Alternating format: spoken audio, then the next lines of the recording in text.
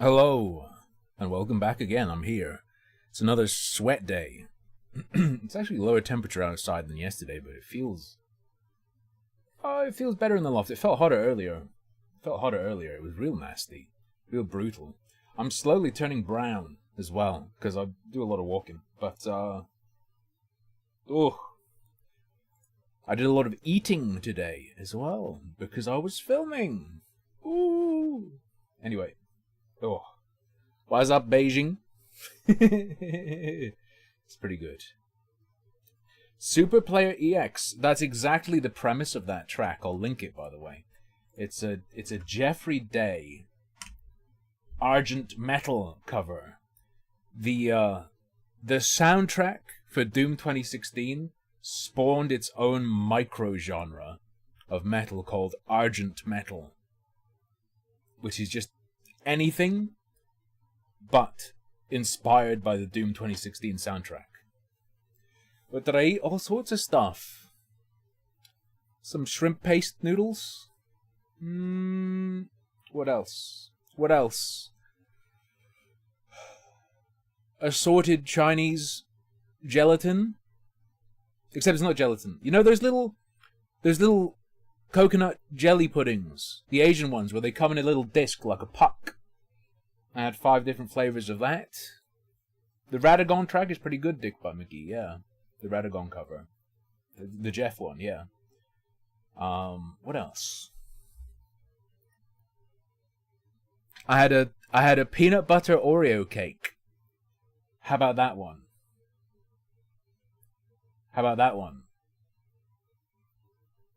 It wasn't very good. It was really bad. Well, it wasn't really bad, but the cake was...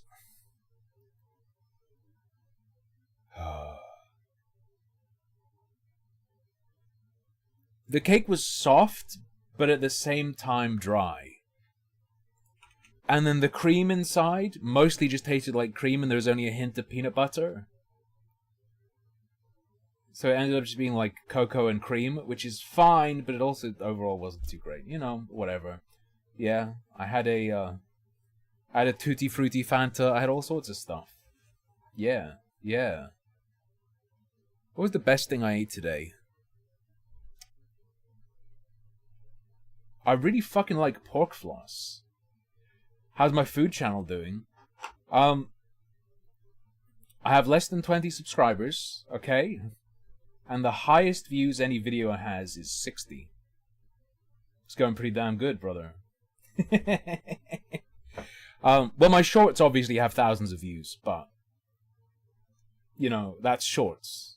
Shorts just, it's like on TikTok. They get thrown in people's faces like bam, bam, bam, bam, bam, bam. If you post shorts, they'll get thousands of views. It's just how it is. Yeah.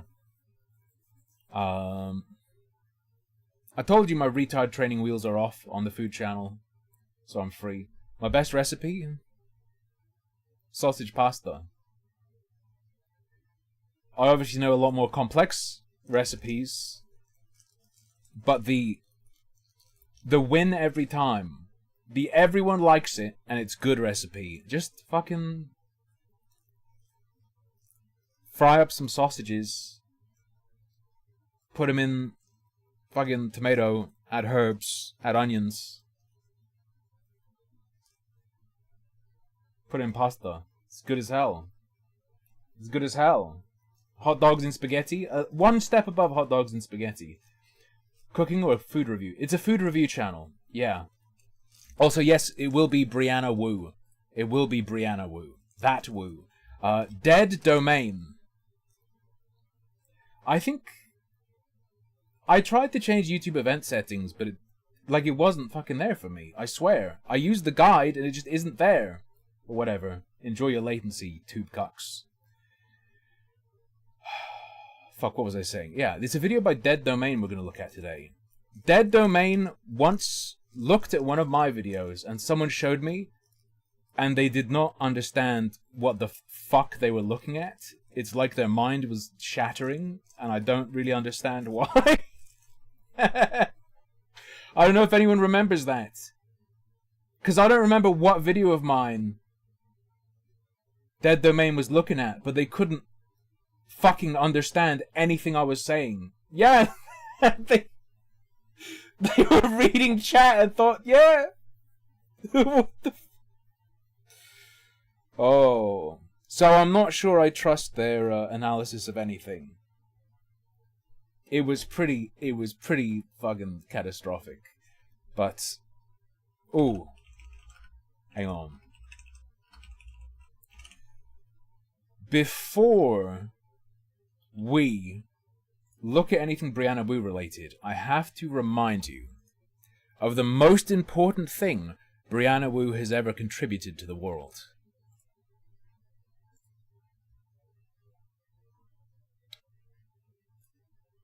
It's not Revolution 60. It's this drawing of Martin Luther King exploding as Ninja Bimbos fight.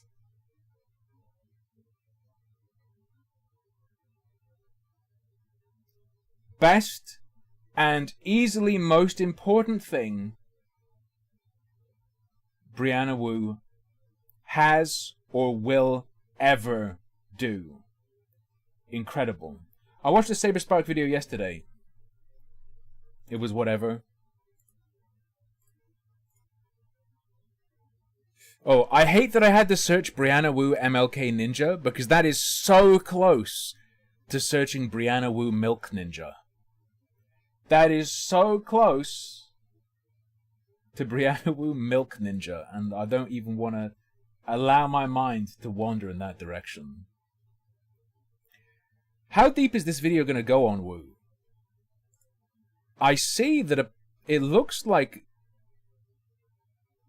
Yeah, we have David Pakman interview, old-ass David Pakman interview. I believe you in stream now. Nah, maybe sometime. We might 1.5 it, we might 2 times it, I don't know. We might even not watch it. Who knows? But... what's the deepest Wu lore I know? Do you know about the Brianna Wu urinary tract surgery crowdfund? That is was presumably a cover for funding gender reassignment surgery?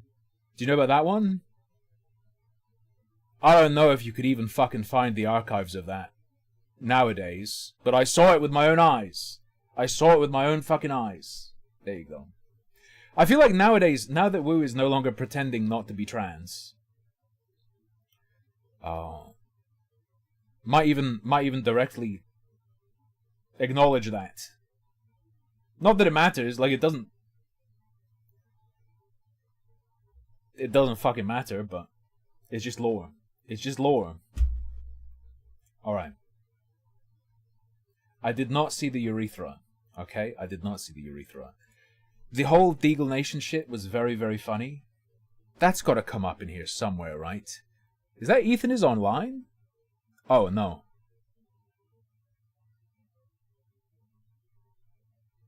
I'm not seeing any Deagle Nation. I'm seeing Revolution 60. That's a game I played. On its PC release date. Okay.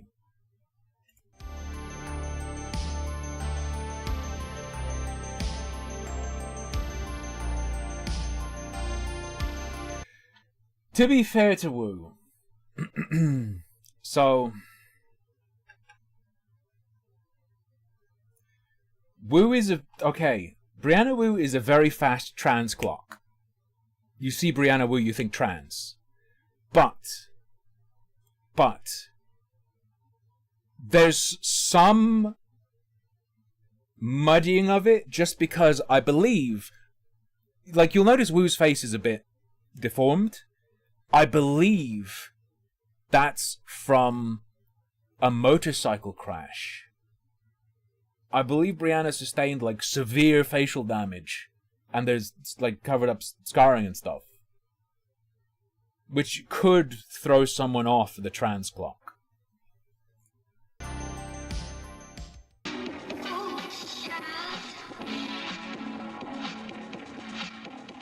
I wish you to tell her, Venus, you take too many chances, you're too wild with people in the street. Why do people do this shit? I hate it so much. Just start talking. This Is one of the final scenes of Jenny Livingston's classic 1990 documentary, Paris is Burning, which explored the underground culture of New Oh York my fucking god. I don't know if I can watch this. drag scenes and the people in it. The woman here is Venus Extravaganza, a trans woman and performer and aspiring model who had also Venus. Yes, Venus. taken to sex work in the hopes of paying for gender reassignment surgery. In the film, she recounts narrowly escaping a violent encounter with a man who discovered she was trans on a date. During the filming of Is that not just really bad makeup? Paris is Burning, Venus was found murdered. Her body was found on Christmas Day, and she had been strangled just a few days earlier in the Duchess Hotel. To this day, her killer has never been found. I bring this up because Venus's story, despite taking place 3 decades ago, is eerily Fuck me, just re-record the line. Did you hear that? Re-record the fucking line. I bring this up because Venus's story, despite taking place 3 decades ago, is eerily prescient.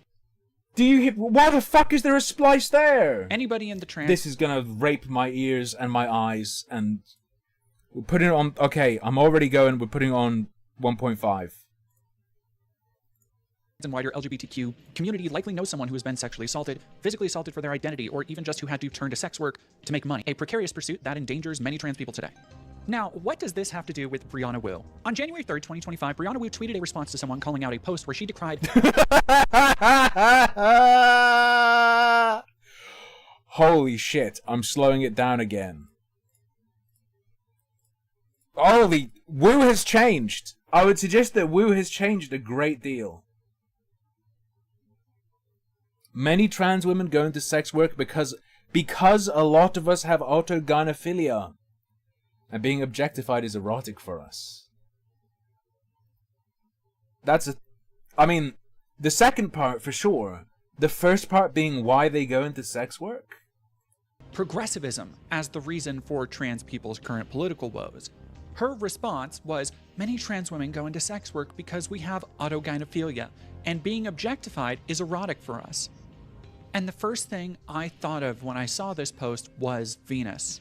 I thought about all of my friends who had been turned away from jobs because the audio is also slightly out of sync from the video. It's fucking me up so fucking bad. It's unbelievable. they were trans, who had been forced into sex work by circumstance or other people who had survived only on it and who have been stripped of their dignity because sacrificing that dignity was the only way they could sometimes eat the 1 or 2 meals they got a week. And I bring up this decades-old documentary not just because it's personally resonant, but because it shows how long this kind of thing has... We need to do it. We need... They do the sex work for the protein. They do the sex work for the protein. Wait, Siffy, have you turned around on Wu? I fucking told you, dog. I fucking told you! Queer and trans life. Exploitation isn't new for people who know and maintain community with other trans people. This reply, like most things... Just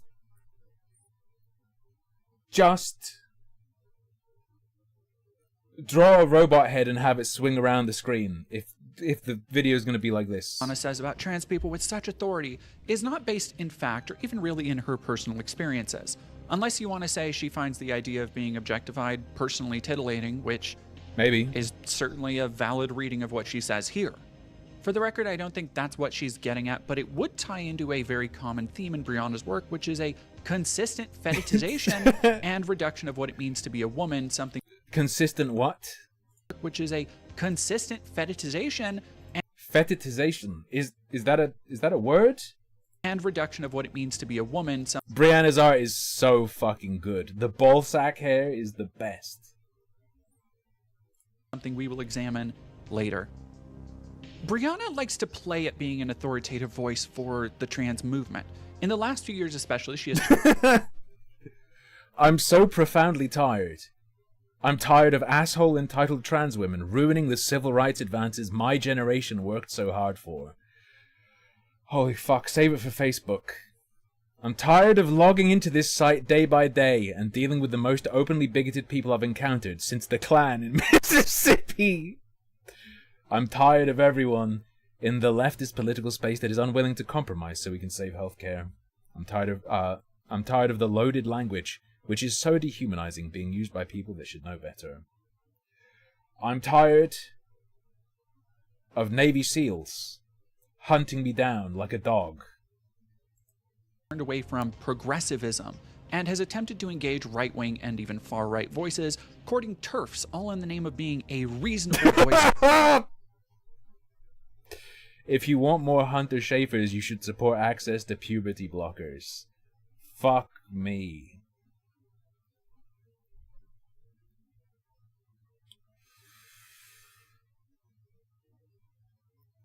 So, I find it interesting that this is about Brianna Wu courting the right. I'm not so much hearing a whistle as a foghorn in this video, though. This reel of Brianna Wu highlights is Dead Domain doing that. I don't know if Dead Domain understands what effect their video will have on someone who is not on their side. For the trans community, something nobody asked. This is like a fucking trans hate compilation. I don't know if Dead Domain understands. Oh. Her to do, but she's still taking it upon herself. Now, I want to be open and... So, Siffy, I presume this is not what you are alluding to whatsoever, and you've clarified what you mean.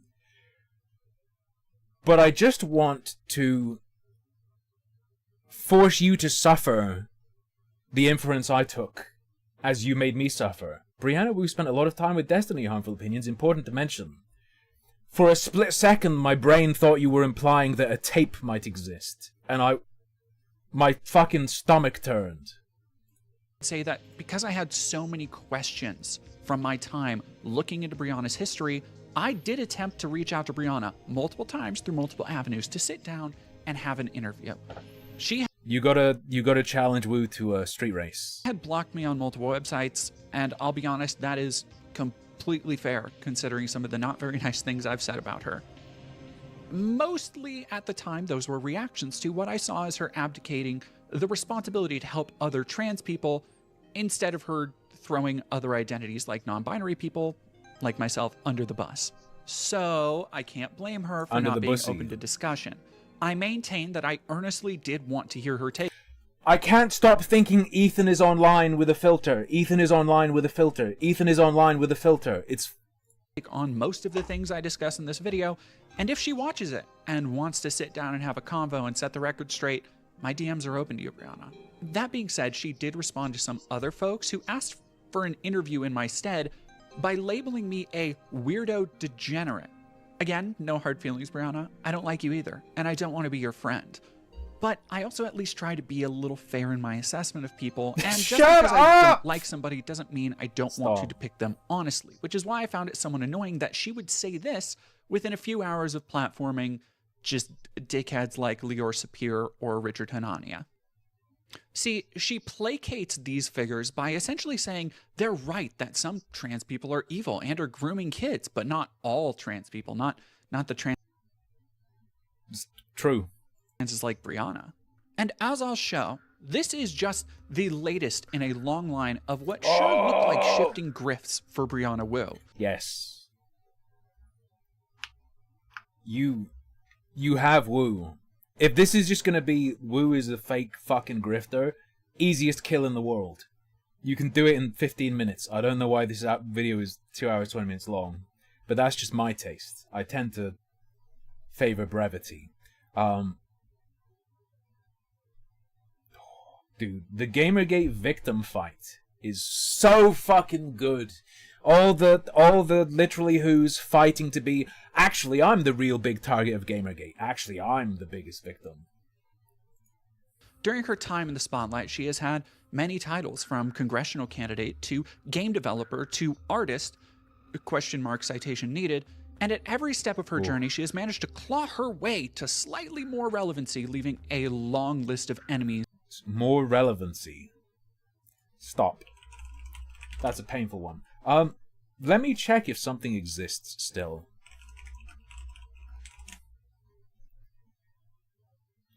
Yo. Do you want to see a video I uploaded in 2015?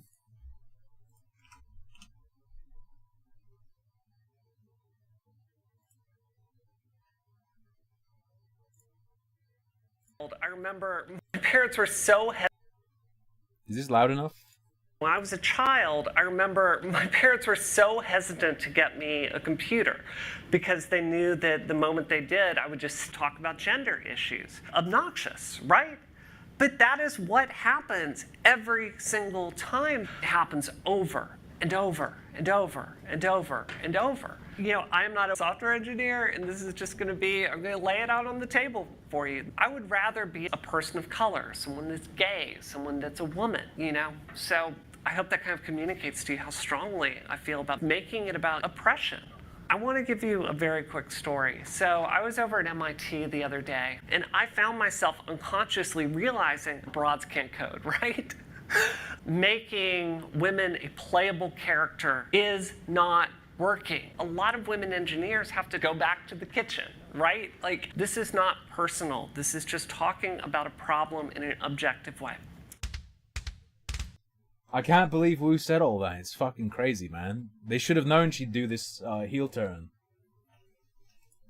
In her wake. I'm not going to sugarcoat my words. I want to be as clear as possible why I took on this project. If there's a thesis to this video, it's this. From everything I've found, from all the information available to me, and that I've heard from firsthand sources, Brianna Wu is a volatile liar and a fraud, and should have no volatile liar future in any kind of political analysis or creative endeavor, let alone representing any group of people. Because this music is horrendous as well. Stop it. There are so many DORYA. Person on screen said, I'm not going to sugarcoat it. Current themes running in her story, this video will kind of be all over the place by necessity. There's no way to talk about the totality of Brianna's various controversies without jumping between them to show the decades-long patterns of her behavior, but I promise it's all leading to the overall point. Brianna Wu, I mean, you could just do it chronologically and then have a segment linking them. Should never be taken seriously by anyone. True. I haven't just trawled factual through old forums and found some dirt. I've spoken with several anonymous sources that knew her, interacted with her directly, and even worked with or under her. None of them had very nice things to say, by the way. In fact, most people I've talked to who worked with Brianna don't seem to. Brianna Wu is not a genuine... Yeah, but only because Brianna ballsack hair mogs all of them. ...person.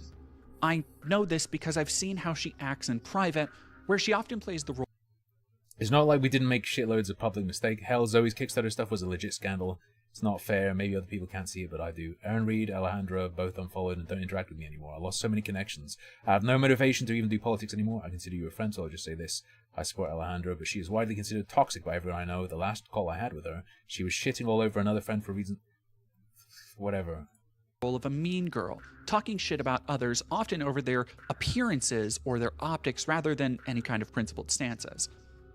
Even the people she would publicly claim to ally herself with, like Destiny, aren't safe from her insulting them when she thinks nobody else is watching. Another example is the time maybe Brianna Wu really is a woman.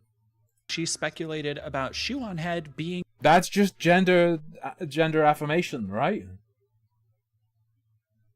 She does. My theory about Shoe is she experienced some sexual trauma when she was very young, and it leads to extremely charged feelings on this subject. The victim of assault. Or, as I'll show later, how she has often attempted to hire people to create dossiers on who she deems her political enemies.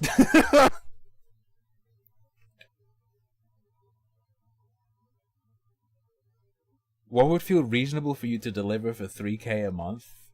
Who is taking dirt hits out on people, man? What the fuck? But this is gonna be a long video, so stash that one away for later.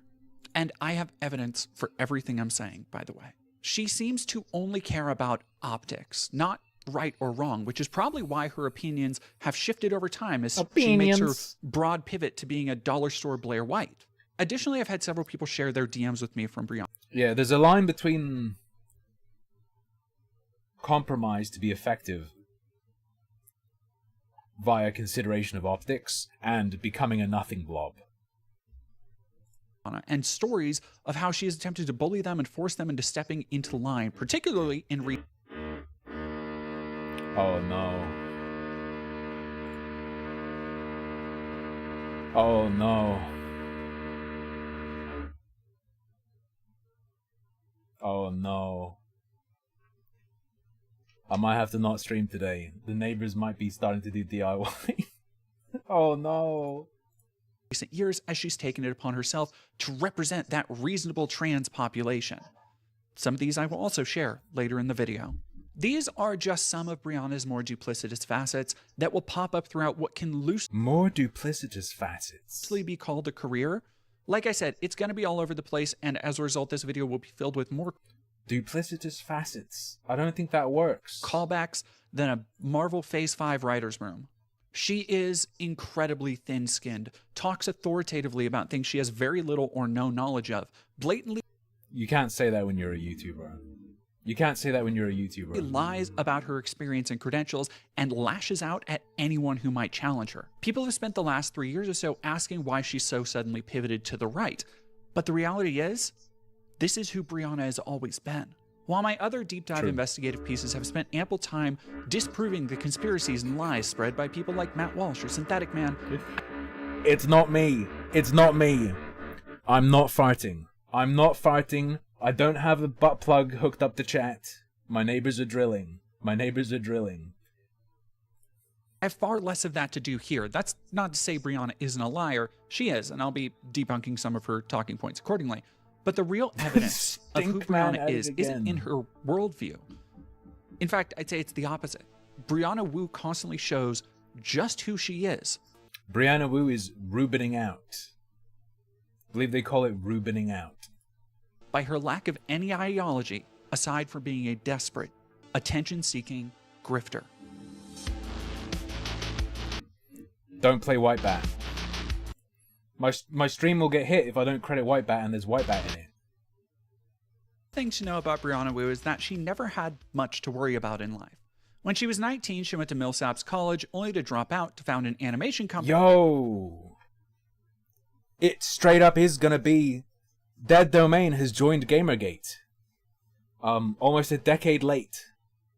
Well, I mean, why did I base it on 2016? More than a decade late, Dead Domain has finally taken up the flag of Gamergate against Brianna Wu. You doing the whole, all the old hits. That, like her college endeavors, was funded by her parents to, as Wu would attest later, the tune of over $2.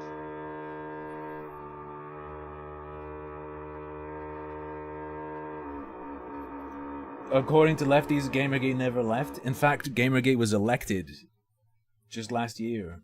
$200,000. The animation studio was known as Socially Unconscious Productions, and we will talk about it more in a little bit when we discuss Brianna's art and how she's...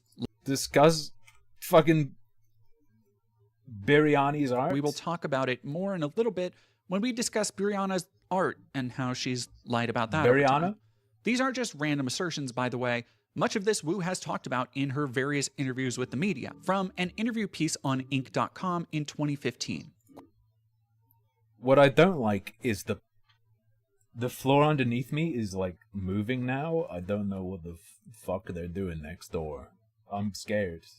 Quote, at Ole Miss, Wu studied journalism and wrote for the Daily Mississippian, but she never graduated. She left school the first time to start her own video animation company, came back, and dropped out for good in 2001 after getting swept up in the excitement surrounding George W. Bush's election as president.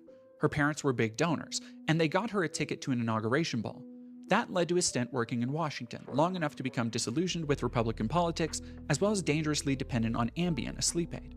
Her parents, in the final act of support, brought her home to Hattiesburg and paid for a bed at Pine I'm muting. Oh fuck. Grove, where Tiger Woods would later be treated for sex addiction. End quote. She's also publicly posted pre-transition pictures that confirm her identity as the person we're about to hear Thank you very much, Windsor Run. her stories on. Now, I don't really Indeed. care if You will never beat me at chess now. someone ambles through college to find their direction in life. I did it, plenty of people do, regardless of economic bracket. I'm also not interested in talking about Wu's time in rehab. The reason I included the full paragraph was to talk about her lifelong links to Republican electoral politics, because that is going to come up later. The All real right. problem is that Not talking about rehab, by the way. Just want to make it clear That the rehab isn't important. We went to rehab, by the way. Despite not graduating, many interviews in the future would regard her as a graduate from Ole Miss, even her own website claiming she graduated from there. But there isn't really much of a record of her actually finishing that degree. And on her LinkedIn account, for example, it says she attended from 2003 to 2008 and majored in journalism and political science. Her LinkedIn bio currently reads, quote, Brianna Wu is a software engineer, entrepreneur, and outspoken advocate for women's rights. One of the most prominent women in technology, Brianna founded her first... That's so good. Take that line. Rip on it. Rip on it. One of the most prominent women in tech. Amazing. $250,000 startup at 19. In running for U.S. Congress, Brianna is working to bring a new generation of voices and values to Washington. And already you can see some of the aspects of Brianna that will become recurring themes in her story, namely depicting herself as far more qualified than she actually is, saying she's a startup founder at 19 without mentioning that said startup was shuttered and had nothing to show for the effort. Also pursuing journalism and political science, something to note moving forward as she shows a shocking amount of acumen for either of them. You look like you just forgot where you fucking are. Brianna likes to talk about her time in college as a reporter. Cut that, do it again. What the And there are articles written under her name before she transitioned to verify this. She worked at the school newspaper covering school newspaper things, but according to later forum posts, she would depict this as being on a crime beat. Maybe she did cover crimes at some point. I wasn't able to find any articles to back that up. Yo, dead named, let's go. Look, Mark, you know this. Like, you just showed that heartbreaking TikTok at the, the video at the beginning of this. That 3-year-old girl on the ground. That breaks my heart. I got my start in journalism, like covering, police successes in Mississippi, which is very racialized. Brianna had always been interested in being an artist and tried to get a comic she was writing into the local paper. And according to some forum gossip, when she was denied, she blew up at the teacher and person who ran the newspaper, calling them both slurs. Yo! Wait, I was told this wouldn't be digging through a forum post, old post, but that rules.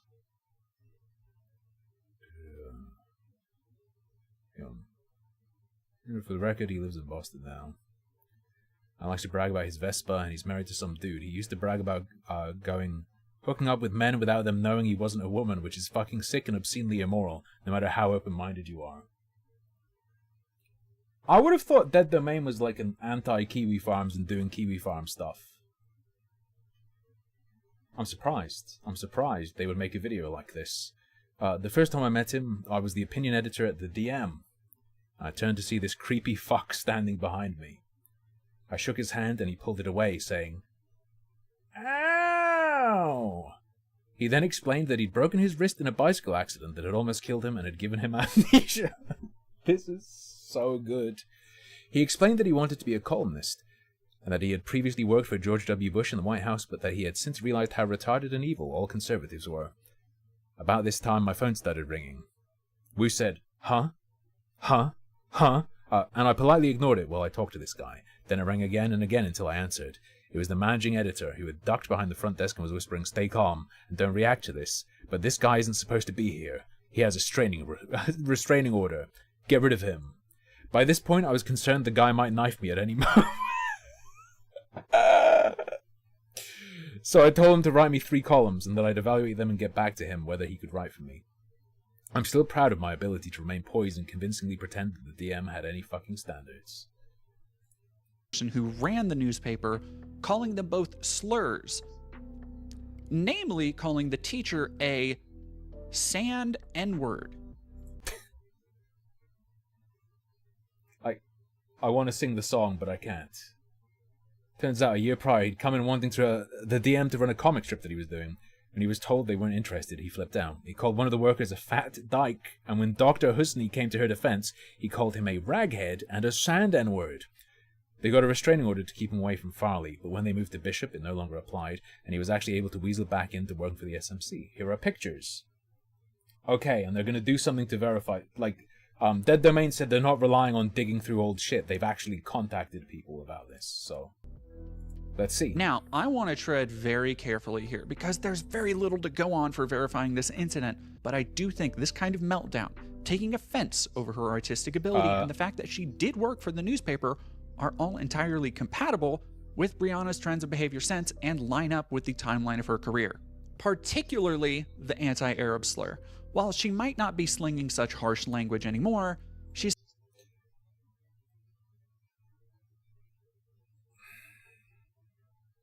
I'm not sure I find this poster to be credible enough to accept everything they've said. still blatantly racist towards Palestinian people. Read the fucking post, come on. The first time I met her, I was the opinion editor at the Daily Mississippian, and I turned to see this creepy fuck standing behind me. I shook her hand, and she pulled away, saying, "Ow." She then explained she'd broken her wrist in a bicycle accident that had almost killed her and given her amnesia. She explained that she wanted to be a columnist, and she had previously worked for George W. Bush in the White House, but she had since realized how R-slur and evil all conservatives were. Really? About this time, You're gonna make a video like this. You're gonna basically make a fucking Kiwi Farms OP. Include all the shit you've already included, and then say, R-slur? my phone started ringing, and I politely ignored it while I talked to this girl. Then it rang again and again until I answered. It was the managing editor, who had ducked behind the front It's fine, Card. Every time I don't say it because I want to stay on YouTube, I think it in my head twice. It adds together, makes up for it. desk and was whispering, "Stay calm and don't react to this, but this girl isn't supposed to be here. She has a restraining order. Get rid of her." By this point, I was concerned that this girl might knife me You changed the at any pronouns as moment, well? so I told her to write 3 columns and that I'd evaluate them and get back to her on whether Stop. Consider.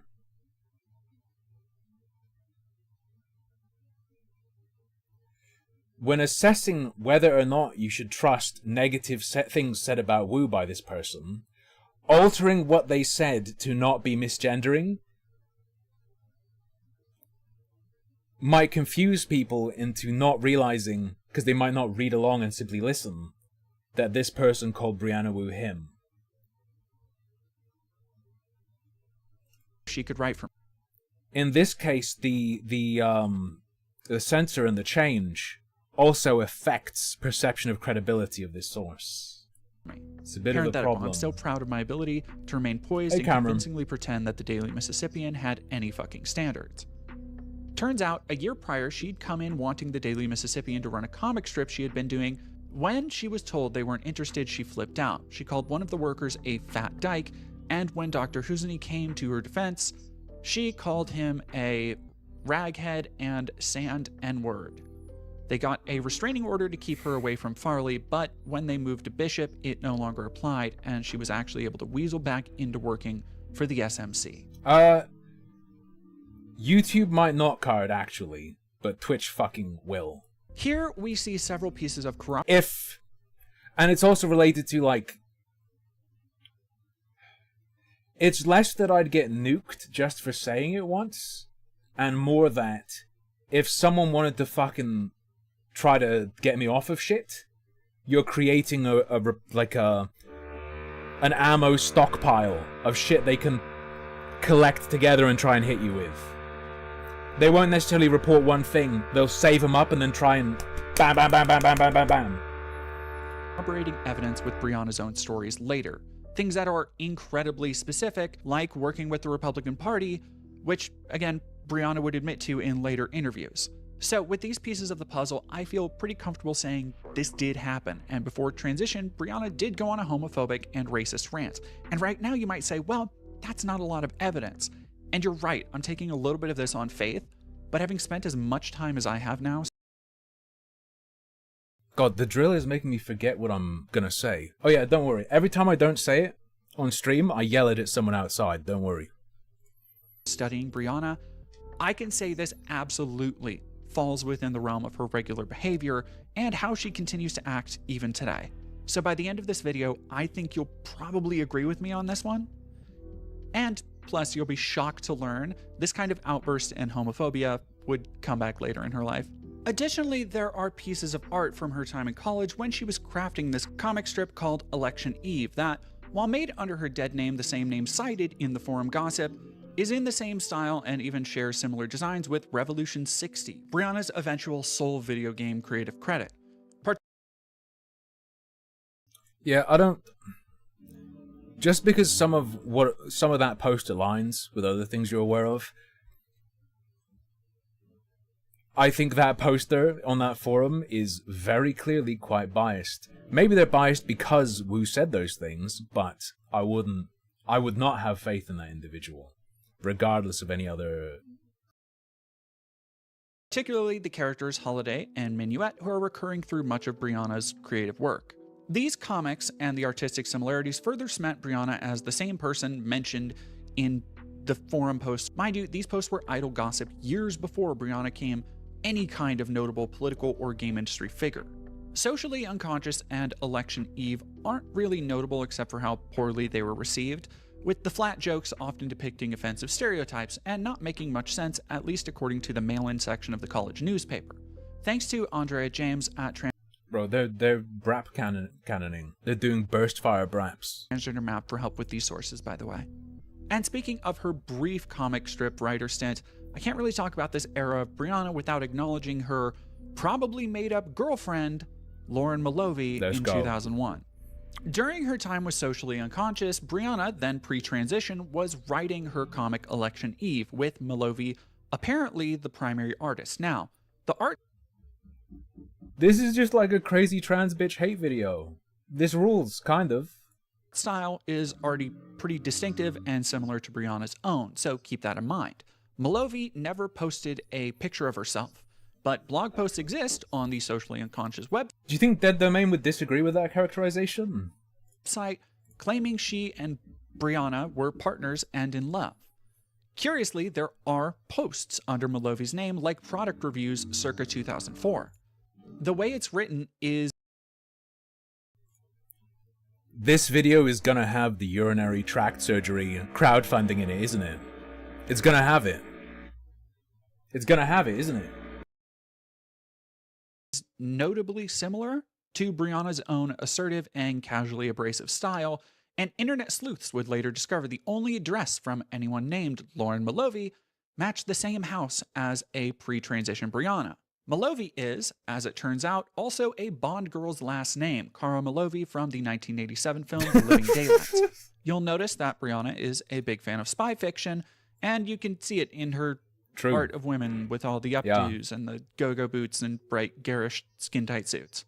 It's like Austin Powers' Silent Hill. Then there's the evidence via Socially Unconscious's own website that Brianna publicly advertised looking for female models, citing Lauren being camera shy. Perhaps most damning is that after Socially Conscious Productions was shut down, Lauren Malovey seems to have almost entirely disappeared, which, as we would soon see, didn't exist, or Brianna fucking ate them. Coincided with Brianna's transition. Now, I don't like speculating at what I can't prove, but as a trans person, I think this feels familiar to how a lot of people might try exploring their own gender behind the anonymity of the internet. I honestly don't care if Brianna made up an entire internet girlfriend to explore ideas around femininity and gender expression. Which I do. That's really funny. Which is kind of what it looks like happened here. Everyone's done internet cringe when they were younger, nobody was exploited and nobody was hurt by this, so I don't really care. And you might... But you showed me.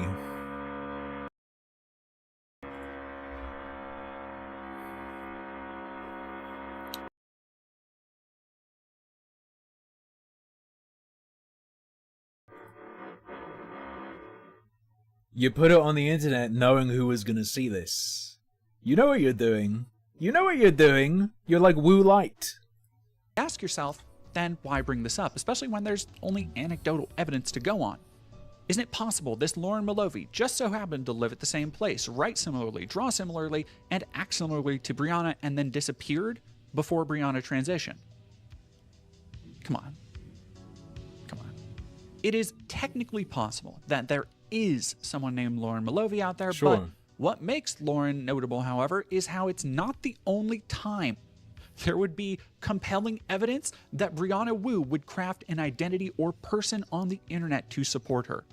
So like most things in Brianna's story, we're going to come back to this later.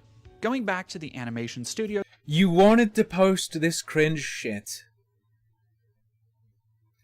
but you felt like you couldn't just go, look at this fucking cringe freak pretending to have a girlfriend, that it was actually some weird AGP avatar fantasy.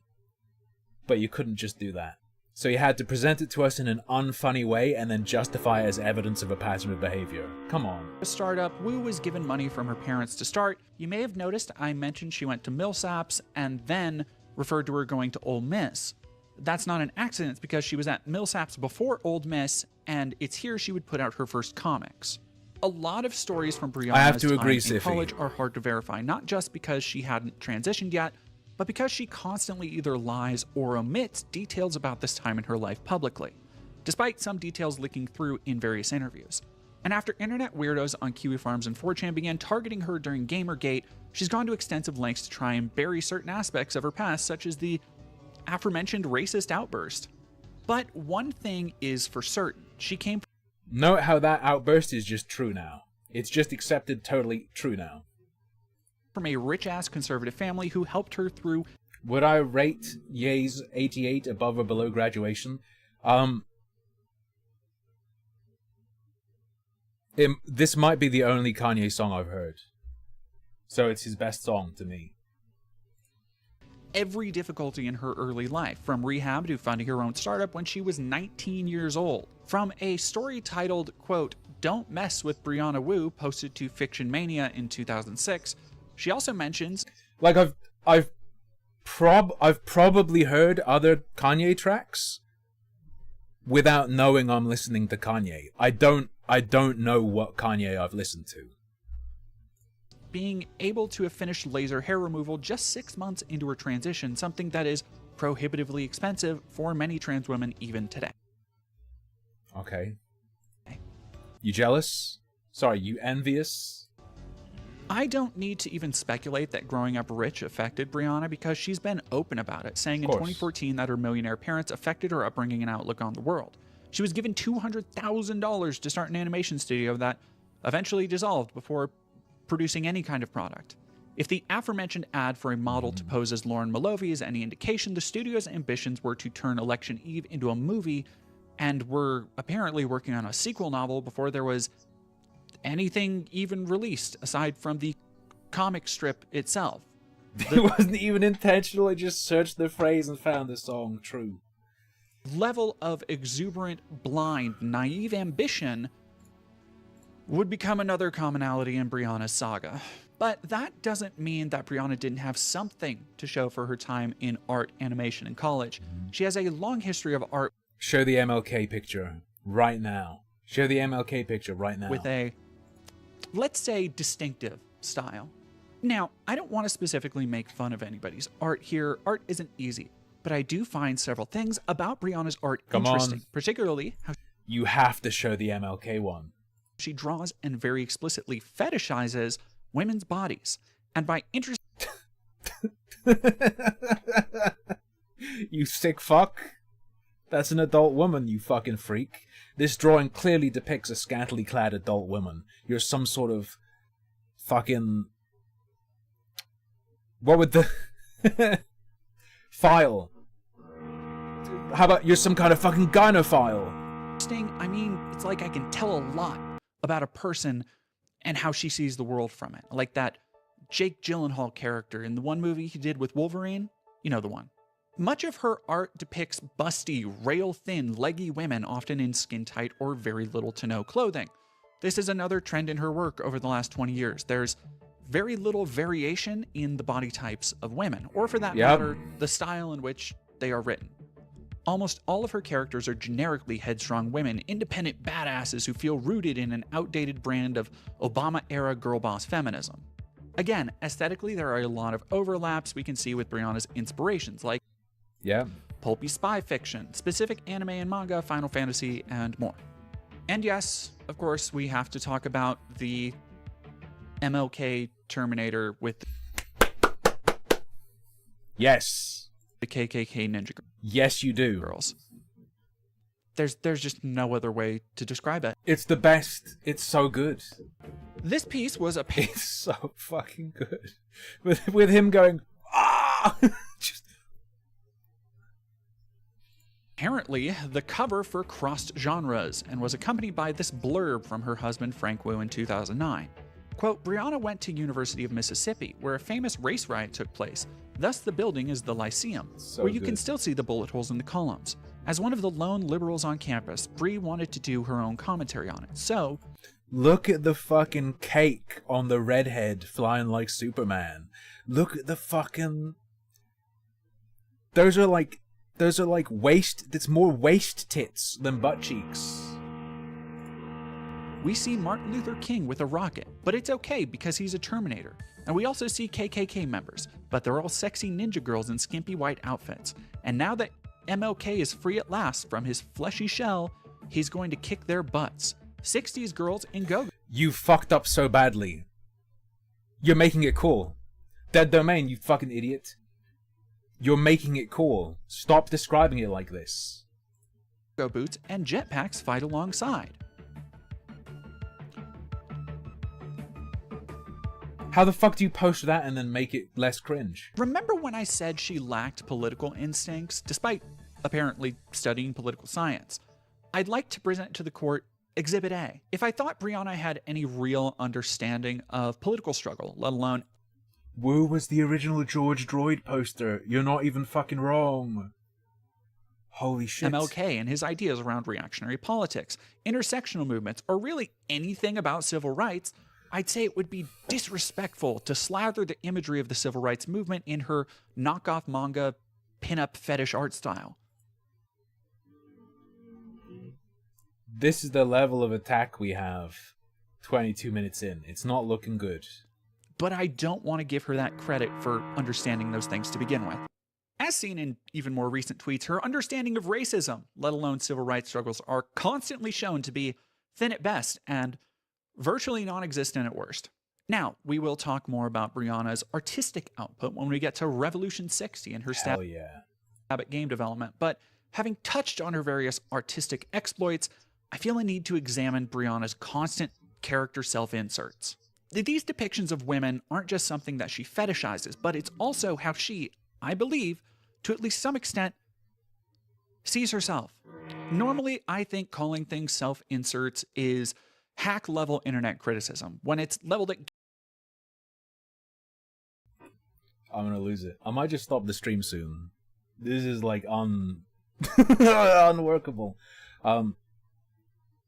Is it gonna be but Wu is a total AGP transsexual? Is that what this is? game developers, it's almost always not true. For example, incidental passing similarities are bound to happen in art as an extension of the creator's inspirations and personality. This is cope. But in Brianna's case, there's a lot of evidence that the characters she makes aren't just representations of her interests, but how she sees herself going through the world. Remember when I talked at the beginning about how Brianna says trans women enjoy being objectified? It is. It is. It is. That's what this is. When I first heard that, it immediately felt out of We're going into an AGP bash section. Let's go. touch with the reality of survival sex work. But the more I've learned about Brianna, the more it makes sense. She doesn't consider the perspective of others, but she does fetishize femininity herself. And Wait until you find out how many trans women online do all the shit Brianna's done here that you've pointed out. it's not just femininity, but a specific brand of headstrong anime protagonist coolness. There's a reason this angle of attack is normally avoided by lefties or tranoid individuals. It's because they know if you let people attack it, a lot can be hit with it. I have no other way to describe it, honestly. As an example, here's an article she would write during Gamergate. Just listen to how she describes herself and pay attention to the fixation she has on sports motorcycles, a recurring motif for many of the scantily clad women in her art. Right. This section is a little long, but bear with me because this bit, written by... I think that point... Can I say that subheader? Can I say that subheader? That the women in the cartoon all have and are on motorcycles doesn't necessarily factor in as evidence that they're meant to be Brianna. It could just be Brianna draws motorcycles because Brianna's into motorcycles. Brianna herself is such a valuable insight with how she sees herself and goes through the world, and more importantly, how that just changes depending on her whims. Quote, "I'm late for a programming meeting with Maria. I don't have time to be stuck in Boston traffic. So instead of grabbing my car keys, I don black, skin-tight leather armor and leap onto my motorcycle. It's a 2009 Honda in racing red, something straight out of Akira. I've leaned into highway turns at 80 miles an hour, feeling nothing." Is Dead Domain someone who didn't like Gamergate? How can you... Do you understand? Like, a good portion of Gamergate was just fucking ripping into this shit. You love it. You love it. You're a Gamergater in your soul. But speed, the air whipping all around me, and my thighs gripping a 212-degree engine for dear life. My emotional connection to this 400... Fish Zealot in the chat raising the possibility that Dead Domain might be trans. I don't know, brother. I think you're crazy. 10 pounds of fuel and metal is intense. Idling at a red light, I see a woman waiting to cross. She has my figure and looks to be my age. The frazzled look of motherhood is about her, disheveled hair and perpetual distraction. She's hunched over to hold the hands of two kids so beautiful that my heart gives an involuntary lurch, an instinct hardwired into my brain in ways I don't understand. It hits me hard. Don't be writing like that. Don't be fucking writing like that. Involuntary lurch, an instinct hardwired into my brain in ways I don't understand. It hits me hard as if this is an alternate reality version of myself crossing the street. A Brianna that had made drastically different choices. Something just flashed into my mind. Something to add here. There is an old tweet, a really old tweet from Brianna Wu that is probably not around anymore. I don't know if you can find an archive. I think it was a tweet, or it might have been from somewhere else. Brianna Wu talked about God promising a uterus. Brianna Wu says they were promised a uterus by God.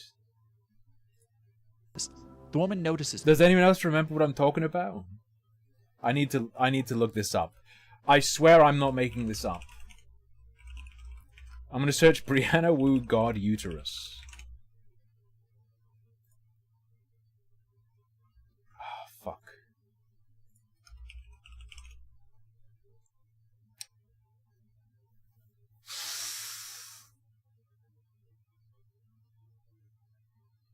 It's not coming up with a simple Google search. I swear to fuck that was a thing though. "Look at the girl on the motorcycle," she says to her children. Our eyes meet. I recognize my gray-blue shade in her eyes. I was adopted and had planned to do the same, but recently I've changed my mind.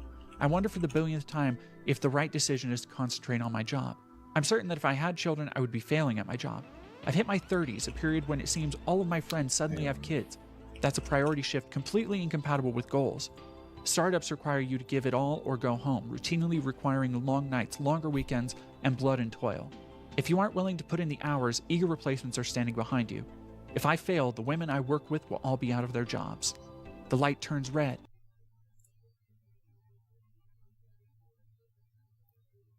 Right. Oh, fuck. She's making... Whoever posted this back in the day didn't understand what was being said.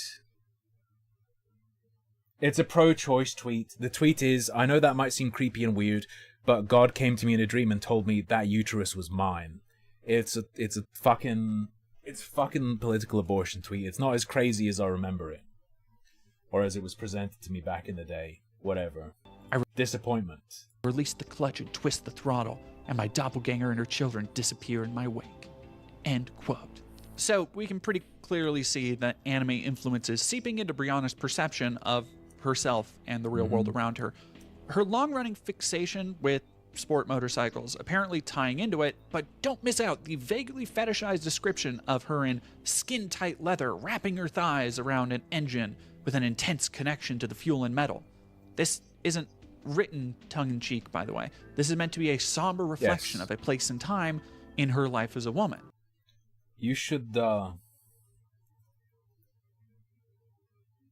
You should drop, if you're showing Brianna Wu's campaign stuff, we need to see the campaign email. One of you fucks, when Wu was running for Congress, you signed me up to the mailing list for the campaign. And I was getting shit every week. I was getting shit to my email every week where Brianna Wu was like, I fought the alt-right and won, and I can win again.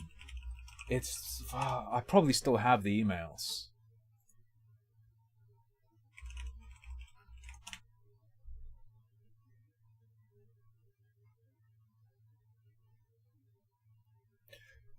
Just an entire fucking wall of emails.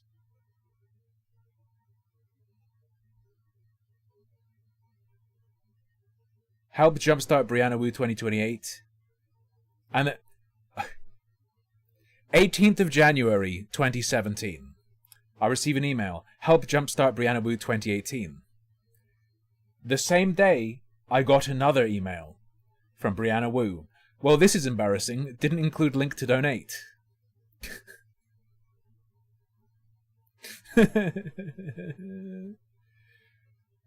Oh. Yeah. Oh, man. I forgot about this. Let me read this for you. Email from Brianna Wu. 22nd September 2017. Come see the new Star Trek with Brianna Wu 2018. It's been over 16 years since a new Star Trek premiered. It's hard to think of a time in American history where the core message of Star Trek has been more needed. Brianna Wu is running for US Congress in 2018 against Stephen Lynch. Brianna Wu isn't just a politician, she's a software engineer, and a well-known figure in science fiction fandom. Married to 4-time Hugo Award winner Frank Wu, she's committed to aggressively funding space exploration through NASA.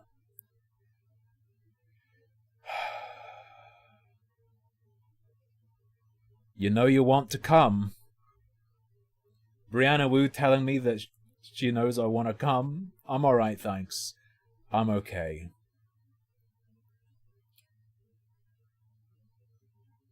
No time. This email is shorter than a tweet. Email from Brianna Wu. Tim, we have to stop Facebook. Tim, here's how we impeach Trump. Thanks to you, Tim, I will be on the ballot for US Congress. Quote Brianna Wu. Thank you for the Will sub. AI slop art replace Twitter artist slop like this? If so, I welcome our AI overlords. I am broken by what is happening to these children, Tim. Well, we lost. What happened? Here's why my race is important. I feel like that's not... Like, I understand what's being said here, but when you send someone an email as a running politician and you go, here's why my race is important, it makes you... the double meaning is undesirable. It's undesirable.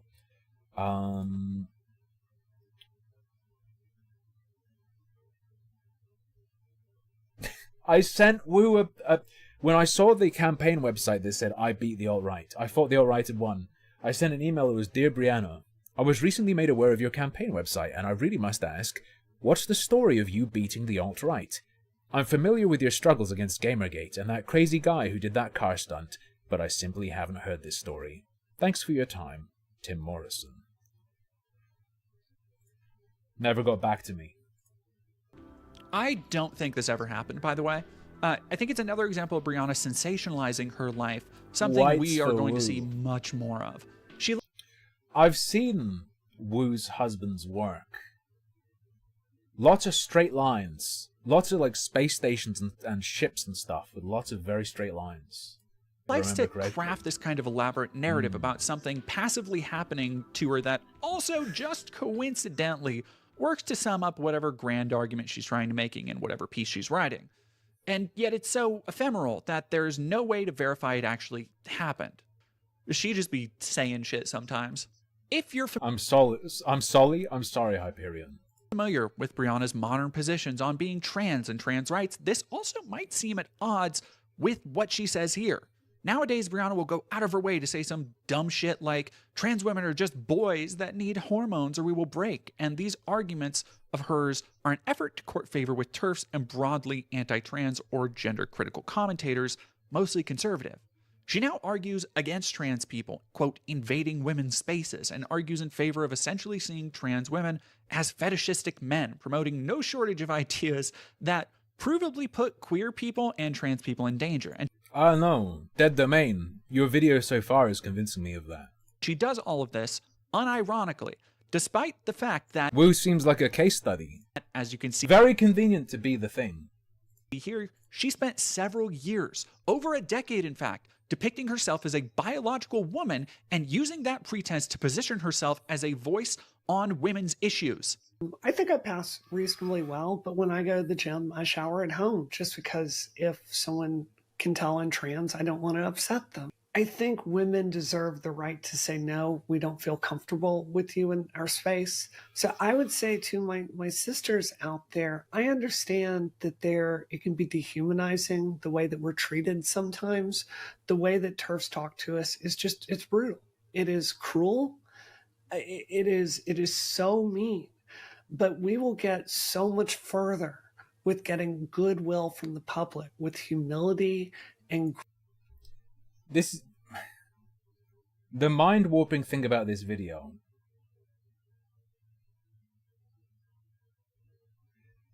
is that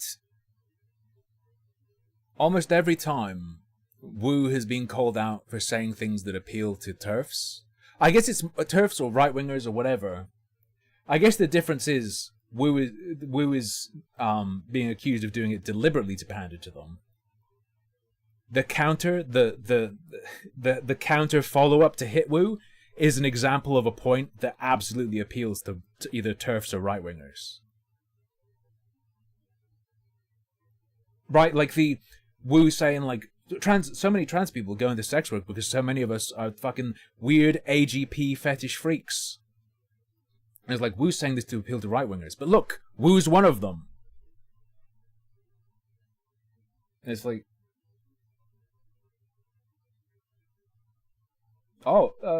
and Wu's trying to appeal to TERFs by talking about keeping trans women out of women's spaces. Wu actually did that, and Wu is trans. Woo. Grace and trying to get people to buy in and for them to see our humanity than we will by forcing them.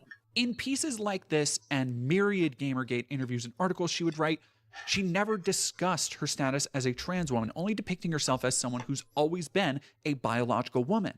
Could this be because at each point in time, depicting herself a certain way was, at least in her mind, guaranteed to get her maybe a little bit more attention? For example, depicting herself as a cis woman during the perils of Gamergate, and now coming forward as a trans woman to lend credibility to her political arguments against other trans people. I'll let you decide as we dig more into Brianna and specifically her long history of opportunism. But I'm getting ahead of myself.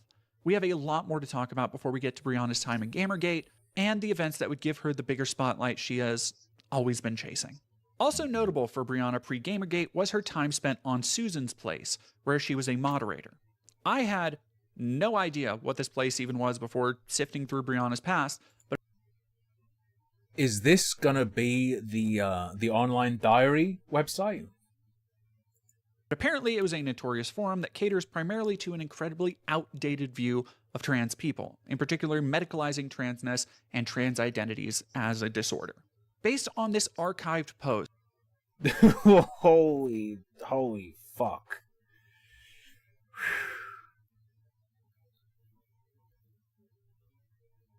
This might be related to the other stuff. Brianna was removed from the staff for actions on becoming a staff member. It was in relation to Brianna and Maud? Can you fucking imagine being trans and picking Maud? Not Stormy, though Stormy was dragged in on it towards the end. Stormy has been given my sincere apology, and hopefully in a couple of weeks after this has settled down, she will feel comfortable coming back. Brianna's gone and will remain so. I'd hope to allow her to leave with whatever dignity, blah, blah, blah, blah, blah. Those of you who know Brianna in real life and are in contact with her, whether by phone, email, IM, will probably have heard some of the reasons why she's no longer on the board. And it's possible, blah, blah, blah, blah, blah. Oh. Brianna was apparently banned from the forum in 2007 after some kind of incident that was deemed unbecoming a moderator, and it appears the forum manager even said, quote, "I had hoped to allow her to leave with whatever dignity she could, but apparently that isn't going to be allowed to happen." Though I couldn't tell what incident had occurred here. So, much like stories of her in college, we can see Brianna has a history of being abrasive and confrontational to anyone who even peacefully speaks out against her. You don't need to piece together a history for this one, because it's just fucking immediately apparent. It's actually kind of funny. Half of Brianna's past wouldn't be Does anyone who's familiar with Brianna Wu not know this trait? identifiable as being her if it wasn't for the way she very specifically reacts to other people and criticism. We will see much more of this abrasive, commanding tone in the future, so by the end of this video, you'll definitely recognize her distinctive style of online interaction, which is to basically act like an authority figure on any given subject and belittle anyone who might challenge her, regardless of her actually being qualified in what she's saying, because most of the time she's not. Also, during her time on Susan's Place, she spoke often about how Christians were evil and oppressive, an understandable opinion because at the time she had likely been cut off from her family and was by this point, I think, living with her husband Frank Wu. It's also worth bringing up the time she talked about having no sympathy for any detrans people. There are several other commonalities between Brianna in 2007 and her attitudes now. For example, her insistence on using the word transsexual other than transgender, which might just be a time she was in type of thing. I also want to take a little detour to go talk about her LiveJournal entries from around these times, which also... Oh, we're fucking... Yes, LiveJournal! Are we going to do the urinary tract surgery fundraiser thing? So, detail her, I'm going to say, frankly, fucking unhinged ideas on politics. Just listen to this shit. Quote, Are we going deep let lore? me preface this This is the one. This is the one. This is the one. This is the fucking website. This is the one. by saying that I think gay rights are the preeminent moral issue of our time, the modern equivalent of slavery. It's one of the top 3 issues I vote on, and I fully intend to go demonstrate in Denver's Gay Pride Parade in 2 weeks. It bothers me deeply that 1/10 of America's population are treated like second-class citizens. 10% That said, gay. I think it's an error to see women's issues and gay issues as synonymous. I don't especially feel that gays are allies when it comes to women. I think we usually get along well, but I've occasionally felt that I've gays seen see us this. primarily as competition for the penis. When I... That's funny. Okay, no, serious. Okay. When I watch drag queens, I can't help but feel insulted, as if that offensive cartoon is what they think feminine truth is. There are so many issues women have that gay men Is this new to you, Siffy? I knew about this shit in 2014. never have to think about, are increased healthcare costs, equal pay issues, access to reproductive healthcare, and the threat of rape and violence. Concordantly, there are many gay issues that don't affect me. I've never had to worry that society didn't approve of my sexuality.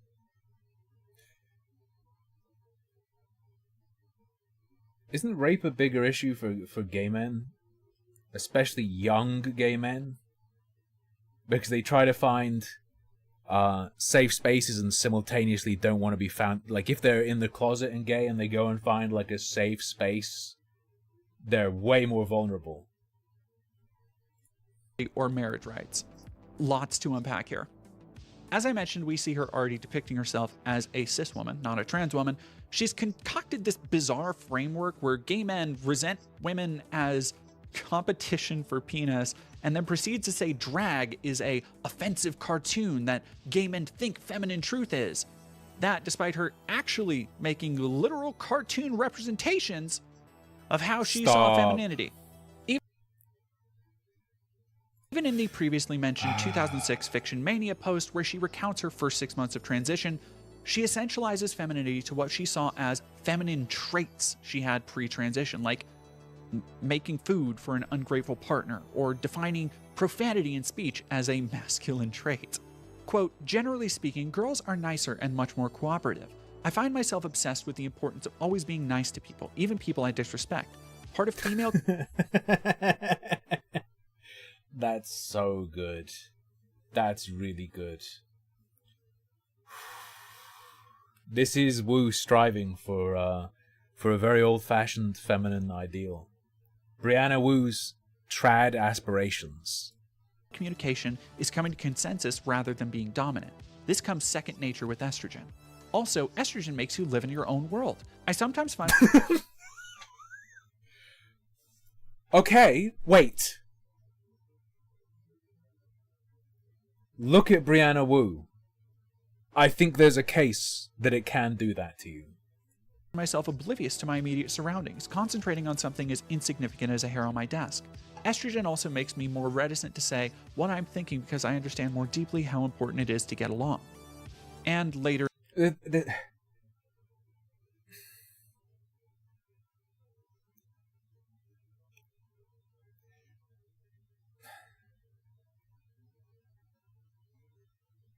The problem with so much of this is that offensive things Wu says are also things that they're a case study of.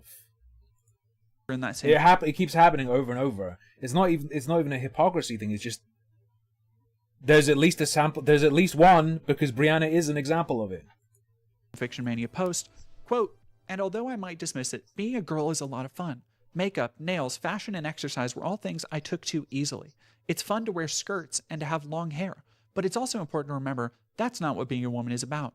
It's also about the standards you hold yourself to. It's about your capacity to be weak Fucking trans Andrew Tate right here. when it would be easier to be strong." Nega reverse Dark World Andrew Tate. What the fuck are you talking about? What the fuck, Brianna? Remember the MLK art and what I said, how she doesn't understand intersectionality and political organizations and movements? This is a lot like that in a lot of ways.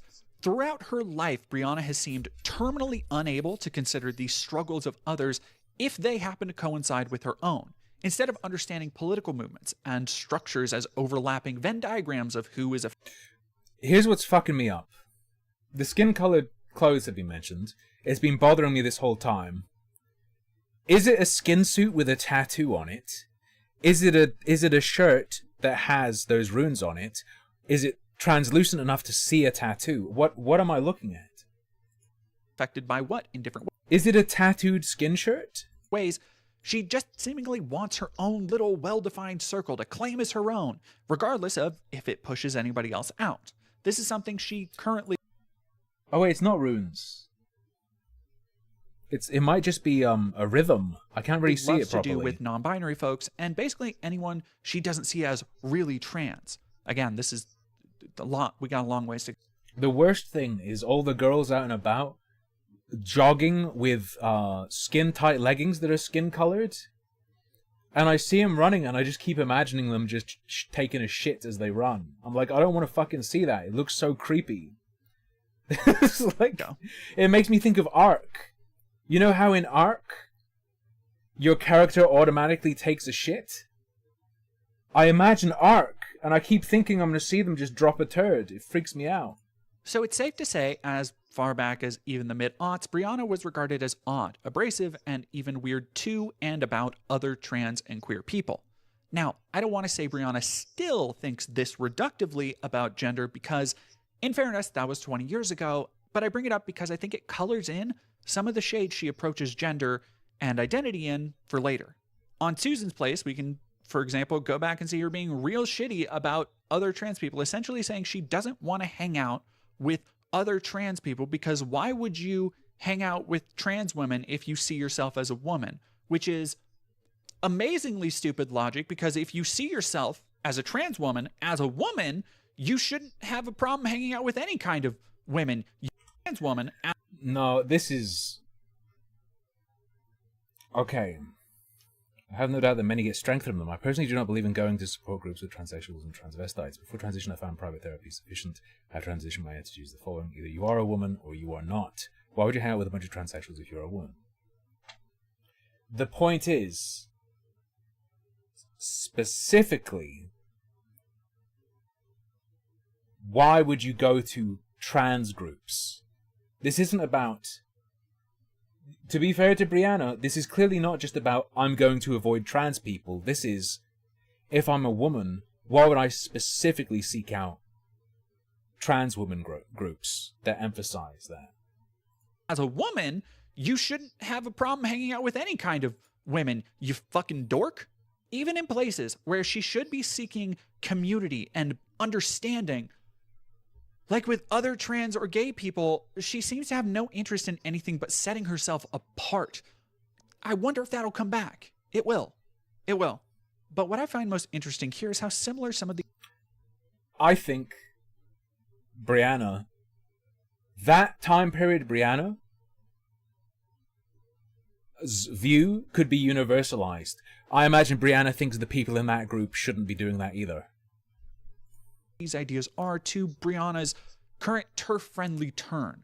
It's no surprise, right, that she would still be an abrasive, selfish person who doesn't consider the lives and existences of others, but that's not the part I find interesting. What I find interesting is how she would change her opinions in the coming years, being broadly supportive of a white... Which obviously connects into Brianna asserting they're just a woman, not trans.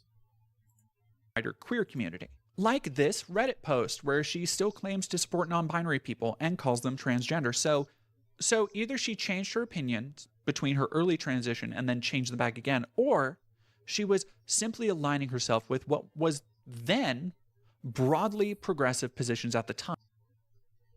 Molded by Twitter.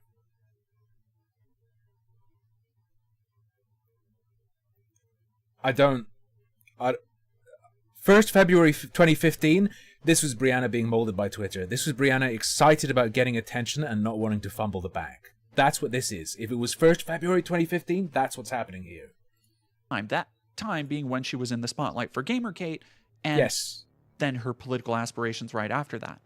I mean, what are the odds she would change her opinions and or how she depicts herself multiple times in ways that would very specifically give her more support? But this was in 2015, slightly after Gamergate, so I won't get too far ahead of myself.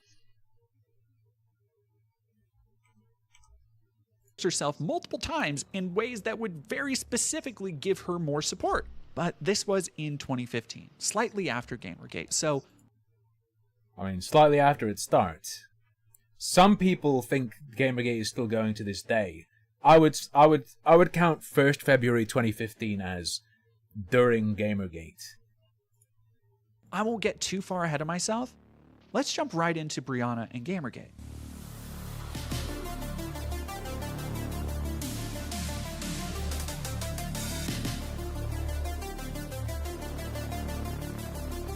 Didn't Gamergate start in like 2013? Gamergate was end of 2014. Gamergate start was August 2014. Oh, hey there, Kickstarters. I'm 4-time Hugo Award winner, Frank Wu. Oh god, he pulled that straight out of Brianna right before recording this. For the last 3 years, we've been working on the video game Revolution 60. And have you seen, isn't there a fucking... Was there a lead-up event to Gamergate? There was, like, Quinspiracy Burgers and Fries stuff. And then Gamergate was set off by journalists responding to that. Here to tell you more is anime legend Amanda Wynn Lee. There is a Brianna Wu campaign ad. Call me crazy, I think this is real. I think Brianna made Frank dress up as Godzilla for a campaign ad.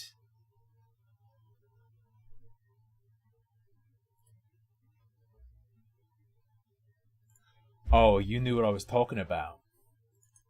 Fraglematic was fucking on it.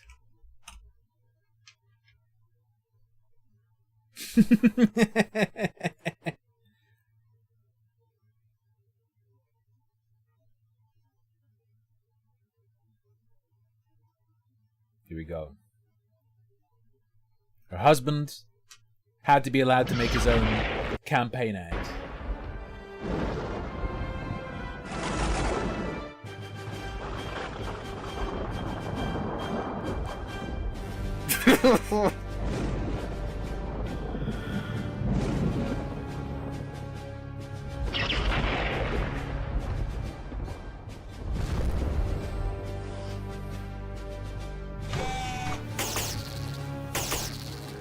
Hey, what's up? I'm okay.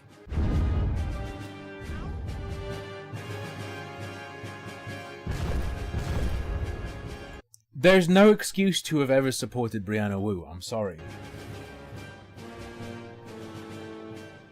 If you're like, wow, if anyone is like, wow, I can't believe Dead Domain exposed Brianna Wu as cringe, shut the fuck up. Always, obviously was.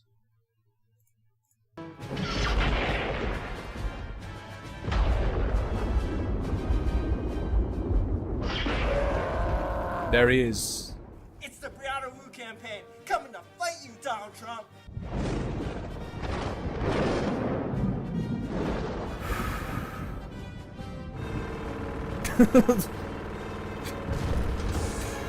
Holy fuck.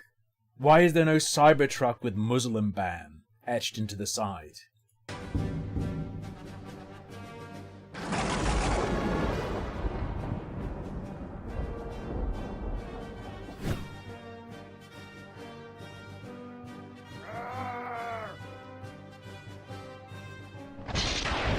I'm asking, why isn't there one? As in, why isn't there one right this fucking minute, Neko?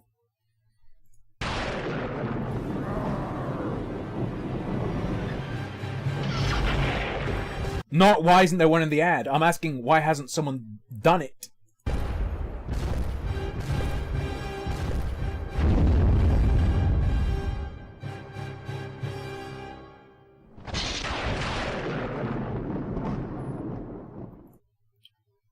Thanks, hubby. Have you considered the effect this will have on anyone watching it? Apparently not.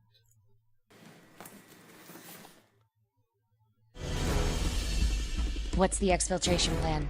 If we're So quiet, good. I think we can sneak past them. With Revolution 60, the story is yours to tell. In 2007, Brianna met Frank Wu, who would marry her. In 2009, she'd claimed she had a grad degree she didn't have. In 2010, her fairly wealthy husband would then fund Brianna's endeavor in gaming, releasing a game in 2014 called Revolution 60. Hell yeah. So, is that true? Yes. The phone version was 2014, and then the PC version was later, right? The port. let's talk about Revolution 60. Brianna's sole gaming credit might feel familiar if you remember the art I showed off earlier in the video. I think Giant Space Cat did release one or two other teeny tiny children's games. And that's because several of the characters are straight up recycled from Election Eve and her other art, Holiday and Minuet being chief among them. Now, hold up. Hydrocephalus Shawan head on the right. apparently, if you can believe such a thing, Brianna wasn't very fun to work with, as noted by this former employee of Brianna's studio Giant Space Cat, ending the thread with the observation that Frank was the only one seen at the game's convention booth because Brianna was too busy with interviews. She's also been called out on social media before by other workers, and when I reached out to former development There are some really good, really good Brianna Wu PR shots from interviews about the game. Let me try and find it.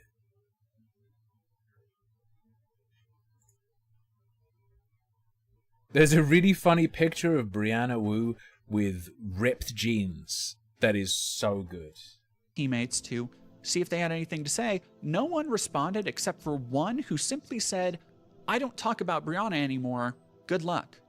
Now, Revolution 60 was a iOS release in 2014 with a Steam release slated that was delayed by 2 years to September 2016. Yes. These delays would result in some That's when I Kickstarter played and it. Patreon backers being unsatisfied when the game did release and was still basically the same. And not very good, at least judging by the user scores on Steam. It's harder to go by the game's few professional reviews because there's evidence that either Brianna or her husband. The game is not very good, but I think it would behoove Dead Domain to note that there were a lot of people just getting it to leave negative reviews. That game was for sure actually review bombed by people who didn't play it. Frank Wu had close personal relationships and friendships with several journalists who reviewed the game. Like, it's dog shit. I did play it. There's a classic clip of me, the ass lockdown clip.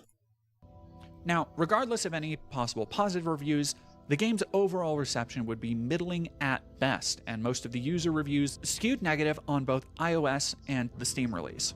Because Brianna was The new mechanics added for PC were that there were typing challenges. When your character hacked, you had to type a phrase on your keyboard.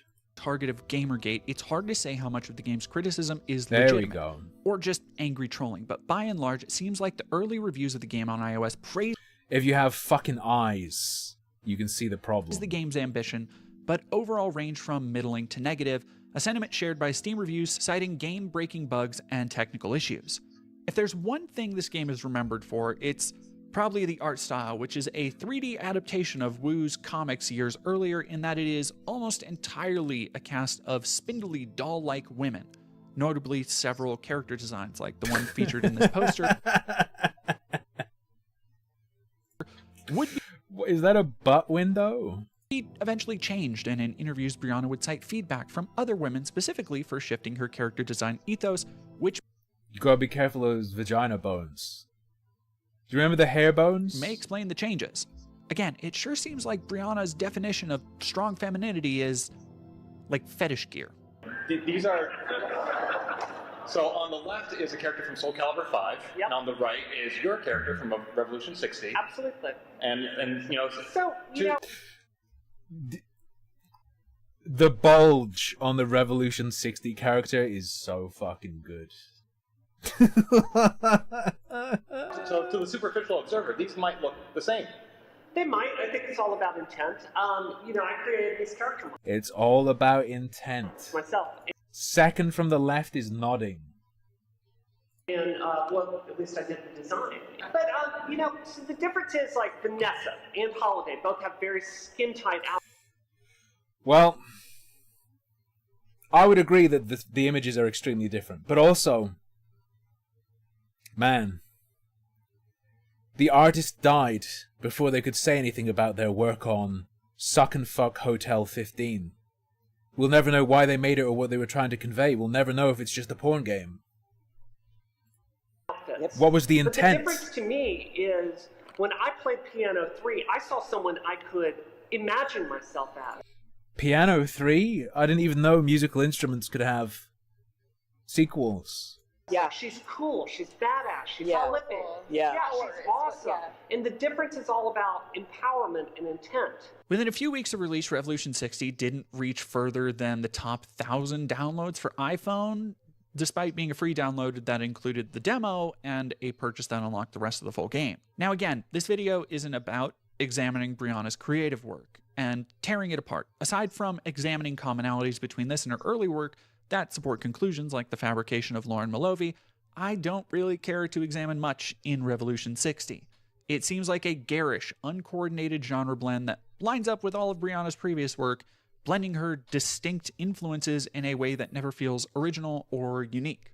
But I do think it is telling that despite spending more than 4 years developing the game and several hundred thousands of estimated dollars, primarily funded by her husband Frank Wu, Revolution 60 was the end result. While Giant Space Cat as a studio did ship a product, the sheer amount of time and money expended echoed Brianna's first startup at 19 that wasted similarly exorbitant funds on her creative endeavors. Add to this little things in the game's design that just make me scratch my head, like all the female characters using the same character model, like all the characters apparently having 10,000 polys, which would be hysterically unoptimized for iOS at the time, and probably contributed to the numerous technical issues.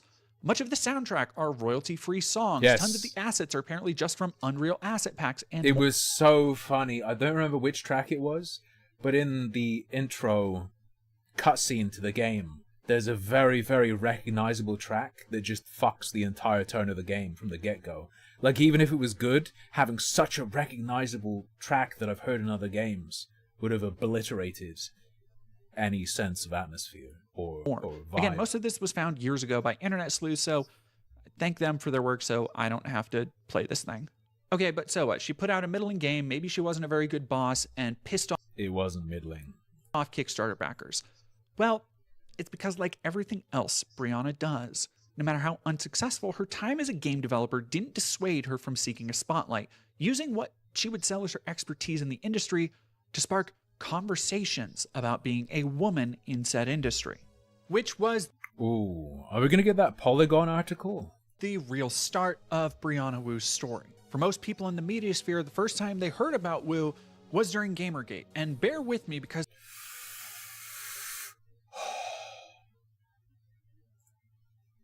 Let me check something. God, so many deep memories are coming back.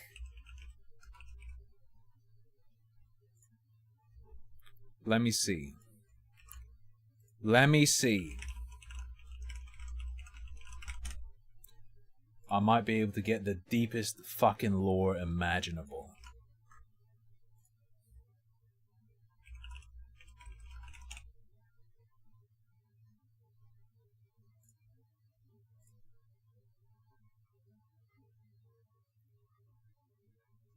Has he deleted it? Is it gone?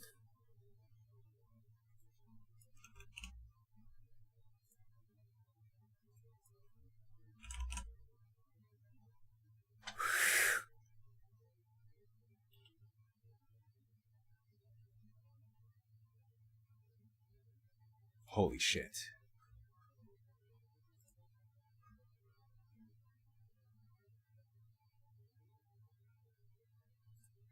Holy fuck. This is the deepest lore. I need to search something else. He's deleted most of it, but not all of it. Do you guys know the comedian Dara O'Brien?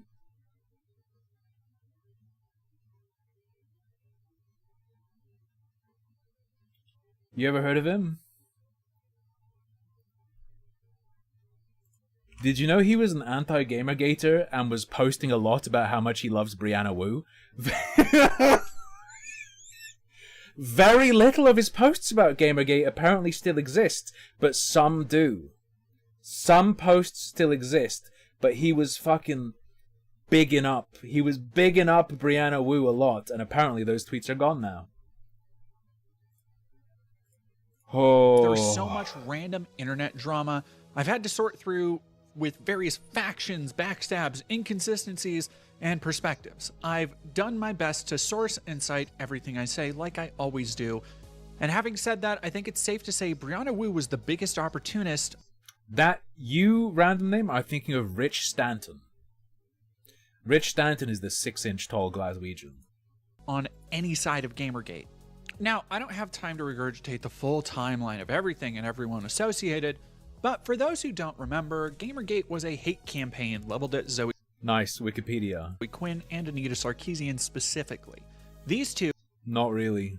and several others throughout the gaming industry, were targeted for various reasons, ranging from being vocal proponents of Most of the people I bullied were men, actually. But I say this every time it comes up. You had free reign to do whatever the fuck you wanted to do to a male games journalist during that time period.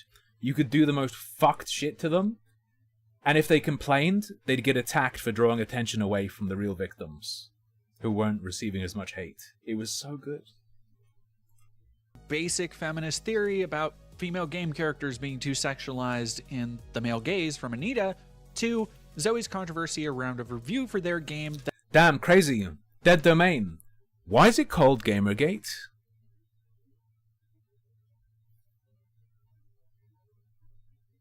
What is that name a reference to? Are you going to give a history of a brief Gamergate in a nutshell without mentioning why it's even fucking called that? It might be relevant to the actual story of what happened. kicked off the whole thing. If you want a truly in-depth and incisive look at the Said it was about journalists giving good reviews? Incorrect. Wrong. controversy, I highly recommend my friend Savvy Writes Books video on the subject, as she goes incredibly deep through the controversy, step by step, in a way I just don't have time to do here. The broad strokes are, while some people try It's named, and the name was coined as a result of not even the coverage, not reviewer coverage. the name Gamergate was coined because of the Alexander's article, gamers don't have to be your audience, gamers are over, and the tons and tons of other outlets that either simultaneously or very quickly afterwards echoed that article. To focus the movement on a nebulous idea of ethics and accountability in game journalism. For many people, Gamergate consisted of several harassment campaigns that made some women in the industry feel incredibly unsafe. And that was before Brianna Wu came. I agree that their feeling of a lack of safety was indeed incredible. Yes. Came into the picture. This article from The Guardian lays out some key points in the Gamergate timeline, such as bomb threats in March 2014 after an appearance by Anita Sarkeesian is announced, and the August 16th, 2014 blog post that alleges Zoe Quinn slept with someone at Kotaku for a positive review. And then just seemingly out of nowhere, after months of harassment concentrated on these two women, Brianna is mentioned on October 9th. You see, it's hard to talk about how Brianna fits into the picture between Anita and Zoe because she kind of doesn't. When Zoe and oh, careful. So the like history rewrite and the concerted efforts of journalists. Guess what? If you fight with journalists, they journal out. They write articles that can then be cited elsewhere. And then they control the narrative quite easily. Doesn't work so much anymore. But Wu is actually a victim of that because the more popular girls didn't want Wu stealing the victim spotlight. Anita were getting death threats and harassment. Brianna wasn't a well-known industry personality by any stretch, despite what she... Yeah, but neither was Zoe Quinn. She'd say later about being one of the foremost women in tech, nobody really knew who she was.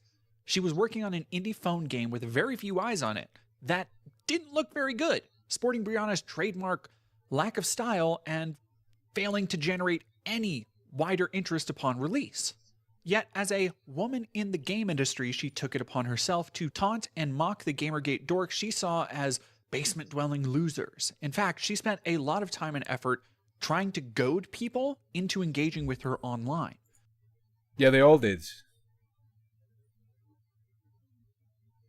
If you're trying to understand this, looking back, you can't. I don't know, is Dead Domain aware of how much shit was fucking nuked? So many people don't even remember the Reddit Holocaust, okay? So many people don't even remember that a major part of what helped Gamergate blow up was the fucking Reddit comment graveyards. You cannot research Gamergate because pretty much the only sources you have are people who were aside fighting in it. I don't want to make... And then everything else is just fucking deleted, erased. You can't see it. It sounds like she didn't get any harassment, by the way, but there is overwhelming evidence that Brianna continually went out of her way to poke and prod the Gamergate forums. That's what all those chicks did. Yeah. Which you can see in these tweets from October 10th, 20... Like the Zoe Quinn shit, where it's like, I'm spying on you guys. I'm spying on you guys. Look. We're at our cafe. We're spying on you. Look, we see this. You're this, you're that. Yeah. 14. Just absolutely becoming the juiciest troll target of all time. Pretending not to understand that if you're on the internet and squeal loudly whenever anyone does something, people will do more stuff. You can see from these tweets she starts the mocking around 10:30 a.m. And by 4:30 p.m., she announces the same day that 8chan has doxed her and proceeds to talk about fleeing her home with her husband for fear of violence, particularly pointing to threats not from... Why were they on 8chan? From 8chan, but from a Twitter account, Chatter Whiteman. 3 days later, Brianna had an interview on the front page of Cosmopolitan, Soon enough, the list of her interviews would encompass the Boston Globe, Verge, Polygon, Huffington Post. Interesting. Do you think there's something going on with journalists, Dead Domain? Do you think maybe these women were a shield? Seems like they're willing to lift them up and hold them up in front of themselves real fast. Isn't that a bit suspicious how quickly stuff like that was happening? Weird. Post, VentureBeat, Daily Mail, BuzzFeed, Sixaxis, and like a dozen others, all focused on the narrative that this Gamergate harassment campaign had driven a game developer from her home. Now do it for everyone else. Now do it for all of them. Now, this is... You're correct. Dead Domain's analysis, very good. Now do it for all of them. Anecdotal, but I spent hours Googling, gathering, and searching for interviews done by Anita, Brianna, and Zoe during this time. When it was active in 2014 and the year or so following, with rare exceptions like an appearance on a talk show from Anita, almost all of Quinn and Sarkeesian's interviews came years after the harassment Incorrect. Many are deleted. campaigns that were threatening them and their Wrong. Not true. families' lives. Brianna wasn't like that. For as much hate as they received and were targeted for, they very obviously wanted to try and continue living their lives, and were hesitant to be... Let's see.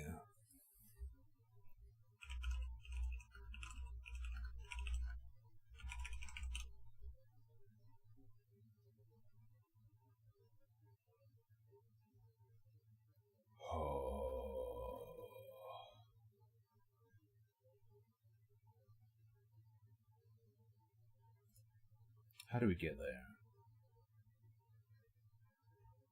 How do we get there?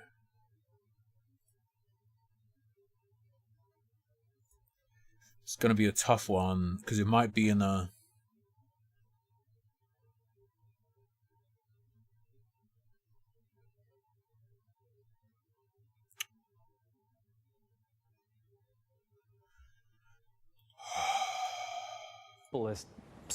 It might be in, like, a collection of...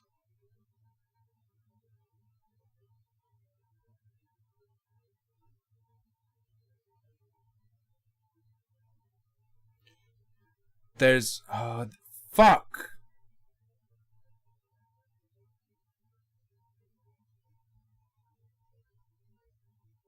I even remixed one of Zoe Quinn's interviews from 2015. I think it was 2015.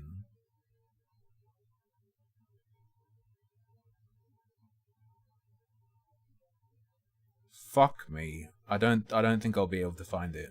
I don't think I'll be able to find it. Just give me a second more. Okay. Let me load all these videos up.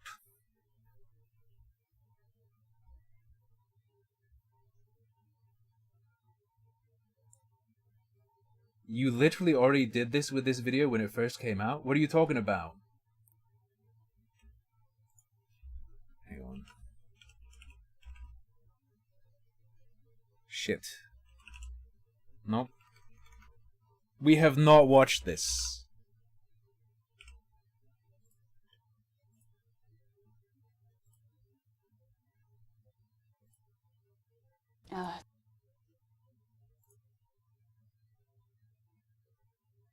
So,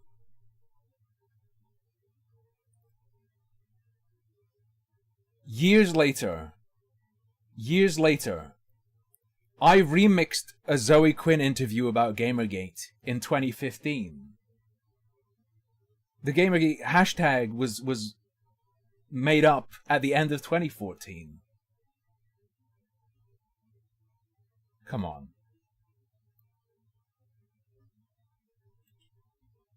Instantly, they dive.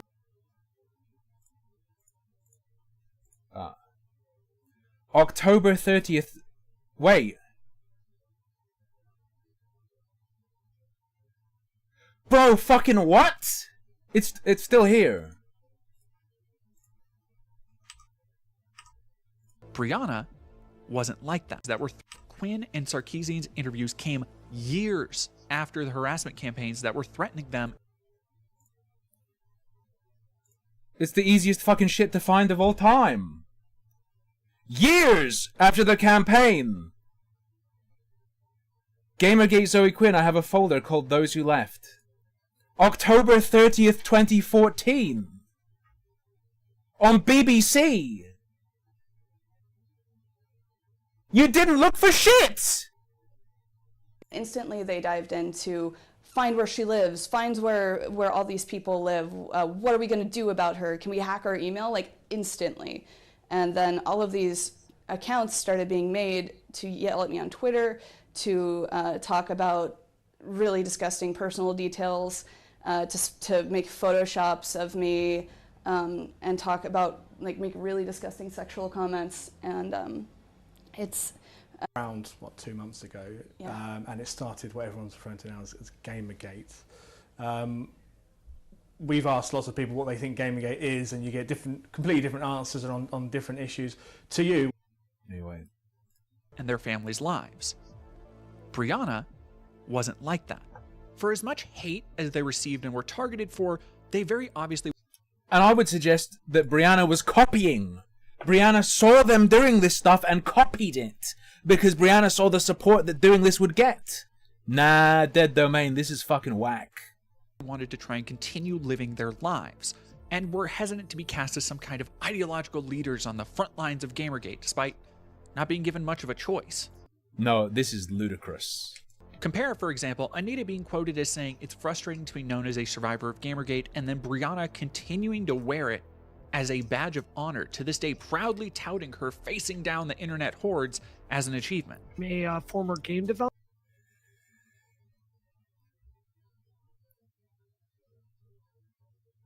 When did Sarkeesian say that? That might help you. That might help you. Oh yeah, true. The UN women visit. The UN women visit was obviously later, but the idea that they didn't want to be the face, and the UN women visit was about cybervogue, cyber violence against women and girls. Yeah, Quinn and Sarkeesian did this more than Wu did, actually. Yeah. By the way, I will say something. A lot of people go, "You think they're not powerful and they spoke in front of the UN?" People say that a lot. Bro, UN women. That's like going, "You think he's not influential? He spoke at TEDx."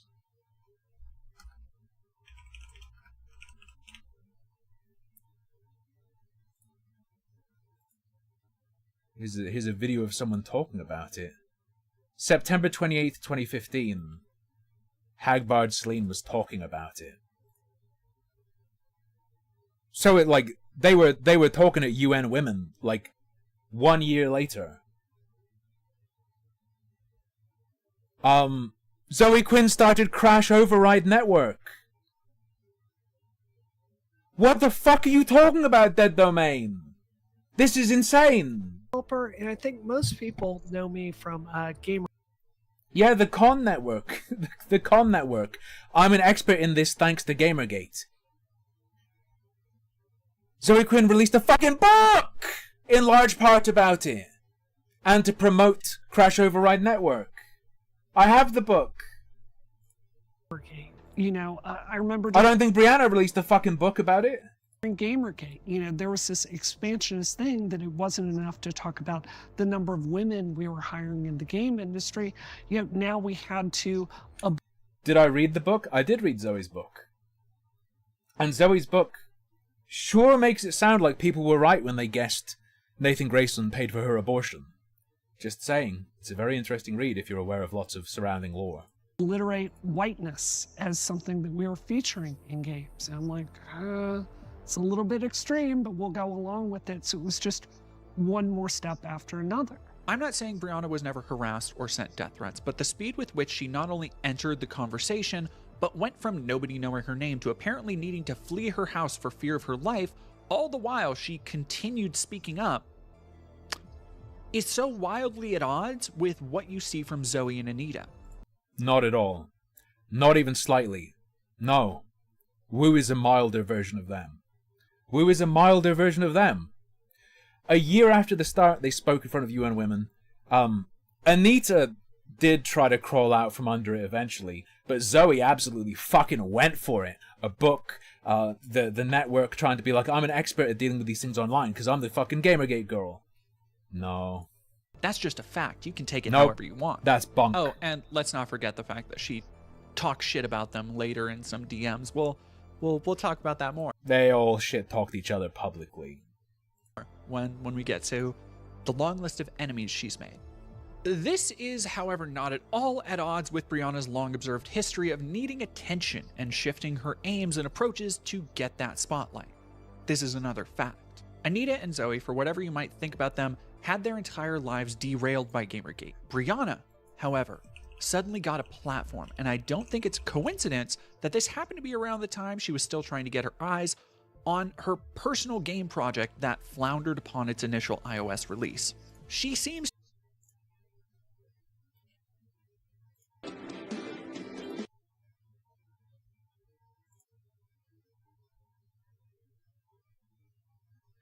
Fuck off, Dead Domain. Fuck you. I just decided to go, wait. Is Dead Domain actually lying about looking for Zoe Quinn doing interviews? I searched on YouTube Zoe Quinn interview, bam, this pops up. MSNBC interview with Zoe Quinn. 20th October 2014. And the BBC one.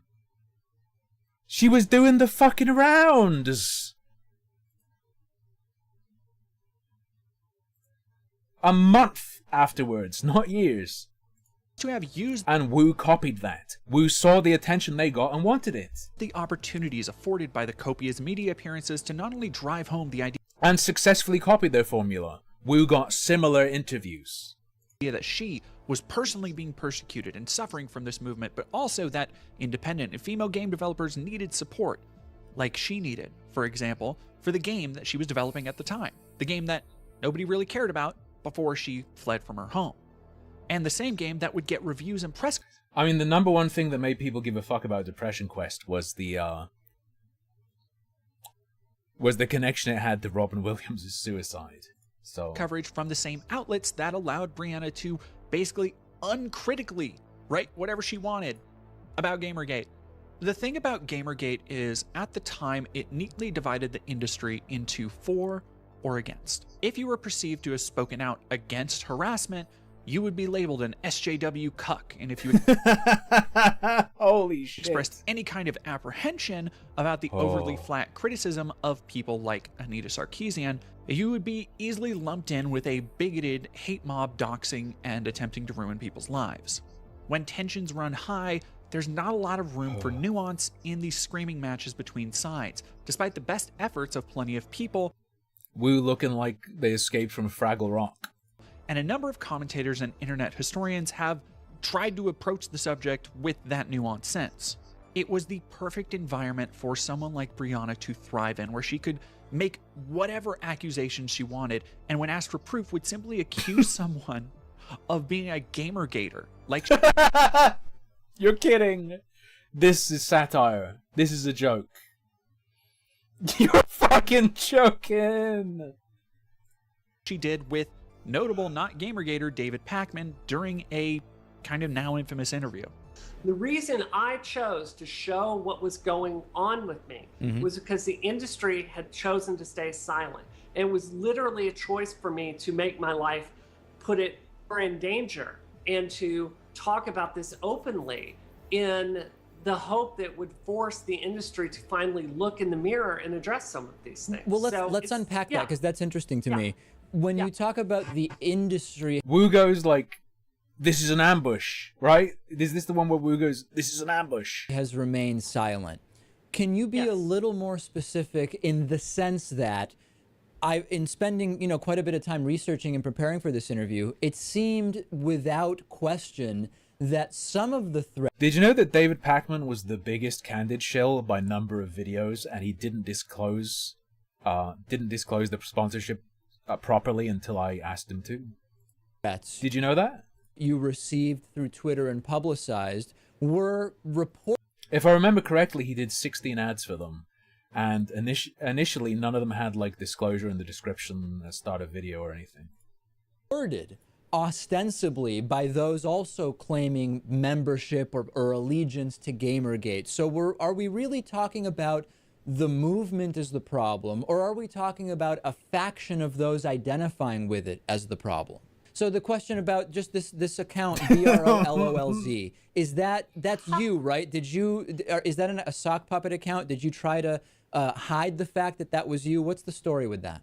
No, oh my God, this is the most ridiculous thing on the entire planet. I'm very happy to address this.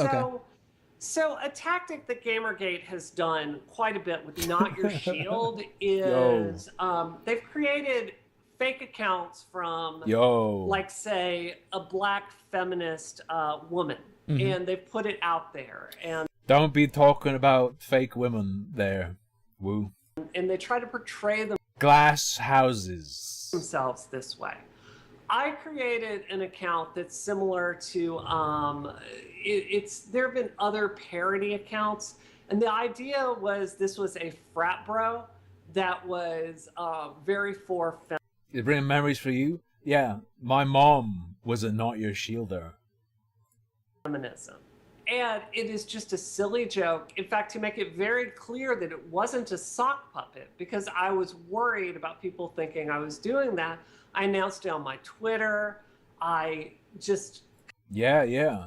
The Gamergate stuff when I was like a total normie. And I got into Gamergate going like, fuck these games journos. When they're saying gamers are horrible, I read the article and it's like, you're just fucking describing people who have autism. Did you know that's how I got involved? How I got involved in any of the shit I'm even doing now, how I got involved in any online shit at all, was that. And I learned fast. Completely set it on the account is nothing more than a joke. And so it's a satirical account. You never meant it. It's a satirical account. If you don't understand it's a joke, it's because Gamergate doesn't understand I didn't have her do it. She wanted to do it. The examples involved. My mom was giga fucking into Gamergate, way more than me. Way fucking more than me. People who aren't aware of the lore, my mom's a fucking nut. I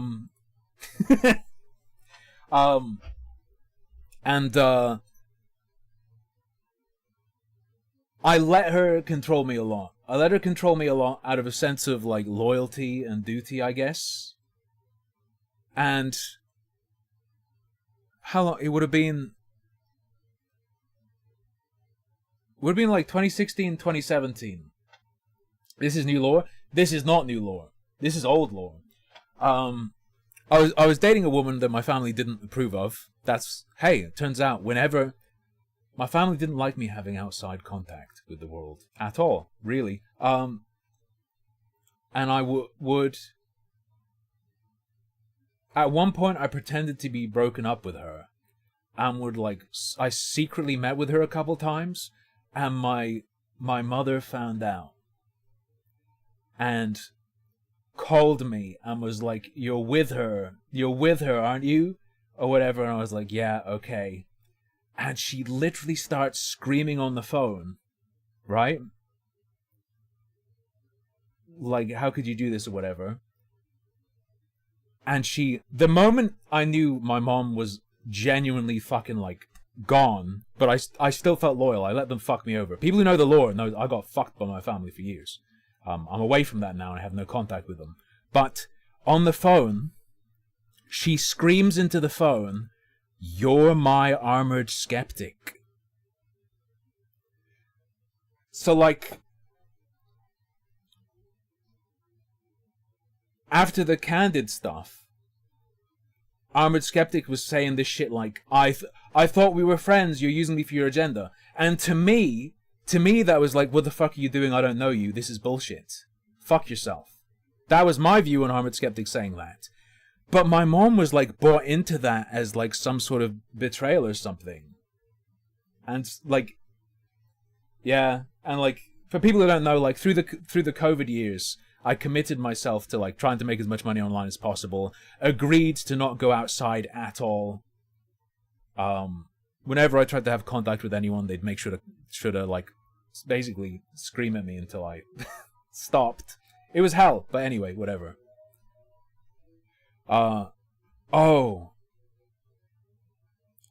when they like didn't approve of things I was doing online,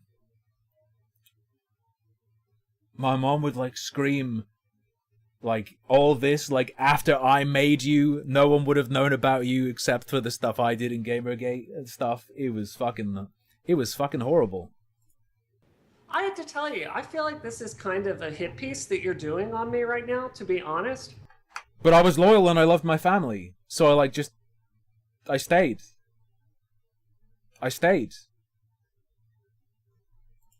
Whoa, let's talk about that. Hold on a second. Well, in a moment. I want to answer your question first. I feel like you're really putting me on trial here. No. $5 Canadian Superberry. Wait. No way your mom of all people referenced Yes. Armored Skeptic. What? Yes.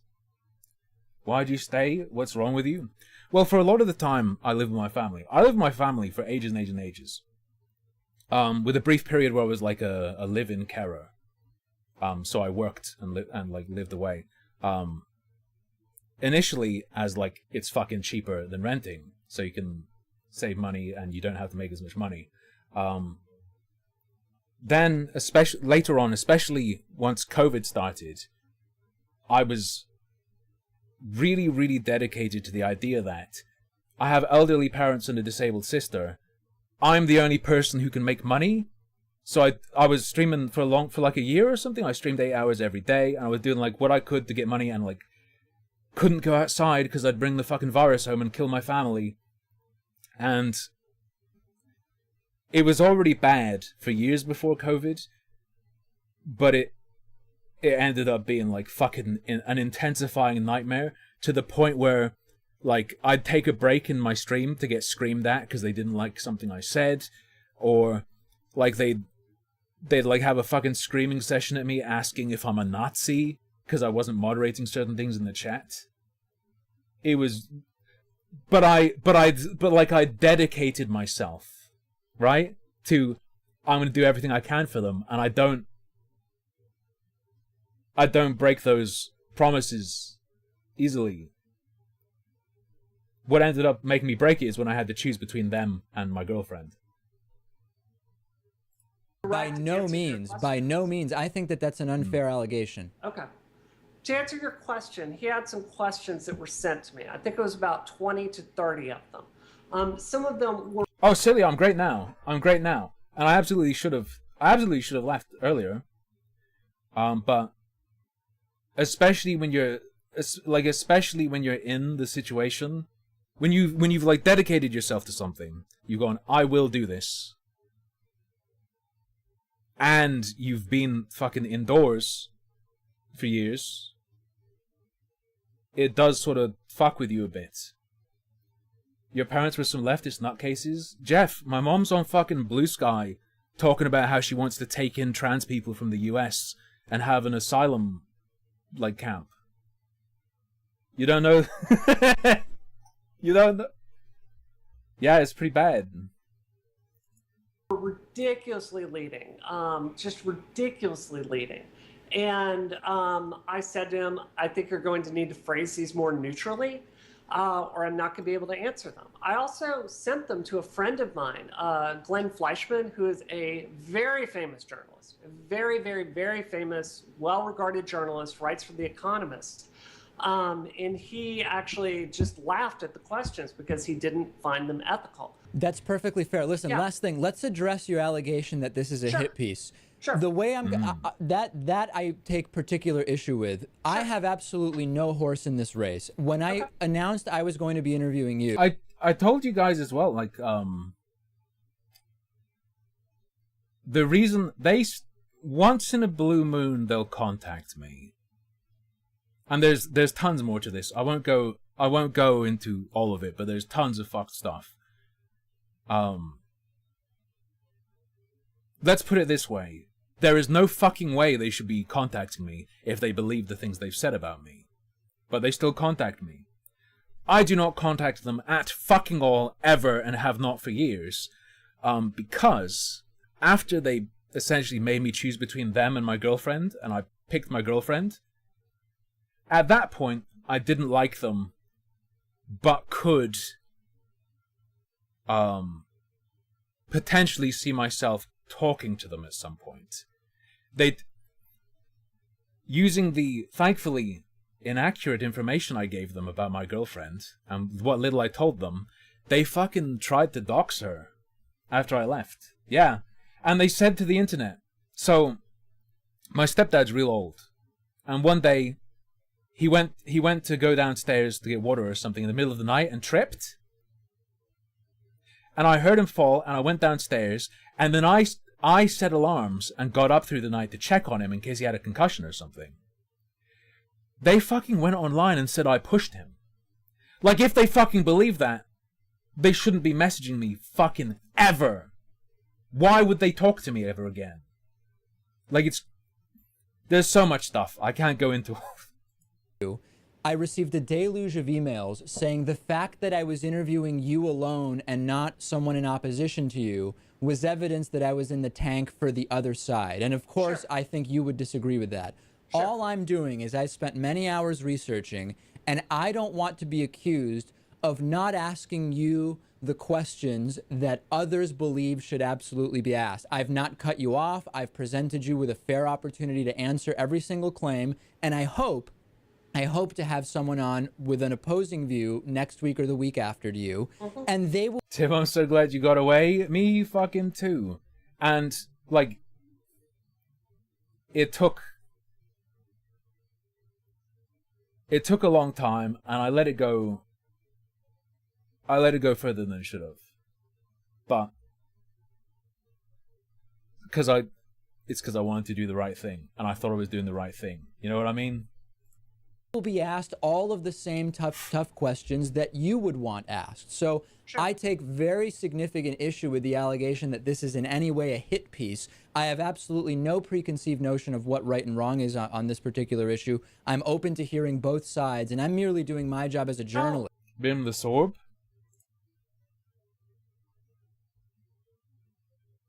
What about her? Oh, you sent a picture. All right. Hang on. Oh. Okay. We've got a rare Sorb pick.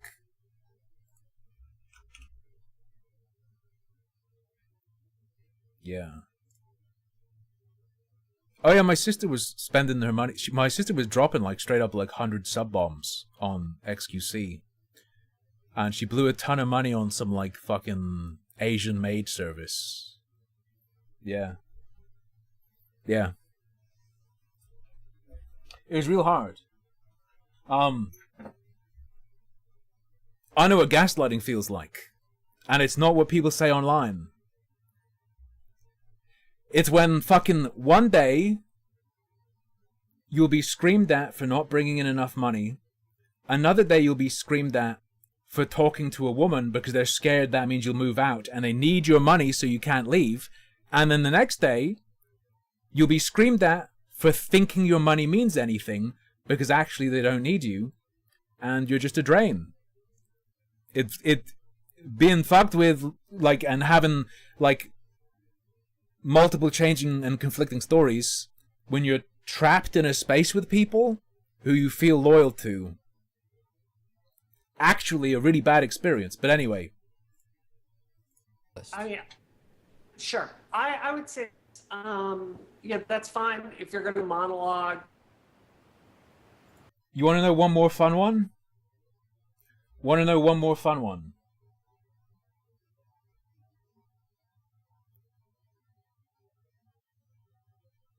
They go, you don't bring anything in for us. I say how much money I brought in. And then they go, we all contribute in some way. Why are you trying to bring up what you do and talking about what you do? We all do stuff. Like, shit like that fucks with you. Shit like that fucks with you. Or they'll go,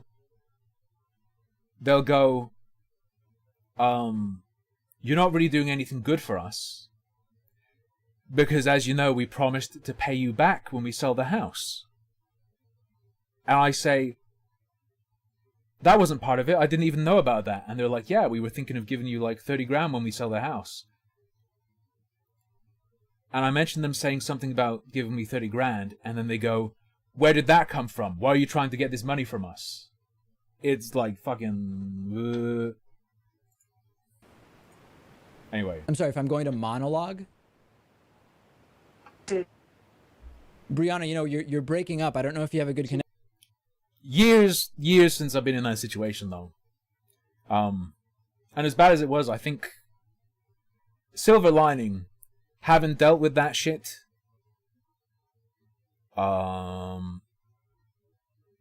definitely makes you a lot stronger about certain things. Once you've been through it and out of it, and then are in a good place, it's like you've lifted fucking emotional weights. You get way stronger. Don't deliberately get into a situation like that, but, you know, if you have to... if you have to take a silver lining, it's that. Connection. We got cut off. All we heard before you got interrupted was, if I want to monologue. You just told me, you gave me a long monologue about why you don't feel that this was an aggressive hit piece. What I would say to you is this has been, you've asked me like one question to present my side, and then you've asked me some very, very aggressive questions, you know, questioning my credibility, this and that. And I feel like most of what you've asked here has been very aggressive. I'm happy to answer that. I tried to answer these as aggressively as possible, but I wish we could spend as much time talking about the issues at hand rather than the controversy that Gamergate is trying to, you know, frankly sling mud with my reputation over. This kind of yeah, 60 million wild stuff. Reaction from Brianna is another staple, even against Kickstarter backers and Patreon subs who would question her later. She'd simply call them Gamergate supporters or abusers. I want to say that the divides between people from that time and the obvious agendas being pursued make digging into these topics incredibly difficult. Because yes, and you failed very badly. Trying to find probably should acknowledge that at the start of this section. Information on Brianna Wu or any of the other targets will bring up endless piles of assholes, referring to women as subhumans and SJWs. But on the less extreme fringes, there were still plenty of people who kept tabs on the inconsistencies in Brianna's story, which isn't easy. Hey, that avatar is familiar as fuck.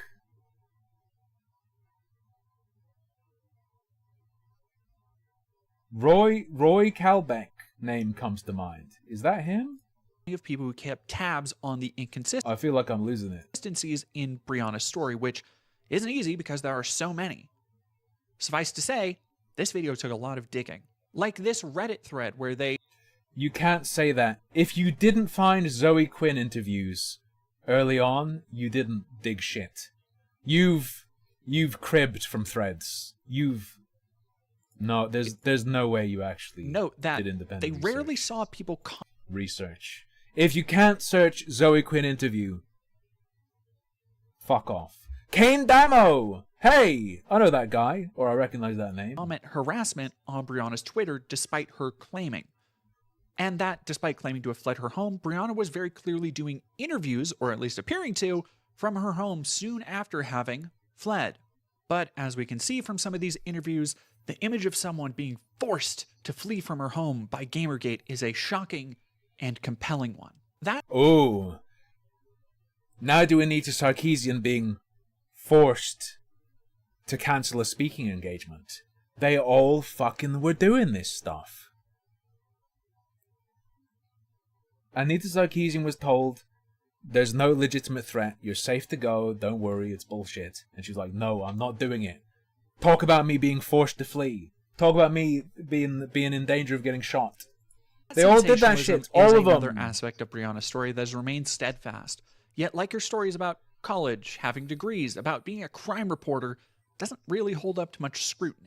For example, there are several consistency issues with the way she tells the story of her being forced to flee, most notably elements from the interviews and articles she wrote within days of the doxing being inconsistent with the way she would tell the same story months later. Or some elements being seemingly missing, like the idea she had been getting harassment for months leading up to the tweets, eventually just being simplified to the tweets being the lone catalyst for the exodus. If you can feel the creeping sensation of something just being off about Brianna's story, don't worry. Plenty of other people noticed, because even back then she'd be caught lying and attempting to bait harassment towards herself personally. Like this infamous post from her Steam forum account where he I don't know if this was ever verified. I don't think I ever saw this in the wild or saw an archive of it. I don't know if this is real. I remember she refers it, to herself in third person as a notable feminist and is very clearly trying to goad people into talking shit about her. Notable. Does anyone have archive or was any? I don't.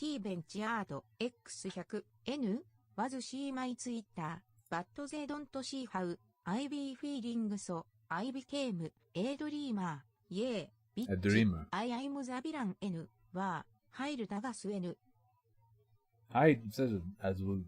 Feminist, by the way, doing some real heavy lifting here. While forum posts and some articles did show Brianna's interest in progressive feminism and women's rights and representation issues, she wasn't particularly notable at this time for being a feminist, any more than she was notable ever for being an artist or a journalist. What am I saying? She still sells herself as all of these things, no matter how much she actually knows about any of this. I'm surprised at this point she doesn't call herself a chef, because she made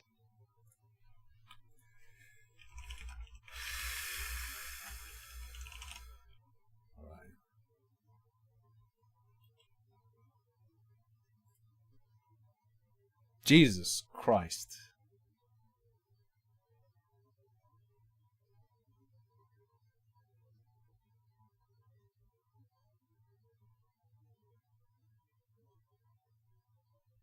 Wait.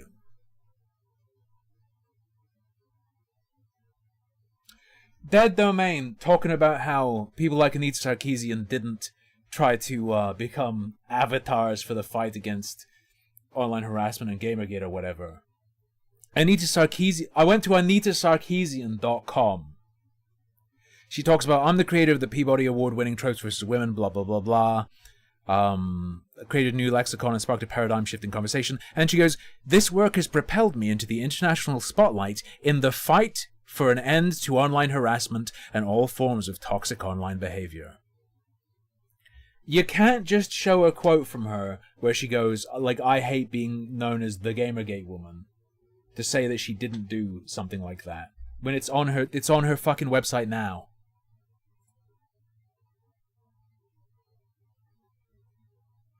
That she sells herself that way. Come on.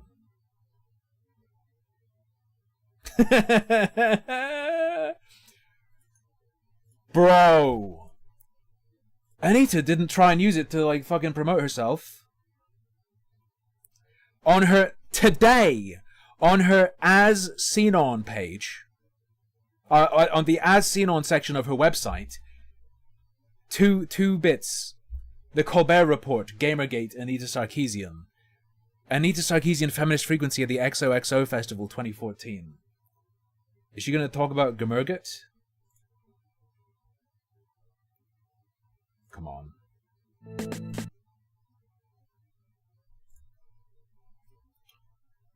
Hold up.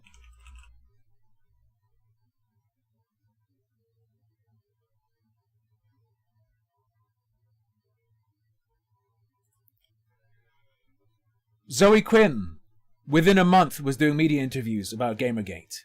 Anita Sarkeesian, little bit more than a month after Gamergate starts, did a speech that almost 1/3 people watched about Gamergate. What the fuck are you talking about, Dead Domain? We're going back to the older point, saying, oh, Zoe and Anita didn't try and use this for attention. They wisely tried to just get out of the way of the spotlight for it. No, it's what they do, and it's all still up. You can still just find it instantly. When trying to find out about Anita Sarkeesian, did you try AnitaSarkeesian.com? Or did that slip your mind? Ate a TV dinner once and didn't burn the brownie. She likes to, let's say, stretch the truth, if that wasn't obvious by now. For example, like how she would depict threats against her life, even when the same threats had long been revealed to be jokes. Yeah. After an obvious online troll, Jace Connors went on several tirades. One of the rape threats directed at Anita Sarkeesian was a Microsoft Paint drawing of Mario raping her.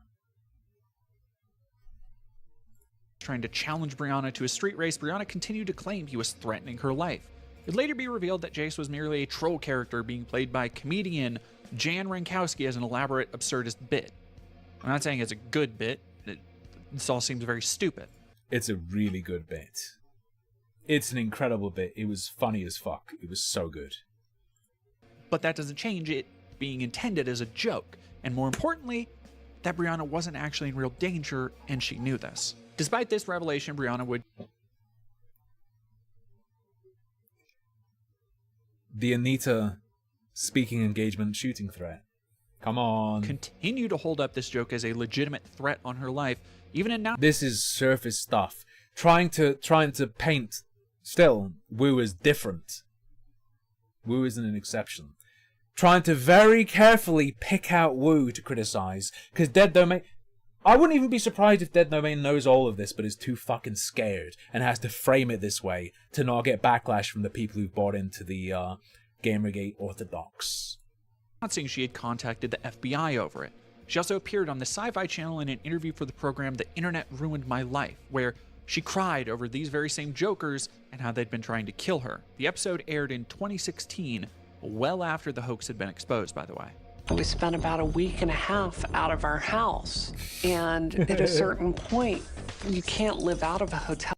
Is this the video that, is this the one where it includes the copy pasta? Forever. Because I believe there were 2 Brianna Wu threat reenactments, and one of them was the Navy SEALs copy pasta. Interestingly, this segment is actually directly at odds with a 2015 Inc. interview, which states that she spent the better part of a month, not just a week and a half on the run. Just one of the many ways her story kind of just changes over time when it comes to fleeing her house. This man himself sent me a very specific, terrifying video. This is my car, and now the piece of shit is crashed. Where he claimed he had crashed his car on the way to my house. It is the most terrifying thing I've ever seen. He swears he's gonna deliver justice to me in his own hands. It made me feel so helpless. So, being as charitable as I can be, I'm willing to extend the graceful idea that Brianna might have misspoken or been rattled by the harassment and doxing. People get details mixed up, it happens. But as the inconsistencies between Brianna's stories and other evidence mounts, it gets a lot harder to be so charitable. And it's truly regrettable that nobody was willing or likely able to question her stories for fear of being aligned with a verifiable hate movement of antisocial weirdos. I think you're scared of that. Like with how much, especially with the mention of you saying you looked for interviews and stuff, but there wasn't anything. No, you fucking didn't, or you did and are pretending you couldn't find it. I think you have the same fear, but have recognized that Brianna Wu's force field is down.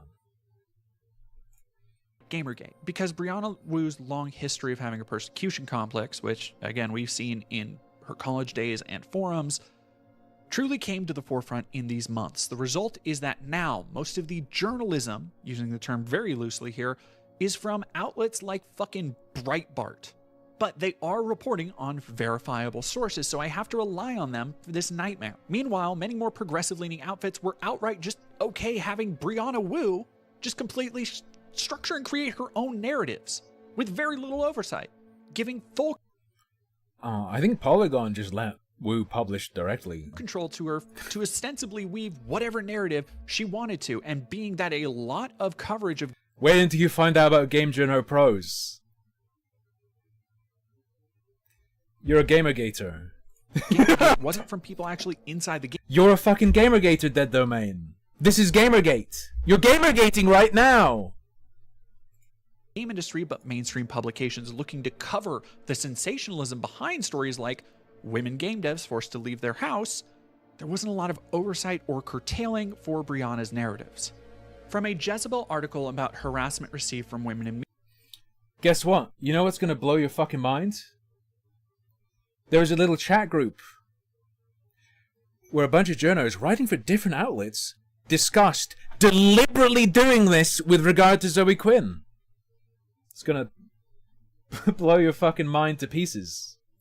Media where Brianna was interviewed. Quote, I had someone last week that made a video talking about how they're going to murder me, Wu added. Talking about what to cover or not to cover to benefit Zoe Quinn. Come on. It's not just I'm going You're a fucking Gamergator! You don't even know it. Like a multi-minute rant about why they want to murder me, how their face is visible. I have their name and testimony from the people who know them and how unbalanced they are. This person lives 15 minutes from my house. Wu called the police, which she's had to do numerous times since Gamergate blew up. To her amazement, even this particular threat hasn't resulted in an arrest. This is what I want to emphasize to you.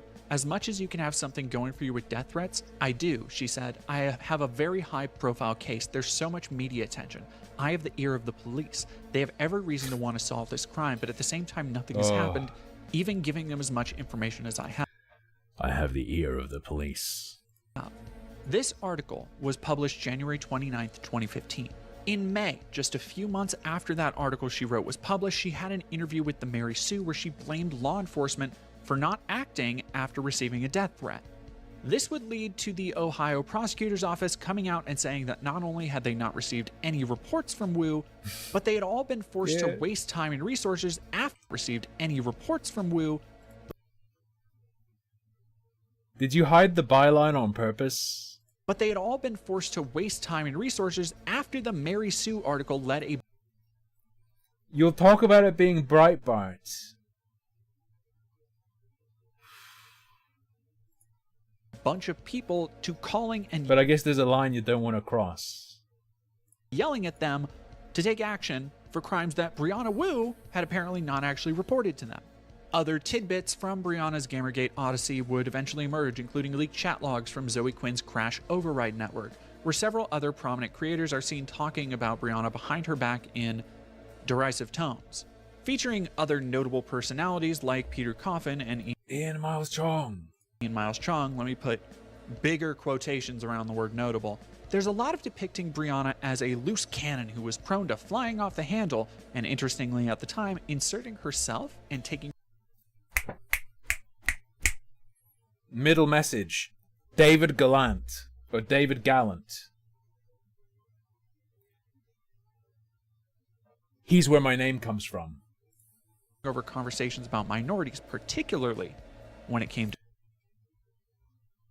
That guy right there in the middle, David, he gave me my name. Transgender people.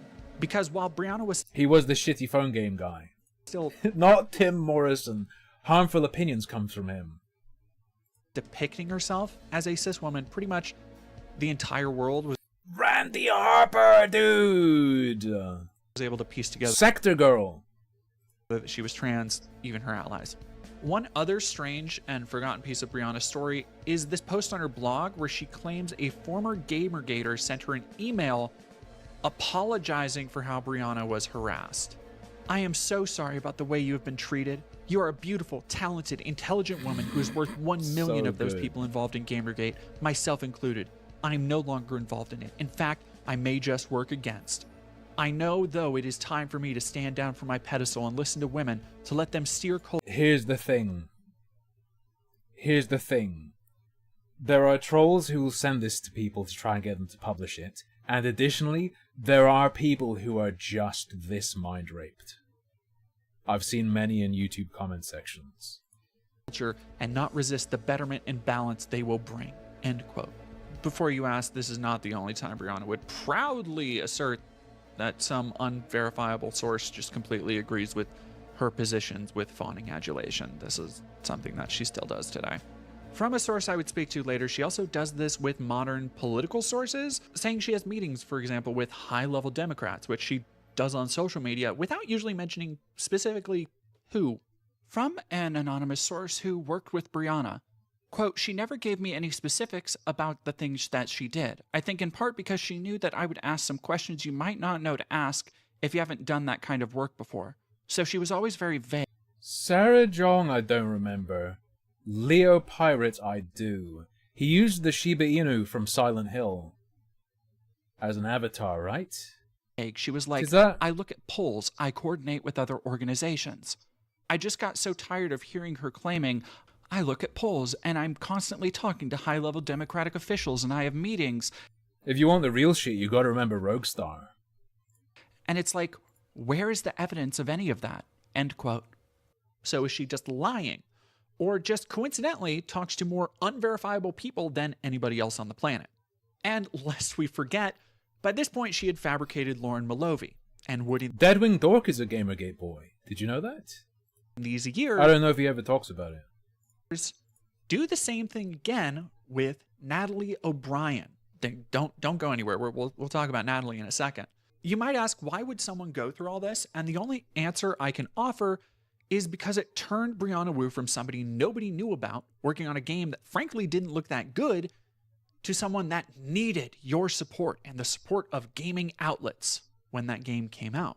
Again, in sharp contrast to Zoe and Anita, Brianna continued to insert herself into all kinds of online drama, drumming up conflict with Total Biscuit, causing a row over an article about how Samus from the Metroid series is actually trans, and plenty of other small one-off online scuffles that I don't really care about reiterating, when the point is she very obviously just relished the spotlight. And with that spotlight, especially after fleeing her home, she soon garnered the scrutiny of online communities like Kiwi Farms. As you might expect for a woman in tech, depicting herself as a brave fighter against vitriolic online harassers who had been covered by dozens of outlets by this point, Brianna's Patreon popped off quite a bit. Yeah. Especially considering it's called Victim Bucks. One of the main selling points for Patreon was depicted as that money going towards someone at her game company, Giant Space Cat, being hired to specifically deal with harassment. Like the death threats she had cited from people who had publicly admitted to be hoaxes. Let's not put that aside for now. Again, I'm not saying Brianna... Can I just threaten someone and then say it's a joke? Never got harassed or doxxed. I feel... So... Dead Domain was saying like, oh, Brianna continued to treat it as a serious threat even though it was revealed it was intended to be a joke. Well, that's not really why it's hilarious. It's because it's very obviously not real. That's the thing. Someone can jokingly threaten you and it seem very fucking real. That shit didn't even seem real. It wasn't even a true threat, if you want to go by legal standards. I am stating a fact. She had a history of embellishing the danger she was in. Again, think back to the saga of leaving her house. Then on March 9th, 2015, an anonymous Medium post speculated that instead of using part of the Patreon money to pay the aforementioned Twitter harassment specialist, Natalie O'Brien, the Medium post instead posited the theory that Natalie didn't actually exist. Brianna had made her up and simply pocketed the money. Already, this should sound familiar. Brianna is a liar, we've established that. But we've also established a history of evidence that she's a liar. Of course, she's never come out to admit to making up a girlfriend in college, making up harassing emails, making up entire people. So if at this point you still want to give the benefit of the doubt to say, maybe she did hire Natalie, maybe she didn't make her up, I want you to ask yourself, what are the odds of one person having multiple examples of... Can we not just say the idea of hiring someone to read your death threats for you is hilarious?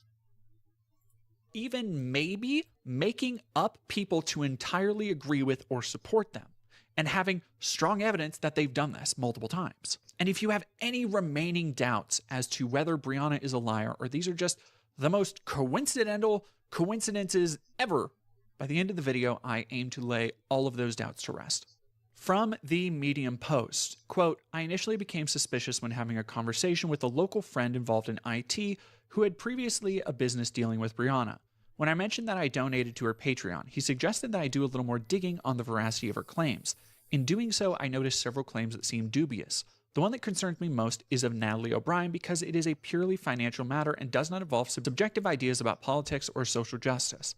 Simply enough, Brianna Wu has likely made over $30,000 over the course of her patron's existence, and there is no evidence that the person she claims to be paying the money to, or any other person filling such a role, exists.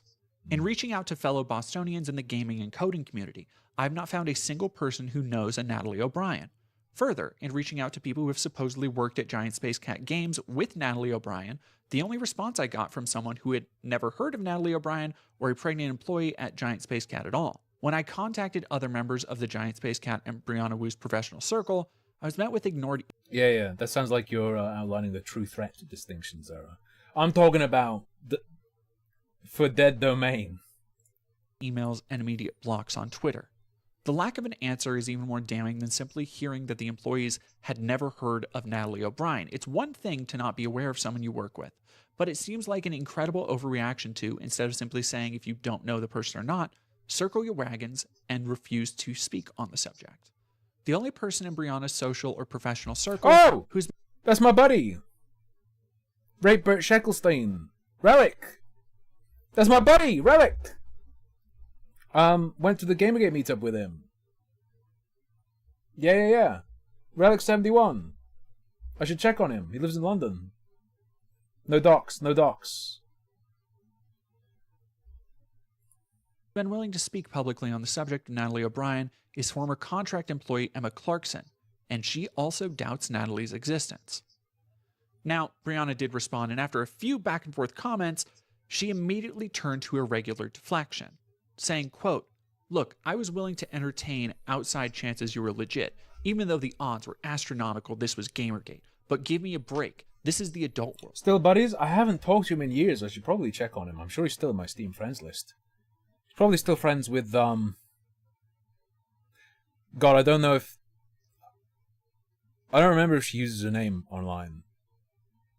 My other friend, my other Gamergate friend, Jay, who I still see around all the time, was also friends with him. We were all friends. I could ask her as well. I wasn't born yesterday, or as we said in Mississippi growing up, I didn't fall off the turnip truck. If you're legit, write us. We'll check your name against our records and have a phone call with the person you think doesn't exist, but you're not legit. End of line. Oh, sick Tron reference, Bree.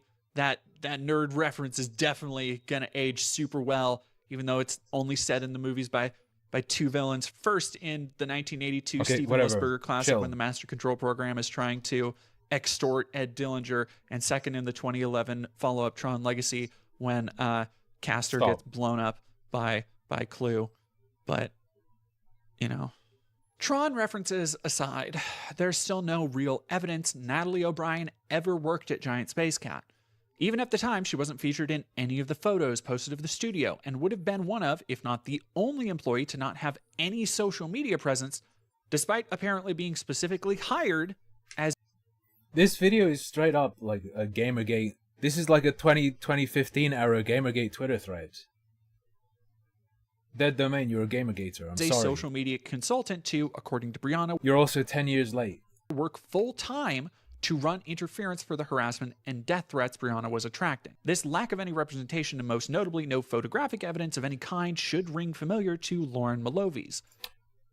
My friend Relic, who is part of one of the sources, my friend Relic, who asked that woman if she was the person hired, you may have seen Milo Yiannopoulos in a TV interview wearing a green and purple tie.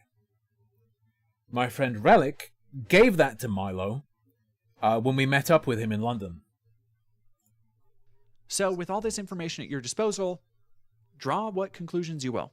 Nobody ever talks about Tron 2.0, the first-person shooter made by Monolith, the same people who made Fear and Condemned.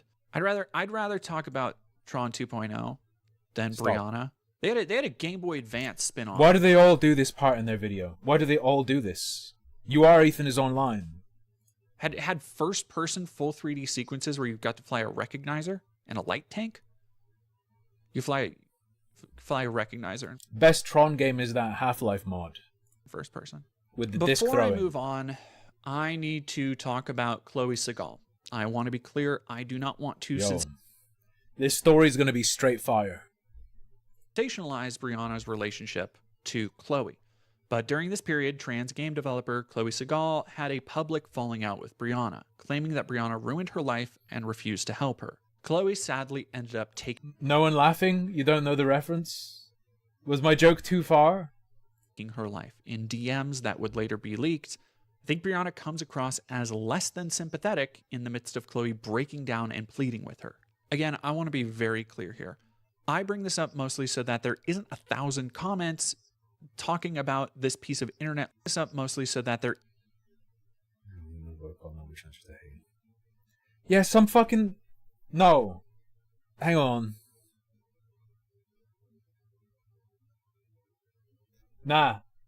This is fine for Brianna. Some fucking person comes and is like, please promote my thing. please signal boost my thing. Yeah, you can say fuck off. Isn't 1,000 comments talking about this piece of internet lore and trying to blame it on Brianna. I think at the end of the day, Chloe was a deeply troubled person and didn't get the comfort and support all people You think I'm just being dramatic? Yes. Based. should have when going through some really hard shit. And when people feel helpless and like there's nowhere else to turn, sometimes it can end very badly. And I also won't pretend to know what it's like to have someone you know do that and then spend the rest of... You're threatening me again? Yes.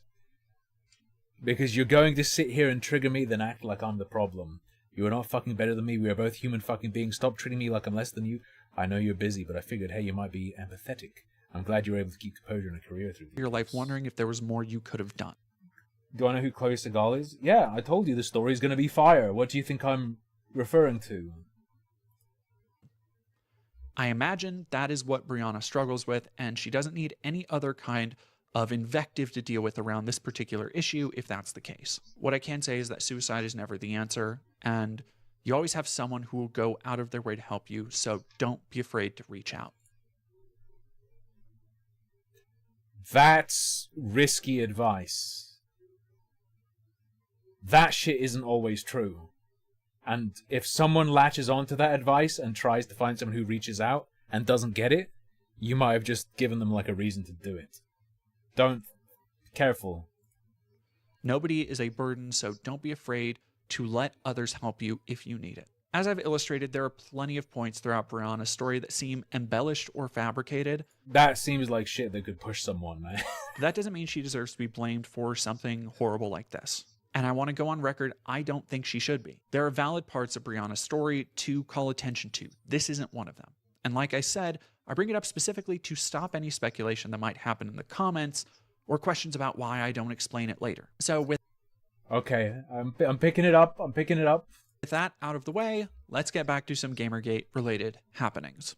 Again, as loath as I am to source these dorks, sites like Bounding Into Comics were some of the only people noting Zoe Quinn's displeasure at Brianna's announcement in 2021. Yeah, this is the catty stuff.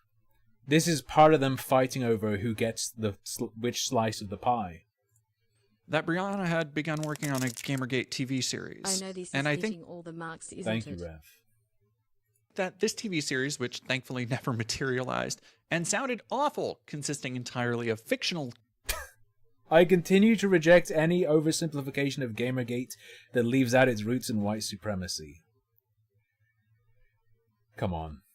Domestic violence and the pre-existing societal issues it capitalized in favor of a more convenient and inaccurate narrative about it being solely about women in games. Characters is actually a really... Zoe Quinn, Gamergater. Good capstone to understand how Brianna fits into Gamergate, where people like Zoe and Anita tried to move on and have been vocal that they don't want to keep... They tried to move on once it stopped working for them. They were on it like that. Anita has not tried to move on, actually. Today, she is promoting her stuff with stuff related to Gamergate. Today, the only two things in the As Seen On section on her website are about Gamergate. It's not true. They haven't tried to move on. You found one quote of Anita saying she's sick of being the Gamergate person. But that's her capitalizing on Gamergate in and of itself. Oh, I hate being the Gamergate person. Anyway, check out my sick talk on Gamergate. Hire me to deal with online harassment. I'm the Gamergate woman. Oh, it's my burden to bear, though. Being defined by this period in their lives, Brianna continues to find ways to bring her involvement back into the spotlight and even attempts to continue monetizing it as part of her creative endeavors, like the ill-fated TV show. And if you thought Brianna, Zoe, and Anita had some kind of kindred bond, think again, as in these 2022 DMs I've received, Brianna shit-talks her fellow Gamergate targets, accusing them of being bad about trans people and trying to hog the spotlight, which is... Yes, they very clearly all viewed each other that way, yeah. Yeah, the Chuck Tingle Kickstarter, yes. Is ironic, considering all Brianna did to be defined by Gamergate. But still, she didn't want to just be defined by Gamergate, as she writes in this self-aggrandizing... That's what Anita's saying when she's like, I don't want to just be the Gamergate woman. Yes, they're the fucking same. Dead domain. You're a Gamergator. 2015 article in The Guardian. Quote, I was at a bar a few weeks ago having drinks with a well-known journalist. Do you think my career is going to be defined by Gamergate? I asked him worriedly. He looked me dead in the eye and said, I think it depends on if you can pivot. At some point, you need to use your raised profile to move on to new things. I'm taking that advice and pivoting. I'm sure the misogynist fringe of Gamergate will continue to make our lives hell in any way they can. They'll continue to threaten me and other women, intimidate and bully us, but at a certain point, we just have to get back to work.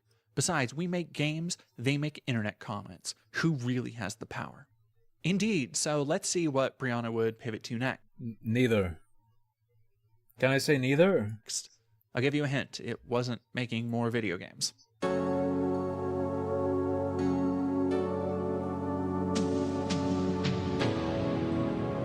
It should be no surprise by now that Brianna's abrasive tendencies would isolate many people who should have been her natural allies. Even in those leaked group chats, we saw people seeing her as a loose cannon.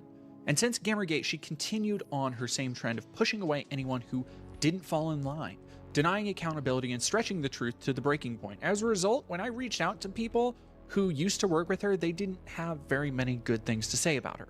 We will get to their testimony more as we continue through Brianna's timeline, but here's a sneak peek. At their request, all interviewees have chosen to remain anonymous. From somebody... I want to check something really quickly.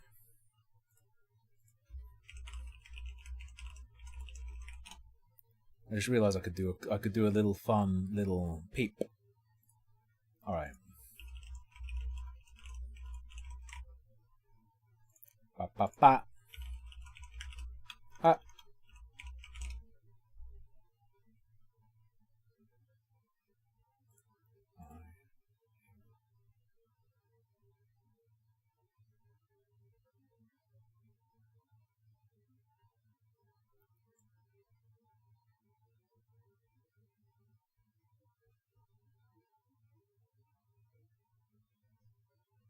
What is this?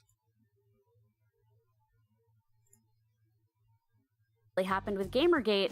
That time when we'll take you through the context, the players, and the controversy. That Rod in the social conversation. All right.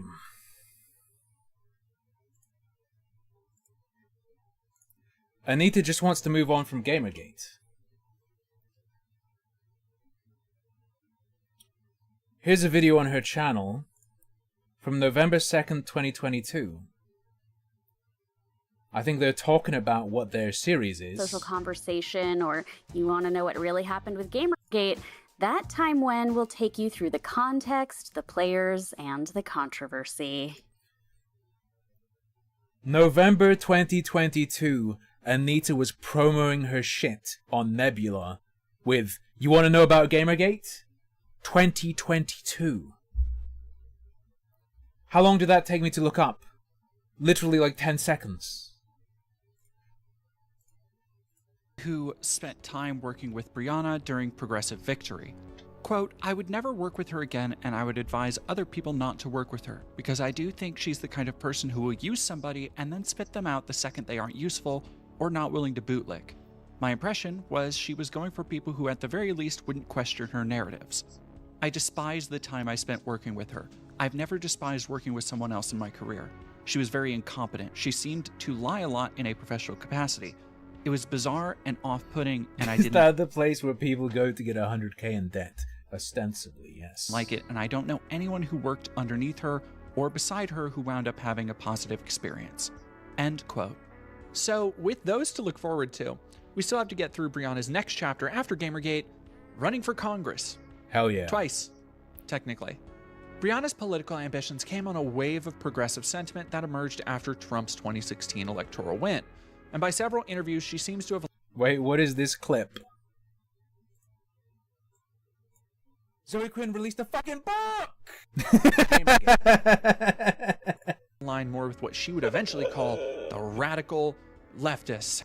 I want to call quick attention to this early interview Brianna did in 2017, where when asked about her roadmap other people should follow for getting involved in politics, she advocates running it like one of her startups. Oh god.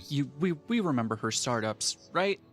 It's also very funny that she would mention getting a lawyer to look at FEC rules when her campaign would fail to meet those standards for filing, but that's a little bit later. Again, however, we see Brianna's ever-present overconfidence, much like she took on the game industry with no experience and started. Are we going to have the campaign website where Wu goes, I took on the alt-right and defeated them, or whatever? An animation startup with no experience. She pursued a congressional run with no actual political experience, even as a commentator. Unless you count a variety of articles with very little oversight, she had managed to get on a variety of websites in the years since 2014. Yeah, we're not finishing this today. And perhaps not ever, but it's been fun so far, I guess. I'd also not be doing my due diligence if I didn't mention her designed campaign logo. Like, all of those years in art school and being an artist had to be good for something, right?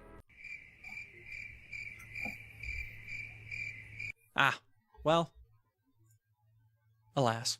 Relatively fresh from her Gamergate spotlight, Brianna got some press coverage for this congressional run, but it wouldn't translate to anything being actually done at the polls. In Do the Star Trek meetup if you know about it.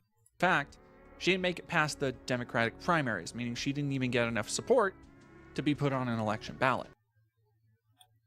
Considering everything, almost 17k votes. Maybe they saw the picture and felt sorry. She also forgot to file with the FEC or Federal Election Commission, as these publicly available documents show. And you might ask, well, even if she didn't have a lot of experience and the campaign didn't get very far, maybe she had good ideas. Her now infamous moon rocks tweet might provide some insight, where she pontificates about the tactical value of moon rocks dropped from the moon to Earth. I really, really want to think this is just an incredibly deadpan joke. That's not exactly her style and would be odd to make during an attempted campaign.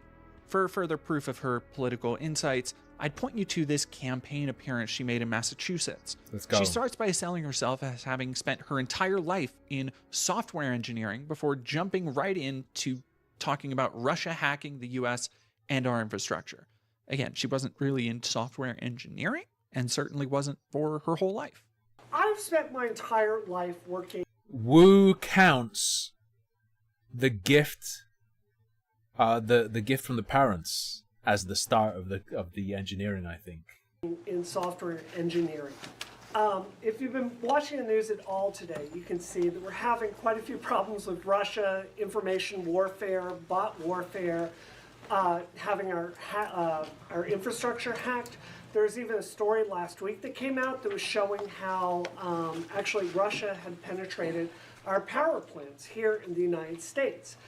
She essentially humble brags here. You posted cringe, you're gonna get Stuxnet. About having a Law and Order episode based on her life next, and then brings up that she worked for Hillary Clinton's campaign. Now, this is an aside that we will talk about more once we get to Brianna's current crop of podcast appearances, including her Dollcast podcast. But one thing I've noticed is that when speaking off the cuff, Brianna loves to name drop famous people, even when it has what the fuck was that? Little to no bearing on the conversation. So just momentarily became like a bull. Just put a pin in that. This was one of the first times I'd actually... I, of course, never make strange noises, though. Okay? We've seen Brianna speak. And it was really a moment where everything snapped into place for me. She talks a bit about how we need to get big, unaccountable, dark money groups out of politics, which would be very funny in a minute. All of the questions at the beginning are bizarrely given by her husband, Frank, where she mentions also some of her friends she knew served in the Iraq War. So today is the... Frank, dragged out in a cage, gets unchained and unleashed into the meeting.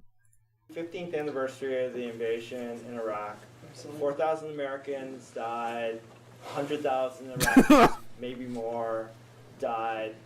I know that you guys you knew people that had served over there, many of whom had sacrificed a lot. What your thoughts? So, your thoughts? I think more than anything else has happened in my life. Dedicated troops. So how many dedicated troops will we need to send over there? If we're doing an invasion, how many dedicated troops? Lifetime. The Iraq War is really what defined me as a person. And I'm going to tear up here because I had people I deeply cared The Iraq War defined me as a person. They blew off my damn dick. about that gave their lives in that war. And it was 15 years ago today that we invaded Iraq. Were these people real? Use your best judgment at this point. I'd honestly like to give Brianna any kind of leeway, especially when she's telling anecdotal stories about people who suffered in the war, but I can't, especially after literally everything she's done. But I want to talk about Frank. See, essentially she uses him as a surrogate for fielding questions throughout, and actually takes one from the crowd towards the end of the video, but it comes off as odd and stilted. Why not just take questions from the crowd the whole time, if that's who you're here to engage? The answer is probably because for Brianna, that no longer makes it a controlled environment where she can bounce between pre-decided talking points like her Iraq war friends and Gamergate harassment experience, and without... By the power vested in me by Milo Yiannopoulos, I declare Dead Domain an honorary Gamergator. You're there. You are one. Without those talking points, she's not able to name drop and verify her experience as much to a crowd who doesn't know who she is. And also because when she answers a question off book, it goes something like this. Also, continuing the conversation about the climate change issue. Absolutely. A lot of the Did I let Milo hit? He's a bottom. conversations around renewable energy. I didn't fuck Milo Yiannopoulos. Looking for hopefully best available technologies. But I've seen nano machines that have the potential to solve some of this. I was actually on a jet the other day and talking to someone about this. I want to tell you, I am in Silicon Valley a lot, and I speak at MIT a lot. I've never seen a solution yet for that, but I do know we've got to really double down and quadruple down on our science to get us there. Trump is slashing the NHS. We're slashing scientific funding. So it frustrates me that my industry, technology, is often seeking out how to do better shaders for guns in video games or doing Social justice goblinoid? Fuck yeah. things that seem kind of superfluous to me. Citing nanomachines. Congressional run. This was in 2018. That's fucking sick. And More her of candidacy, as I mentioned, would go nowhere, despite reportedly raising over $200,000 in funds, according to Open Secrets. According to that same website, the funding source seems to be pretty divided between donations and cash funding, not unlikely from Frank Wu. Yet, in 2020, Brianna would run again and receive over $200,000 in donations for Brianna Wu for Congress, including contributions from both her campaign and from Cenk Uygur of the Young Turks, who is running for Congress as well. I'll talk more about their link in a moment. The thing is, Brianna didn't even make it as far into the primaries as last time, dropping out and citing the ongoing COVID pandemic at the time. Do I think I'll ever be able to show my full power level again on the internet? To be clear, Zara's not asking that because I'm a Nazi or something, okay? He just knows I'm a very edgy boy.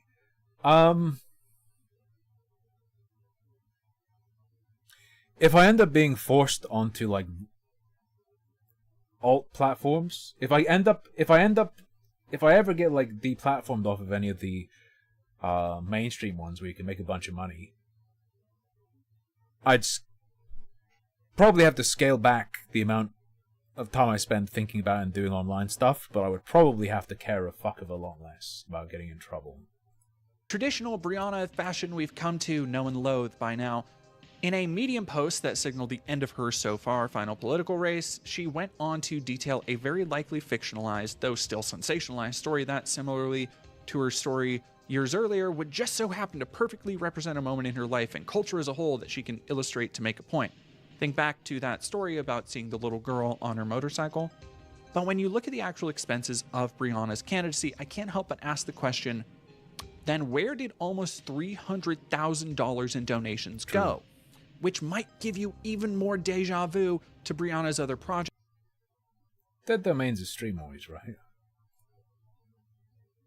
This isn't like some cringe gay, like, double standard check or something, because it wouldn't be a double standard necessarily. I'm just really curious if Dead Domain has looked at Danskin. How long ago was Danskin? It was less than 6 days ago. Streaming 3 days ago. I don't think we've got it. And suspicious monetary incidents like the Kickstarter money that went to a non-existent person, and of course her startup at 19, that went nowhere. In fact, when you count up some estimates between the combined campaign costs of about $500,000, $200,000 for the animation studio, and an Yeah, Zoe and Anita definitely still have force field up. The only reason Woo's force field is down is the rightoid pandering. estimate of more than $400,000 for Revolution 60. If Anita or Zoe had done similar, this video would have spoken equally negatively of them. Brianna's hit-to-miss ratio is like over $1 million in expenses across her career with almost nothing meaningful to show for it. Because all the ammo's there. Like,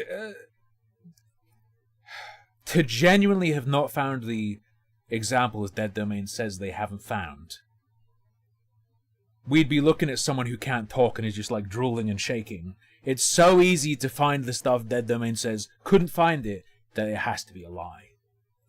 Let alone revenue to reflect the expenditures. Now, thankfully, much of what's been spent by the 2020 Woo campaign is publicly available on the FEC website.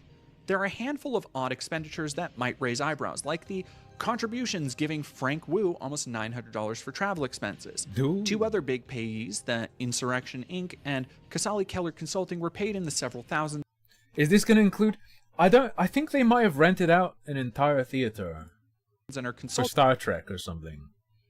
This would have been 2018, not 2020, though. Firms that purport to be against big money in Washington. So, I guess that's not big money by Washington standards. Many of the expenses are innocuous, like Stamps.com and payments to Squarespace. But then they show several expenditures from the campaign to both Brianna Wu herself and Rebellion PAC, a political action group started by Wu and Cenk Uygur of the Young Turks. Rebellion PAC described itself as, quote, a clean PAC fighting for progressive working-class values across the country. Rebellion PAC is electing leaders who fight for working-class values and against wealth inequality. We are a hybrid PAC committed to electing leaders at the federal, state, and local level. We unapologetically... You wonder what Dead Domain wants this video to do? That's a good question, Zero, because if Woo's trying to hop on that rightoid cock, this video helps. Stand for civil rights, gender equality, and LGBT rights. Welcome to a stronger America. Welcome to the rebellion. Notably, this rebellion has now metastasized into a politically adrift money fund attached to Cenk, who has taken a broadly centrist turn and even appeared at a turning. Like it helps with the. They're not gonna listen to the content of the video. They're gonna look at who is shitting on Brianna Wu, and that's gonna add cred. The fucking person with the skin suit and trans eyes is angry at Brianna Wu. There you go. Point USA event earlier this year, and Brianna, who in stark contrast with previous advocacy against political PACs and dark money, now spends her days ranting about how trans people need to cut community with non-binary people, or really just any trans person she doesn't think meets her weird, arbitrary definitions. Don't worry, we're getting there. Hold on, it's been a long journey, I know. But that brings us to Brianna's actions since 2020, which have been the Rebellion PAC with Cenk and a stint at another political action group, Progressive Victory, and that's about it. Brianna was at the Progressive Victory PAC from roughly December 2023 to 2024, apparently working alongside Destiny and Vosh, until she suddenly left. The PAC was simply organized to push Democrat canvassing efforts during the 2024 season, from everything I've seen. Yeah, Hex knows what's up. Interestingly, in some group chats I've been provided with, she still shit talks people like Destiny in private, at least she did in 2022, where she described hate watching his content, called him a narcissist, and she'd also go on to privately praise his point out the lie Twitter account being suspended, saying point out the lie, rip bozo. Now, none of this would stop her from collabing with him 2 years later, so much for standards. The official Destiny wiki cites her leaving over a different vision for the PAC, If I had to guess, this is another case of Brianna being hard to work with on group projects, which should feel familiar if you remember the Gamergate era I don't even know if Destiny would deny that claim of narcissism. Group chats she was mentioned in, and the testimony of people who used to work at her game studio. Would I collab with this person? Fucking hell. But I don't need to speculate. In fact, I know exactly that's what happened because I spoke to someone else who worked directly with Brianna on Progressive Victory, and they attest to her not only constantly shifting the blame, not putting in her portion of the work, but also being vindictive and unnecessarily rude. From an anonymous source who worked with Brianna at Progressive Victory. Quote, "This is just my experience having worked with her. It was really bad. There was instances where she made other people on the team cry. How?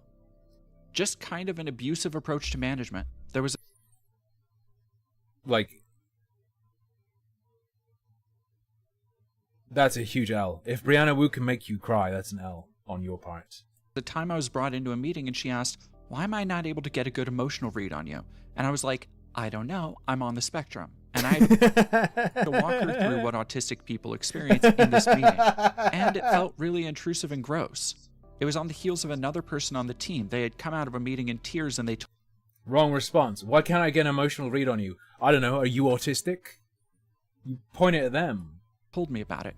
People were just very on edge around her, and even at the time, did not fully seem to trust her. They talk about how she was barely available and would shift the blame and didn't really actually seem to care that much about the work she was doing there. Quote, she was supposed to be in charge of this project and effort, and she skipped half of... You think Wu's quite tall? I mean, if you uncurled Wu from the hormone hunch, it'd be tall, but... the check-in meetings and was AWOL for a good portion of what I had been brought on to help with. Whenever she did get involved, it wound up being kind of a disaster. For example, when Progressive Victory would ask why we aren't meeting these goals, it would become my fault, even though I was doing... Jay, I couldn't find... Oh, Zoe and Anita didn't try and use Gamergate for publicity until years afterwards. I couldn't find anything. By the way, trust my vetting of these sources.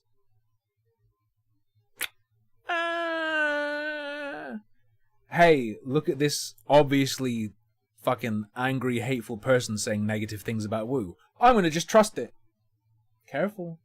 What she had been telling me to do, and I assume that forum post at the beginning I'm talking about. No additional inputs meant keep doing what you're doing. She always found a way to make something somebody else's fault when it was clearly on her plate and clearly her screw-up.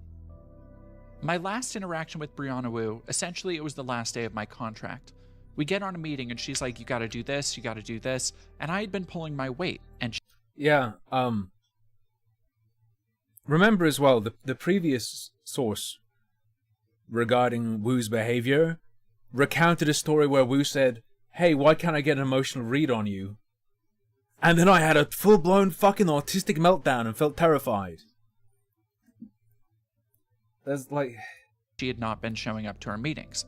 She had a conversation with someone higher up in Progressive Victory calling her out on that, so she was really upset with me. So I was like, okay, I can do these things, but just so you know, it's the last day of my contract, I'm not going to be renewing. And she was like, oh, okay, I hate working with you, and hung up the call. That's tight. End quote.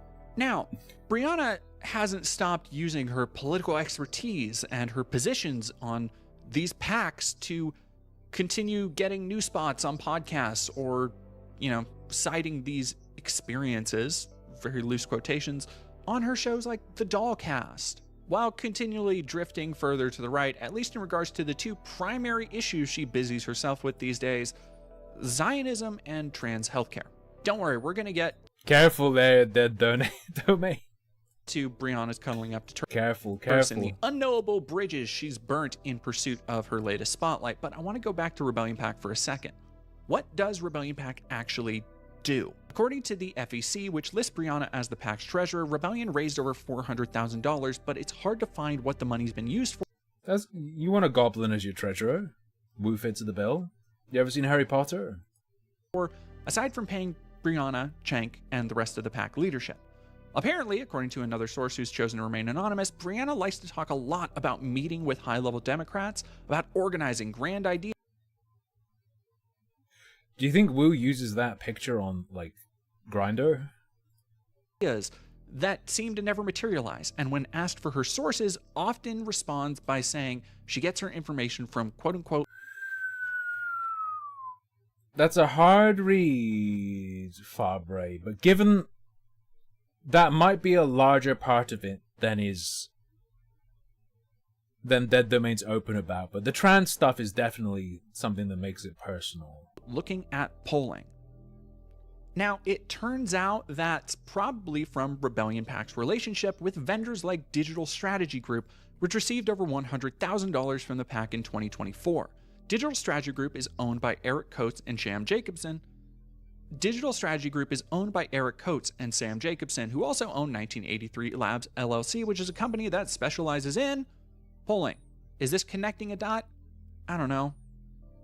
But I think it's interesting when Brianna apparently repeatedly talks so much about how she values and studies polls. Yeah. Because honestly, I couldn't tell you what the fuck else Rebellion PAC could possibly be doing. Judging solely by the dead social media pages that haven't posted in 3 years, I think it's safe to say they aren't making a big push, or at least didn't during the election. And I'm not the only one wondering this. This Medium post from Andrew Landra, a DC political consultant, is possibly an insight into Rebellion PAC and Brianna. He starts off by expressing concern for Brianna, depicting her as someone he's long defended and spoken highly of behind closed doors. Then he goes on to I do appreciate the shit-ass text captures. As I'm sure you're all aware, I capture text for my videos in the same way. Details questions to Brianna about Rebellion PAC, questioning its dedication to fighting dark money when much of its output was unaccountable, asking Brianna in polite terms to illustrate what the PAC has actually accomplished and what candidates it supported. Andrew notes two of the largest contributors are Zeta Global and Digital Strategy Group, asking what they do and why they donate to Rebellion. Zeta Global is a marketing company, and like we mentioned, Digital Strategy Group is another consultant company. He wanted to get the record straight, and Brianna's response was essentially, not unless I have full editorial control. Keep this in mind for some of the other podcasts and her current opinions as we dive into them in a few minutes.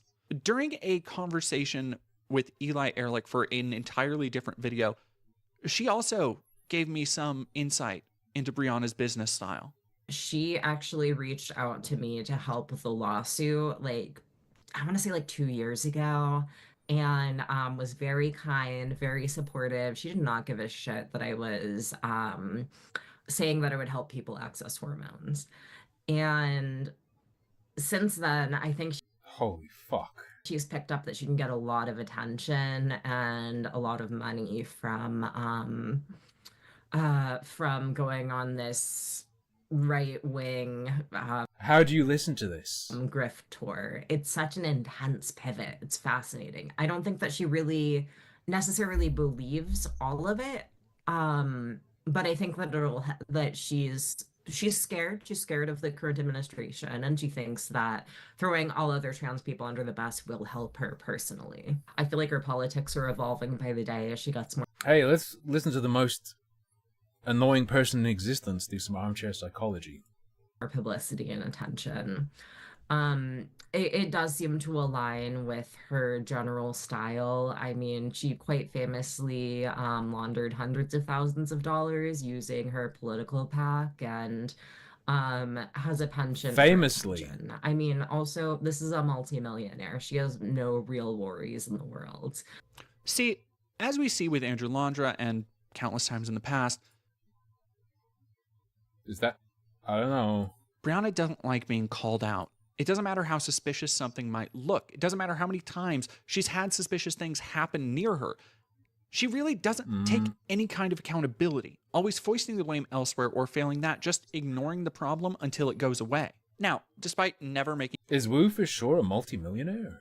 ...any impact in any field she's ever been in, from writing to animation to game design to politics, she continues to wear all this massive amount of experience on her sleeve. She then uses this experience to get more exposure and spots on talk shows where she can authoritatively talk about politics because she's been a candidate. You see, she's part of Rebellion PAC. She must know what the fuck she's talking about.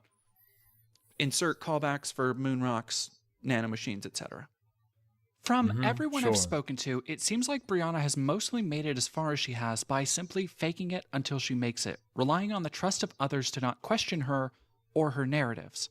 From an anonymous source who worked with Brianna, specific details have been withheld to preserve anonymity. Quote, See if hearing she her knows. selling herself, her pitch was basically, well, I'm different because I have actual experience. And that was appealing because it seems like there's such a lack of experience-based perspective in the online political world. She spoke about her experiences in a way that did not initially set off my bullshit alarm. Then you were retarded. That's an L. That's an L. At least for quite a while, we had very similar political perspectives. I think I was blinded by the trust that she actually did so many of the things she claims to have done. Over time, I started to get more suspicious, and seeing how she was responding to certain controversies, I tried to do my own research on who she is and what I was bowled over by Brianna Wu's charisma. Fuck off. You shouldn't be involved in anything where you have to read people. she's actually accomplished in any of the organizations and roles she's claimed to have been successful. I hope this person never buys a house or a car.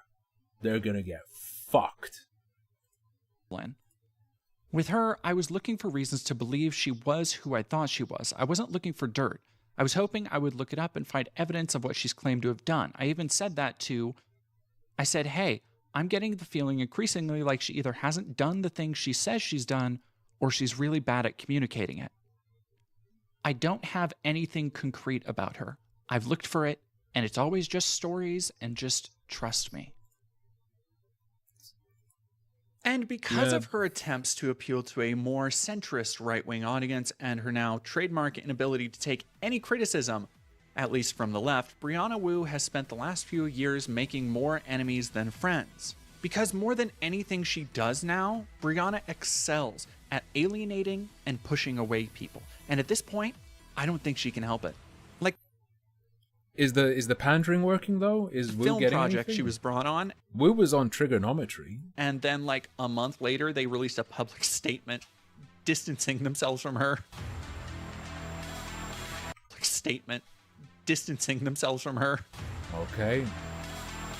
The enemies of Brianna Wu. Alright, let's go.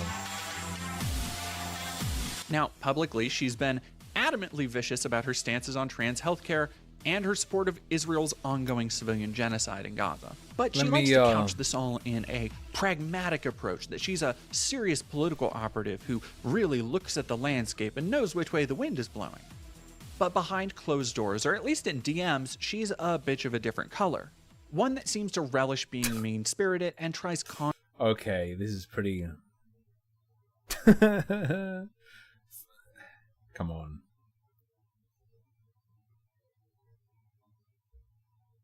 Okay.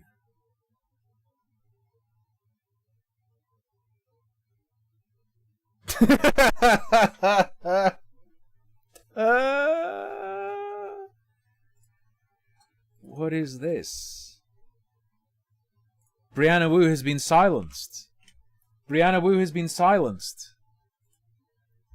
Someone, Adam Fox says, and still a door open for another congressional campaign. Wu says, it's going to depend on how my vocal surgery goes this summer. I've been basically unable to speak for the last 2 days. There's no way I can do a congressional run handicapped like this.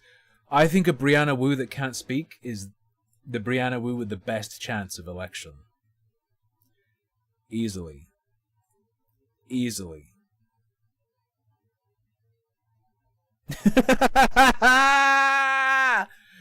Holy shit, Ausrad, thank you. Right. Brianna has been cast out. Ausrad has sent me information.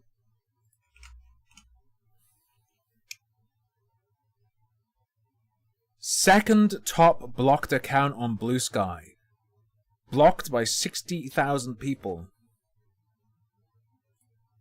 On Blue Sky, Brianna Wu. 60,724 if we're rounding up 61,000.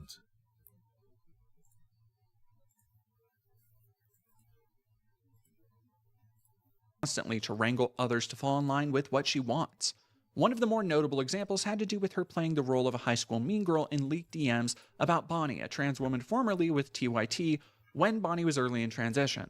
In those same leaked DMs, Brianna would agree that pronouns had been pushed to insanity and say Bonnie looked like a transvestite, while agreeing that non-binary people were partly to blame for the anti-trans social shift. This, despite... What am I looking at here? What's going on here?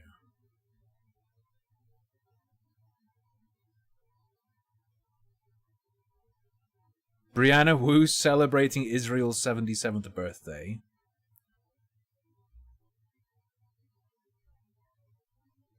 Trigger warning, I'm about to say something nice about a Republican. 1.9k likes. The pandering, like, that's not a massive number of likes, but it's one of the most popular recently. The pandering works, man. What else do we have?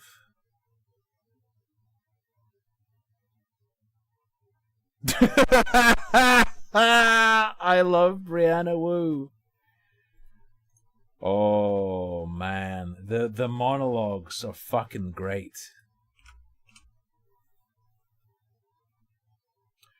In my late teens and early 20s, I did every drug I could get my hands on, trying to numb myself out of the desperate need to transition. It is a miracle I did not die from overdosing. I took every drug in my house at least 6 times, trying to kill myself, just wanting to be free from the pain. I went to rehab, got clean, transitioned. My life instantly got better. I've never felt a second of urge to use drugs since.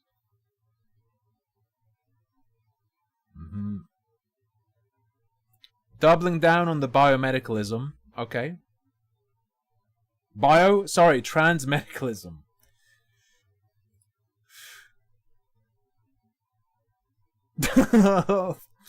Fucking hell.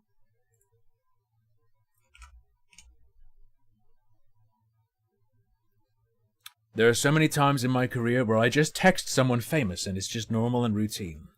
And I try to think about the 19-year-old version of myself and what she would think if she looked at my life today. A successful transition, marriage to a gorgeous man, a house, my own Porsche collection. Okay. Alright, millionaire maybe. The ability to work on any project or cause I care about. It would have been better than she ever could have dreamt of. It really is a good life if you don't weaken. Previous stances where she claimed to unequivocally support non-binary people. You see, these texts are just vicious bullying. By the way, there's no excuse for them. These DMs came out in 2023, preceding the more broad right-wing appeal she's been aiming for.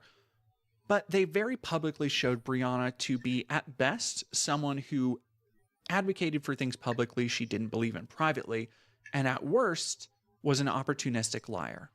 Well, Brianna would try and save some face by saying the leaked photos were out of context and limply try and take some form of accountability once she's actually backed into a corner. This kind of mean girl gossip is a common occurrence with her. In other DMs, like this leaked Signal chat, she calls out other activists like Alejandra Caraballo as toxic, citing everyone Brianna knows who's worked with her. In that same breath, she accuses Aaron Reed of being cut from a toxic cloth and says that a group she's part of lacks integrity. We saw earlier how she shit-talked Destiny, but that's not the only person she worked with that she'd be disparaging of, as she, in these same Signal chats, would claim Cenk Uygur of the Young Turks has Would shitty you opinions. swap places with Brianna Wu if you could? Fuck no. And called into question his choices like a presidential run. I've redacted the names here, so if Brianna watches this, she might just know who these are from, or she might have just lost track of all the people she's threatened and disparaged and talked shit about. I think that's probably the more likely answer. Are you sure about that, Zara? Because there was a successful fundraiser for surgery for Brianna Wu a long, long time ago. Either way, that was said to be like for urinary tract surgery, which apparently is a common cover for these things. I received several messages and DMs from other prominent members of the trans and queer community interacting directly with Brianna. These texts show who Brianna really is, how she tries to pressure others to fall in line with her political ambitions. She constantly tries to leverage others to agree with her, never attempting to be sympathetic to their point of view, if it won't gain her something. On a personal level, I think these DMs show a genuine lack of empathy on Brianna's part, where she seems so blinded by her my way or the highway attitude, she ignores the experience That's definitely part of the force field being down, Wayler. And I don't think it is everything, though. Ideas of others consistently. So by now we have a pretty consistent portrait of Brianna as someone who will bully others, shift blame, and deny most accountability, all the while touting experience and connections she really seems to just not have. It shouldn't surprise you that she is also trying to engage in hiring people to gather information on who she deems her political opponents. Got access to Mossad. And I have the texts and emails to prove it. From another You already showed source, us. In You spoiled it. 2023, Brianna attempted to hire someone to compile information on political targets like Jackson Hinkle, offering thousands of dollars for essentially a bounty for people she didn't agree with. I do want to note that oppo research, or oppositional research, is a pretty common practice in Washington, D.C. political and lobbyist circles. But the way Brianna claims to go about it here is just so bizarre.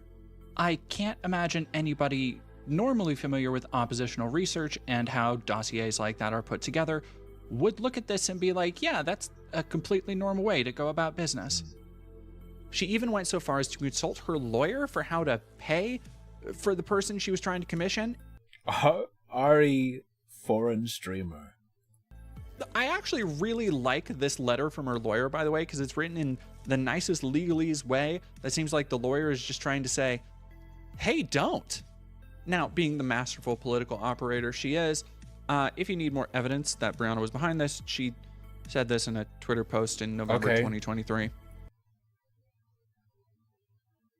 Makes the leaks way less important. In other messages, she claims to have already done this in the past, paying quite a sum for dirt on people who aren't named, though she gives an estimate between $5,000 and $20,000 she's previously paid for these dossiers, leading me to think there's been multiple? Now, is this Brianna weaving another strand in her ever-expanding web of bullshit? I don't know, honestly. If she was willing to go far enough to consult a lawyer on this, I don't see why she wouldn't have paid for this kind of thing in the past. If it was revealed that Brianna did intend to use these dossiers for blackmail or extortion, which is honestly the only reason I could see her doing this, it would have been the only reason? And insanely illegal, as not only is blackmail illegal, but Brianna. Why would Brianna have to use it for blackmail or extortion? You could just flatly attack someone with it, if necessary or opportune. Likely would have been using funds from Progressive Victory and or Rebellion PAC. But with Brianna, I have no idea if all of could just be an ammo stockpile for when it's useful. You don't have to extort or blackmail. You could just hold it and fucking use it when it's effective. This is bullshit. Like, she could have absolutely just been lying to this person and giving them inflated hopes for something that never would have materialized in the first place. And I can't help but wonder again, why? Brianna is not an elected rep. She's not even running for anything. She has a cushy job where she seems to barely do anything, but also can't stand opposition and loves to target people who disagree with her. Was she doing this for blackmail? Was she trying to extort someone? Why Jackson Hinkle? There are so many other questions that this leads us to, but the ineffable conclusion is Brianna is a snake who seems to see herself as some masterful political manipulator. I want to preface the last few sections of this video with these DMs and accounts of Brianna behind the scenes, because I think, along with everything else we've dug through together by now, they paint a cohesive Did you notice Brianna said we'd like to go after? Picture of who Brianna is, and even with all the plastic surgery she loves to show off, like Dorian Gray, that illustration is anything but pretty. See, modern Brianna Wu isn't just someone who tries to force others behind the scenes to step in line with her while making snide jokes she thinks nobody is listening to. She's also taken, as I've mentioned several times now, a broad approach to trans ideology in an attempt to endear herself to more conservative minds. This includes hanging out with noted racist and white supremacist leader Lauren Southern. Noted racist. As the two checked out Brianna's Porsche collection. I need to mention this so you don't forget that Brianna is still fucking incredibly rich, apparently, as she continues to talk about and try to represent the struggles of a community that overwhelmingly isn't. Speaking of being part of a community, or lack thereof, Brianna publicly came out as trans in 2014, and collectively, everyone just kind of went, Yeah, we know. Yeah. I regret coming out publicly as trans after 20 years. I literally never get called a man in real life. It happens hundreds of times a day on Twitter now. It affects how I see myself. I did it because I think we will lose everything on this course. Everything on this course trans extremists have charted. And I felt a duty to speak up. But all that has happened is neurotic, under-socialized trans people spend their days screaming at me, and so do TERFs. Why did I do this? My life is great. When the trans extremists end up causing HRT bans for adults, I'm old enough to just get HRT because people will just assume I hit menopause. I can literally enjoy a hard-won life with a good marriage and a job I love. Yes, it's tragic that gender-dysphoric children will not have access to healthcare soon because a bunch of lunatic freaks took over the trans movement, and whoop-off! And wrecked our public perception for TikTok clout. But they are the ones driving us off a cliff, not me. Why do I always choose to get in fights that sap my personal happiness and win me nothing? And collectively, everyone just kind of went, yeah, we know. And along the ride, there's been no shortage of fun tweets. Remember the KKK one? Notably, she's also buddied up to Richard Hanania. Now, Richard is your garden variety pseudo-intellectual who likes to use flowery prose to make basic observations about society seem profound. He's like a living version of those Facebook memes with someone's face chained to their phone, except he's like a YouTuber. Racist. He's written positively in the past about race science and eugenics, but most telling, I feel, about Richard was the time he shared a video of Grand Theft Auto 5 and thought it was maybe a real terrorist attack in Los Angeles. He deleted it, but unfortunately the internet doesn't forget. I've always found the best way to explain... You don't get to say that if you can't even fucking find the Zoe Quinn and Anita interviews and promos. Sorry. You don't get to use that line. What someone believes is to let them say it themselves.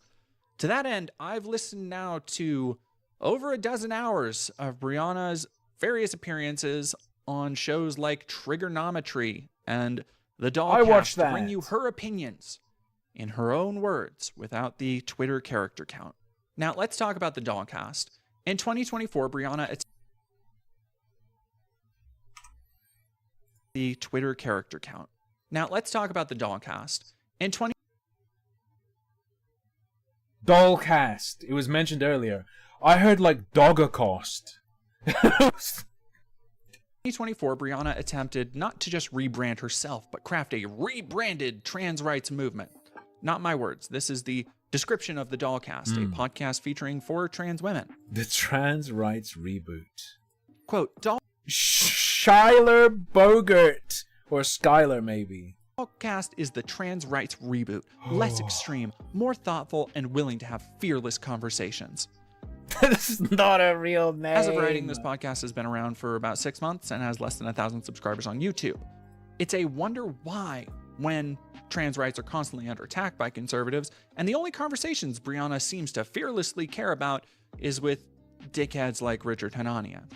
But more than her personal quirks, I want to talk about Dollcast because it represents Brianna's modern trans rights takes as well.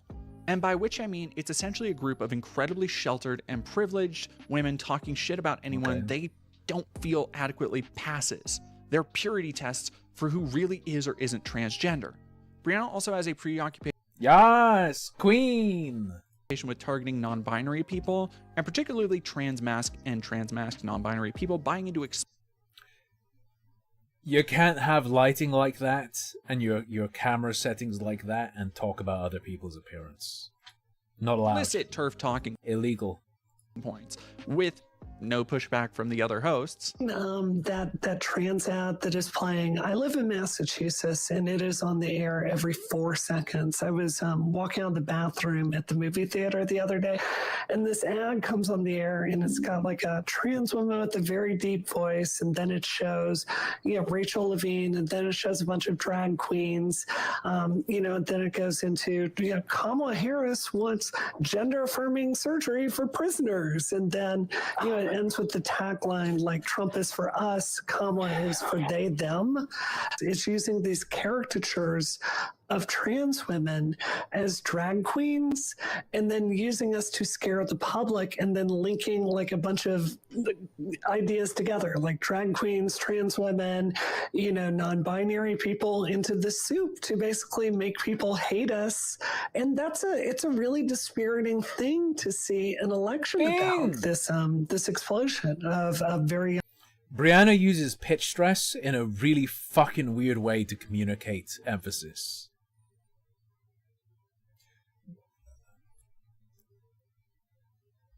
I'm not saying Brianna has a particular foreign accent, but there's a similar strange cadence to certain ESL speakers. It's really strange. Young children that are non-binary. I've got a really good friend of mine. He was telling me with the class, they were having a coming out day, and like half the class. There's a little bit of AQI in there, but that's something else. The raised tone at ends of sentences sometimes, but it's all over the fucking place. Was raising their hand, not saying hi, I'm gay or lesbian. Raising their hand and. By non-binary. And it's not them saying I don't think that they're going through something real there. I'm saying that just pragmatically, if you've got armies of these kids coming out in schools, it is scaring the parents. But maybe she's got some incisive political commentary to offer, what with having 2 congressional campaigns. If you thought that, those notions should be quickly dispelled. Episode 1 sees her basically blaming Democrats, kowtowing to radical progressives for trans visibility, and in a roundabout way blames gender activists for the conservative victory and their fixation on criminalizing transness. Like all 5 of us agree that this maximalist view on trans issues, this isn't what we want from the Democratic Party. What I find really frustrating. It definitely was a factor in Trump's win. For sure, if we want to talk about efficacy, if we want to talk about pragmatism. Is, as and said pretty much at the exact same time I was saying it.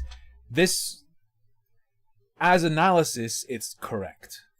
I'm a little older than y'all are. In the trans movement, like how we got all these rights was going very slowly, piece by piece, and getting buy-in from the wider public. Like something I tweeted out last week was a copy of my Virginia birth certificate, which has been changed after I got GRS to female, right? That is an accommodation that was put into law. It took time. There was buy-in from the public. What I think has happened in the last 5 years is a lot of the trans activists have convinced Democratic lawmakers of this maximalist vision of trans liberation that essentially comes to, it's a bunch of policy positions that turn the public against us. Yes, it's the gender activists. Do you think... I think Brianna used to speak much more slowly. And I have a theory. Let's get an old Brianna video.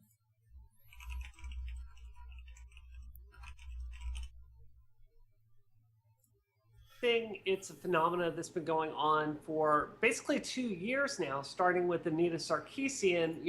Nah, not really. Advocate to turn the public against us.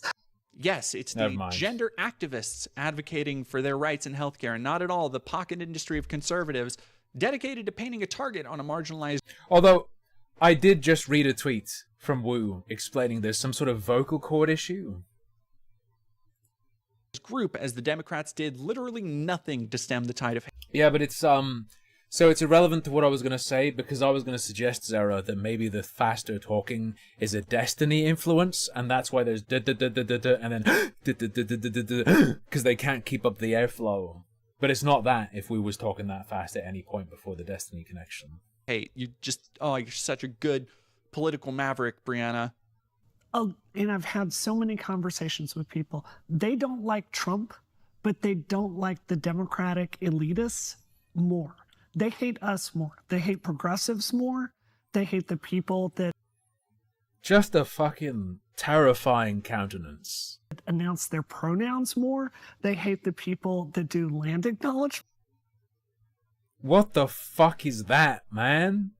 Oblivion Remaster. It's more culture in the Democratic Party that I've had a front seat to. And this is how it works. Someone will go to a focus group and they will sit down and say, well, if you want to talk to black people, here's how you do it. Use these words. If you want to talk to women, go use these words. You want to talk to Latinos, use these words. And what ends up coming is you're like a robot trying to go down the list and please every single member of the coalition.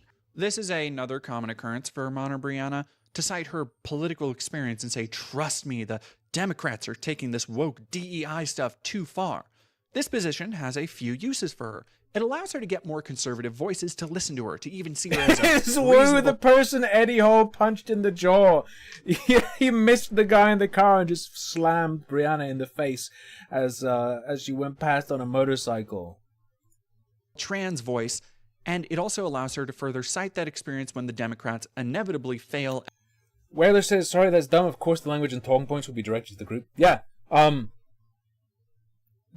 was part of Trump's strategy as well, actually. If we're looking at what was done on Facebook with political ads, in a sense. At their flaccid electoralism attempts. The problem is that while this might be a useful talking point for Brianna, it's not based in reality, and probably more damning is actually just reciting the conservative framing on these issues back to them. See, she's accepting the ideas being pushed by people like Matt Walsh, Libs of TikTok, Charlie Kirk, and a dozen other slightly misshapen talking heads. Like, hey, I'm a political organizer. I'm a genius at getting the message out. We should talk to people of different cultures exactly the same way when trying to make them like us.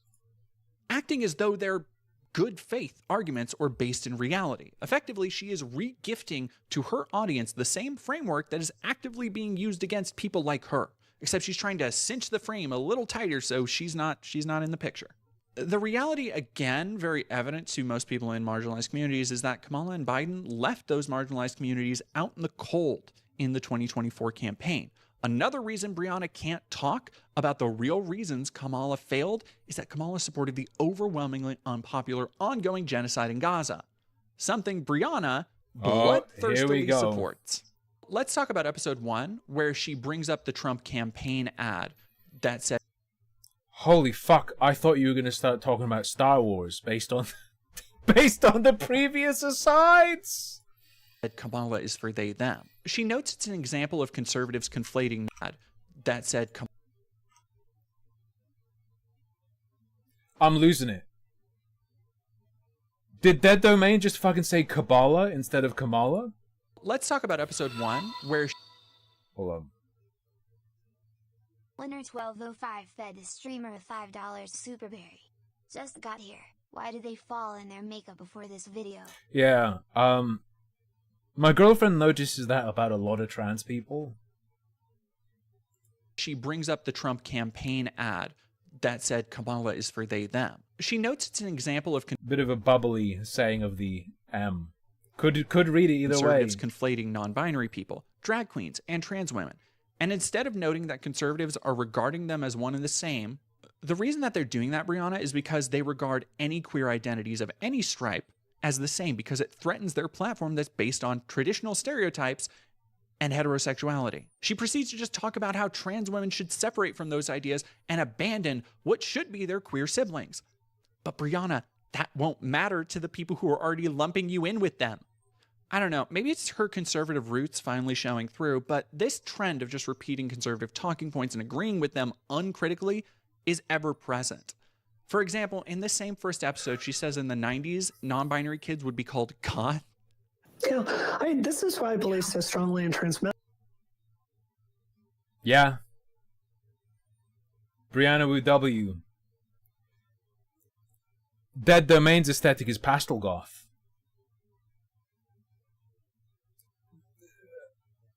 There are probably people who would read you as a goth rather than non-binary, which I think is what you're trying to signal. Listen, you know... Probably more so in the past when non-binary was less popular. I'm fully with you. Kids need to be able to play with gender.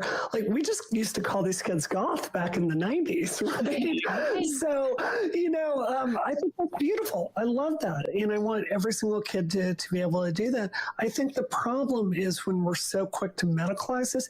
Kelly, I've used the talking point that you gave last episode literally 3 times this week, talking to elected officials, where you were talking about how, like, when you think a lot of the people that start this, they just want to be able to talk about their feelings. This is just repackaging the same tired social contagion talking points from TERFs who depict all trans teens as vulnerable little babies with no higher cognitive abilities, which is fucking wild to hear, especially from someone who claims to have gone through so much turmoil to find themselves in their 20s like Brianna. Episode 3, she opens talking about Buck.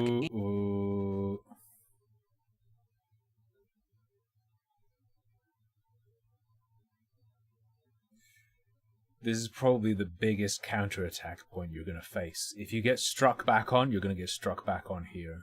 Angel. Brianna seems to cozy up to people who hate her or will just openly disrespect her because in her eyes they'll quote unquote have a... If Brianna really wants to pander hard to the right and wants to shoot back at you, you've just painted a fucking massive horrifying target on your back. A conversation with you. Meanwhile, she seems to think the radical trans activist can't have a conversation, probably because she blocks anyone that challenges her. See, she can take pushback from conservatives, but when people actually want to talk with her from the left, she'd rather call them, again, degenerate weirdos. I mean, you guys know my politics. I have a lot to criticize about trans activism, but when it comes down to it, I will fight with gender criticals. I mean, my mission is our... I'm not unblocked. I am blocked by Brianna Wu. Dignity. And, I go to... I'm too extreme for Brianna Wu. War on that every single day. And what I found when I talked to Buck is, yeah, he does have those tendencies to go down those paths. But, like, you can sit there and talk to him about, like... access to children transition. Like, I have a view that there should be a small window open with extremely high standards. He disagrees, and he will talk about that. And I don't know. I think that's to his credit. There was tons of stuff we disagreed on. There are other tidbits throughout the various podcast episodes that some might find vaguely strange, like when she talks about being in a medically induced ketamine hole, and that led her on a spirit journey where she was told she'd never be a woman. So apparently her inner woman is transphobic. And it really changed my personality. It's not a mistake that a lot of art... I went on a dream quest. And my fucking spirit animal dropped a YWNBAW on me. Fuck. I'm on right now is after I did that, because it did make me feel very fearless about what I want to do. But one of the things that clinical ketamine does is you're sitting there and tripping and you're going into the K-hole, as I call it, and you really feel yourself stripped away. All these stories about yourself that you tell, all of it, it just gets taken apart one by one, and you're just staring there at the core of yourself. And this is so dark, but it's also really beautiful. That what I found at the core of myself repeatedly when I did that was this desire to be a woman. Like, that fundamental thing that I want and cannot have, that's the essence of what I am. And I think that, like, leads to a melancholy and a pain that never leaves me ever.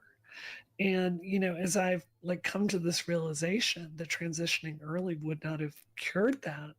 Like, do y'all feel that too? Like, this pain inside of you of always wanting to be something that you can never become? Somehow that actually makes a lot of sense for Brianna. Of all the insane claims Brianna has made, this is the one I actually have no problem believing. Another very telling incident was on episode... You're just moving on from that? I think Wu was being fucking for real there. Wait, what was the point of showing us that? For the Dollcast, where in the...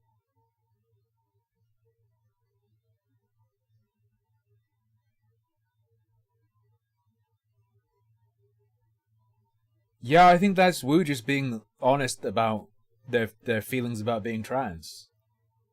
The first 2 minutes, Brianna talks about being in Boston. Is that presented to try and attack Brianna as like anti-trans when it's very clearly Brianna's actual feelings about it, I think. Being sad about Trump winning, and on a whim, taking a vacation to Disney World in Florida with her husband, which is an insane concept to me. Like, I don't know exactly how wealthy Brianna is, but the idea of simply taking days off, flying down and going to Disney World on a whim, that kind of capital is mind-boggling. I'll end our time looking at Brianna's podcast with this diatribe she goes on about how the trans community has failed to police its bad actors. Wait until you find out about Hassan. And at least she actually believes that, as we have plenty of evidence that Brianna... Oh, you think it's that, Zara? Like, how is it fucking possible that I have more empathy for, like, a trans retard freak than this person? Brianna took that policing personally. I get what Brianna's saying, and I think it's true. Yeah, this is quite sad. She's the one who's... And correct. Trying to do the policing in those DMs, remember? Fine, Leb. But I think, to play devil's advocate for just a minute, would the three of you not agree with me? The trans community has completely failed to police our bad actors. Like, we need a Gamergate hug patrol, but for trans people. We have just sat here silently as it's expanded and expanded and expanded, and you don't need gender dysphoria to be trans, and any kind of medical safeguarding is oppression. And it's really unsurprising to me why the trans movement, largely because... Dead Domain, depending on what you say in response to this, you might be setting yourself to get fucking obliterated if you're not careful, and if anyone who really cares about this takes notice. Be careful. People like me just stayed silent and didn't make a big deal out of being trans, like has grown to this place where you do have people with beards going into bathrooms and filming videos about it now. I mean, don't you think like we are somewhat responsible for... I've seen the video. This mess we're in? But Brianna, the lying, manipulating, spotlight stealing, backstabbing... Okay, safe response. Blame shifting, political renegade with no wins to speak of. She's the one we should be listening to. Okay.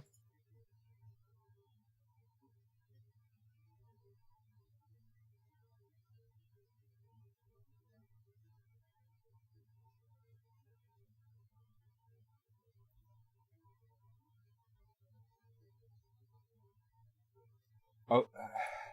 So how has this attempt to establish...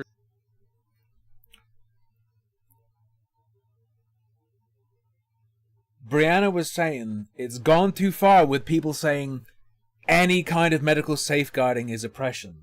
You can say that's an exaggeration. But if your counter is, oh, but we should listen to Brianna Wu with all these faults. Wait, are you on board with no medical safeguards? Why is that your response to what was just said? What the... Herself as a more measured voice for trans... I was kind of stunned. I imagined a lot of possible responses, not that one. Women actually fared. Well, judging by the number of appearances she gets on more conservative shows like Tim Pool or Trigonometry and others, pretty successful, I guess, for her. She seems to relish being the token trans woman they can get to come on and repeat the things, again, they already believe.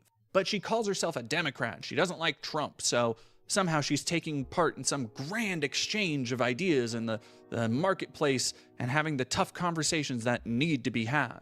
In 2024, Brianna would pivot almost entirely to argue for what she thinks are trans rights, which for her actually means excluding large parts of the trans community, as we've already gathered.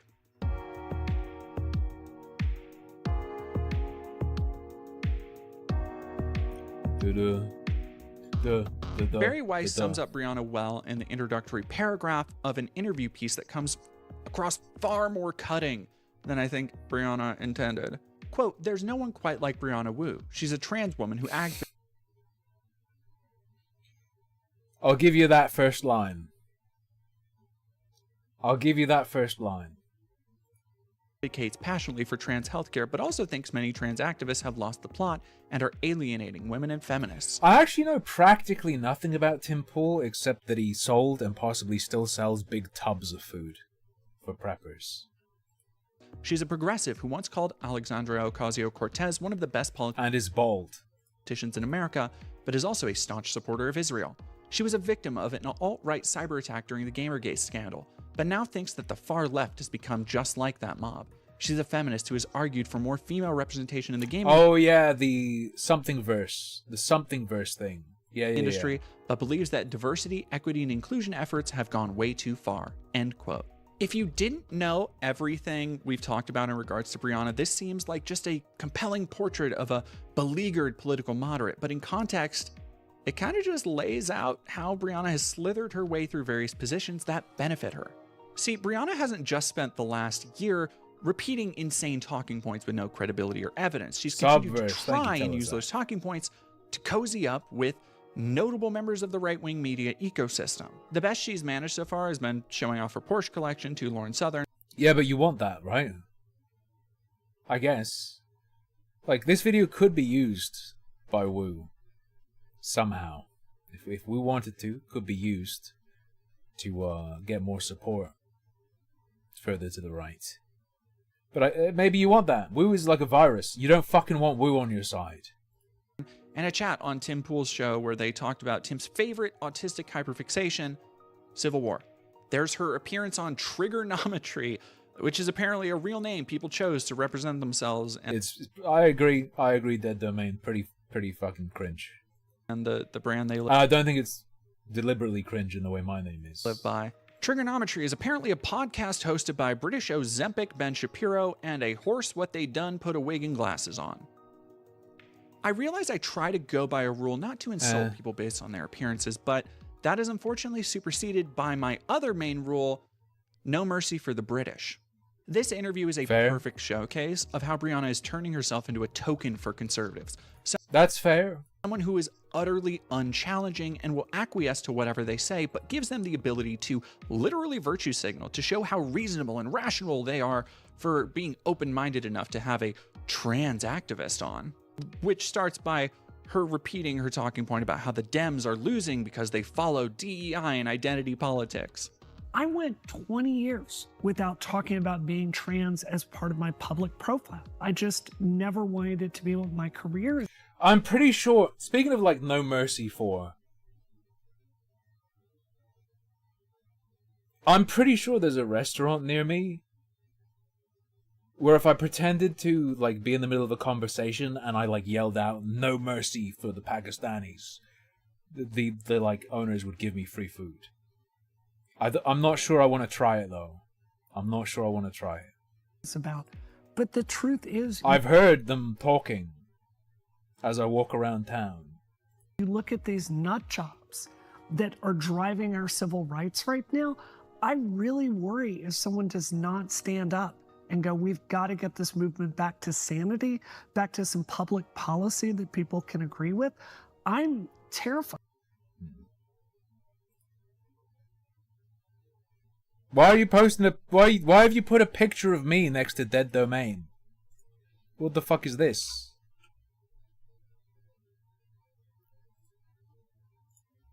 About what's going to happen. There's a message you can give people, which is, look, this is my body, my life. I'm going to take this medication. I will accept the responsibility myself. Just let me go make my own choices. People are on board with that. They are not on board with, we're going to announce our pronouns when we meet each other, and if you screw that up, you're going to be socially ostracized.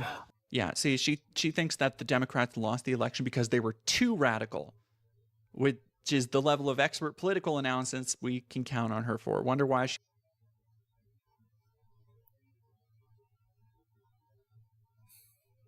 Public perception of your side was too radical on gender issues. Yeah.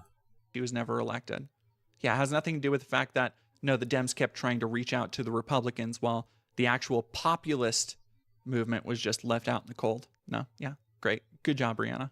I think there's an appetite in the Democratic Party right now in this moment to finally kick out the communists. I really do. I think there's an appetite to get rid of these people that have the same project as theocratic Islam.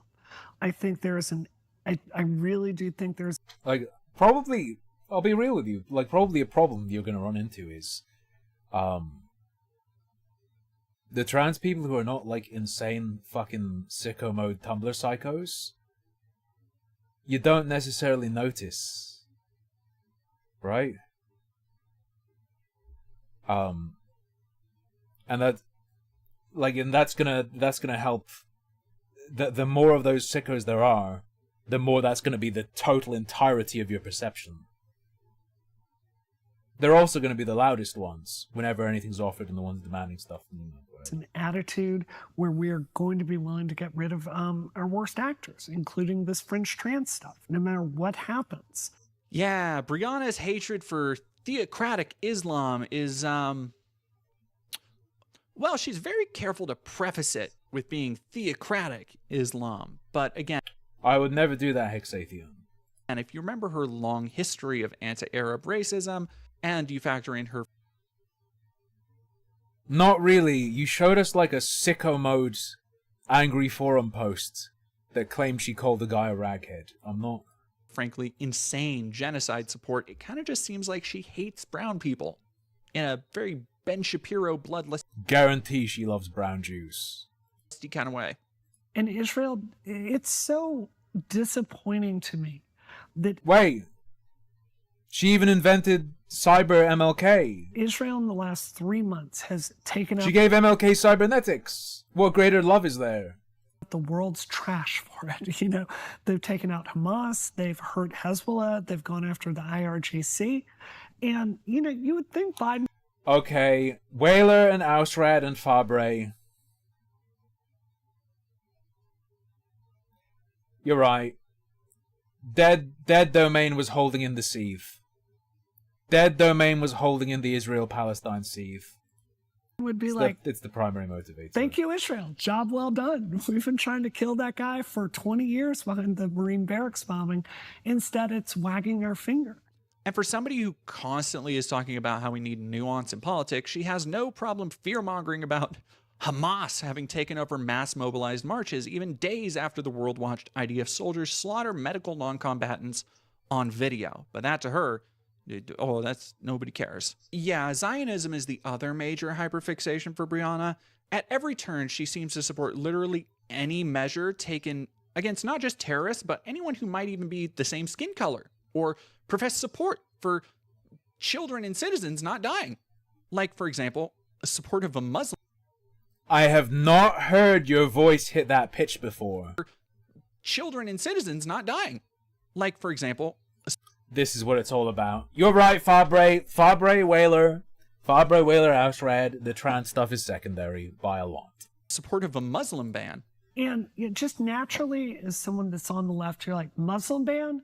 Discriminating against someone on the basis of religion? This is a bad idea. But so much of what I've thought about post-October 7th is if you look at the countries that this ban, which came from Obama, you know, it's like these are countries with people that have some really dangerous ideology that is a threat to American citizens. At the very least, we've got to aggressively vet the people we are letting in to make sure they are not going to start their own Amsterdam incident here in this country. So, yeah, for sure. So I'm so much more. I think that October 7th lifted the illusions from a lot of people's eyes across the right and the left. And I think we're going to see those kinds of issues grappled with more honestly this time. Yes, what a Brianna, just a principled Democrat saying the fascist president is right for trying to not let people of certain skin color into the country. We need aggressive vetting of people coming from places that are more likely to furnish our country with radicals. Yeah. The brilliant political mind. If you want a real... Like, Something that should be really obvious is that the people Brianna's talking about getting filtered out are a massive fucking danger to young people in Muslim families. Like, you are protecting Muslims as well. Look into how little Brianna seems to know about the Gaza genocide, or more accurately, how much she willfully ignores, look no further than her interview with Mark Lamont Hill, which was an absolute embarrassment for her, to say the least. Most of the pro-Palestine movement are not Islamists. And Gaza itself is an Islamist. Like, it operates under Sharia law, yes? we're talking about a movement, right? I'm assuming the people that you are getting comments from are not in Gaza. Brianna. Right? We're talking about the pro-Palestine movement. You're talking about people, for example, who are commenting from our exchange. Those people aren't in Gaza. The pro-Palestinian movement is a global movement.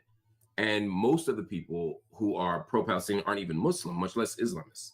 Mm-hmm. Second, you can be Muslim and not be Islamist. Yes. Yes. And so, you know, much of even historic Palestine, and I don't mean historically, I mean like much of the region right now, most Palestinians are Muslim, but most don't live in Gaza. And most of those people would not identify as Islamists based on all the polls, based on all the data. Really, you don't think Free Palestine at its core is an Islamist movement? I absolutely think that. What does Islamist mean to you? That's fucking retarded, Brianna. Okay. This project to conflate Islam with the state and to usher that into a form of government. She basically shrugged. The Free Palestine movement broadly, the movement supporting it is not Islamist. Shrugs at the idea of kids being targeted and killed, kind of just saying, well, them's the breaks in war. Every piece of the built environment nearly of Gaza has been reduced to rubble. A lot of them probably think, oh, we'll change conditions and then they'll stop being like that. In fact, a lot of them say this. Well, I mean, it's at least at 80%. Now, every school has been destroyed. 80%. Oh, it's horrible. It's horrible looking at the right? pictures, yeah. But we also see the killing of doctors. We see the killing of journalists. We see the killing of educators. It's really easy to say child. To be fair, it's not Israel's fault the US keeps giving them hospital-seeking missiles. We see the killing of journalists. We see the killing of educators. It's really easy to say child killed, you know, all of this. There are a tremendous number of child soldiers that are working alongside PIJ, militants, working alongside. Woo, don't. Never argue with someone ever again. What are you doing? Hamas, they're trained with weapons. It's horrible. Hamas is committing a war crime by using child soldiers, and that is a non-trivial number of those deaths. It's just an absolute fact. As far as, you know, some of this technology, don't. This is like really fucking bad rhetoric. White phosphorus and all of that. I think those claims are really overblown. Also need to bring up this wonderful chef's kiss of a moment where she says Kamala won't be affected by her. It makes it.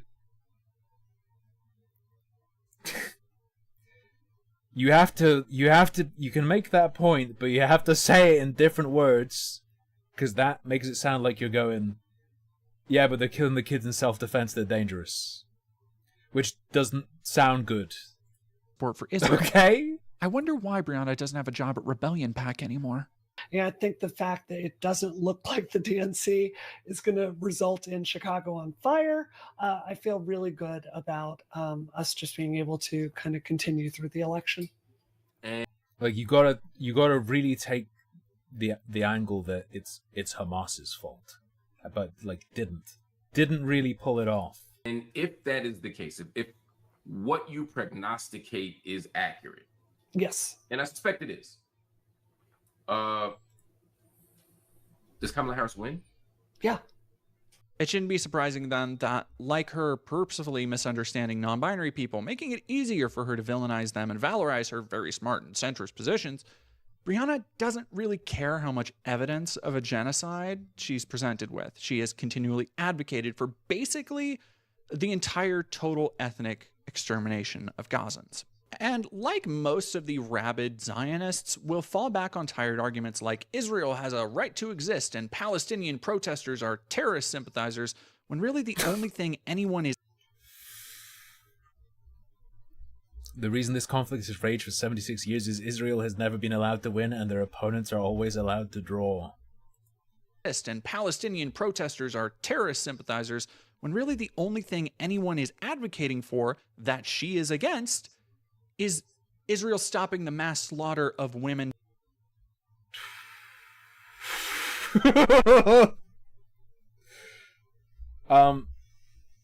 Right. Okay.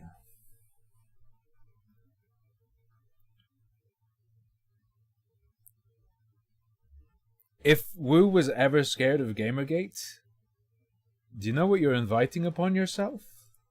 Children and talking like this. Combatants. Fuck me. That's it.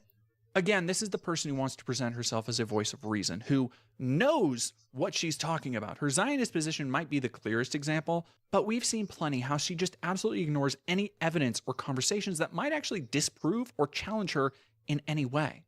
It's legitimately sickening to watch. Like her open praising of Mahmoud Khalil's DHS arrest, where she's been justifying the extrajudicial targeting of a legal immigrant because he advocated for the rights of suffering and dying people. But I'm an orange. Did they say not trans? I can't remember.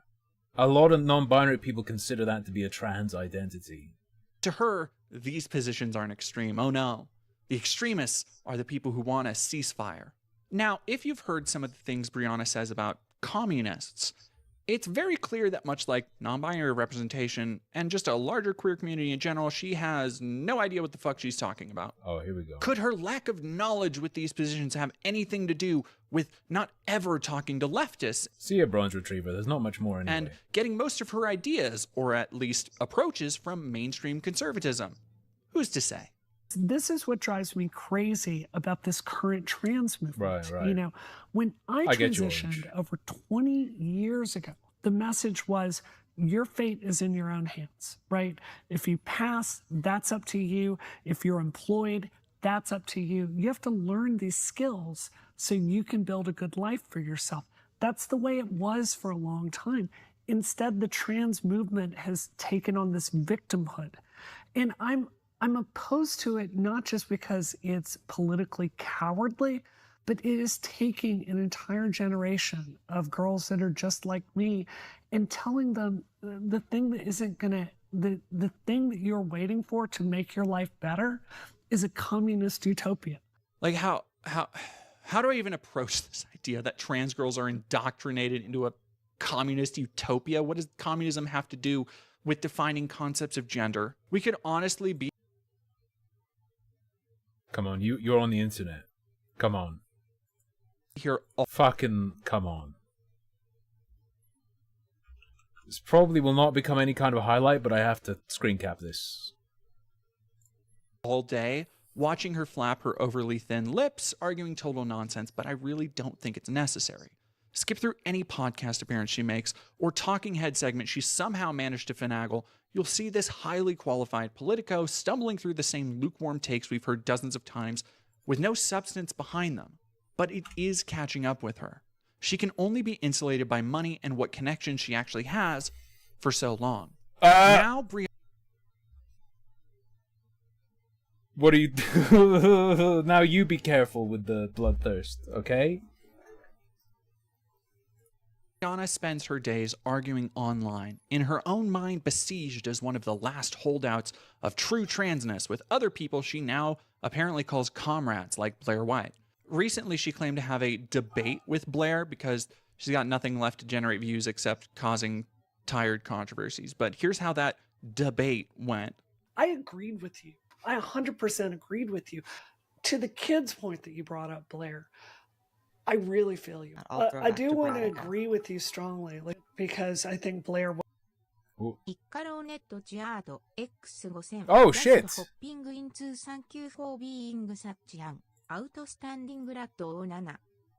Thank you. Greatly appreciated. That's a lot of fucking bits. Thank you. No problem. I'll keep being an outstanding banana. What you said about children growing out of it's very true. You're talking like there's a ton of surgery on children, and I fully agree with you for these. Like the, oh yeah, I can sorb out. And I'm going to show those ice cream donuts after this. The thing, like, what does communism have to do with gender or whatever?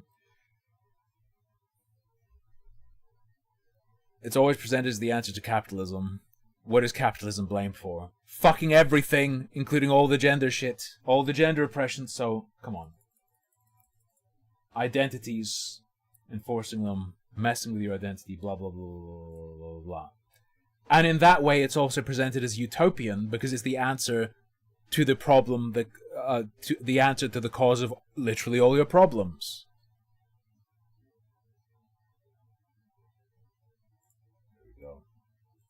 FTMs.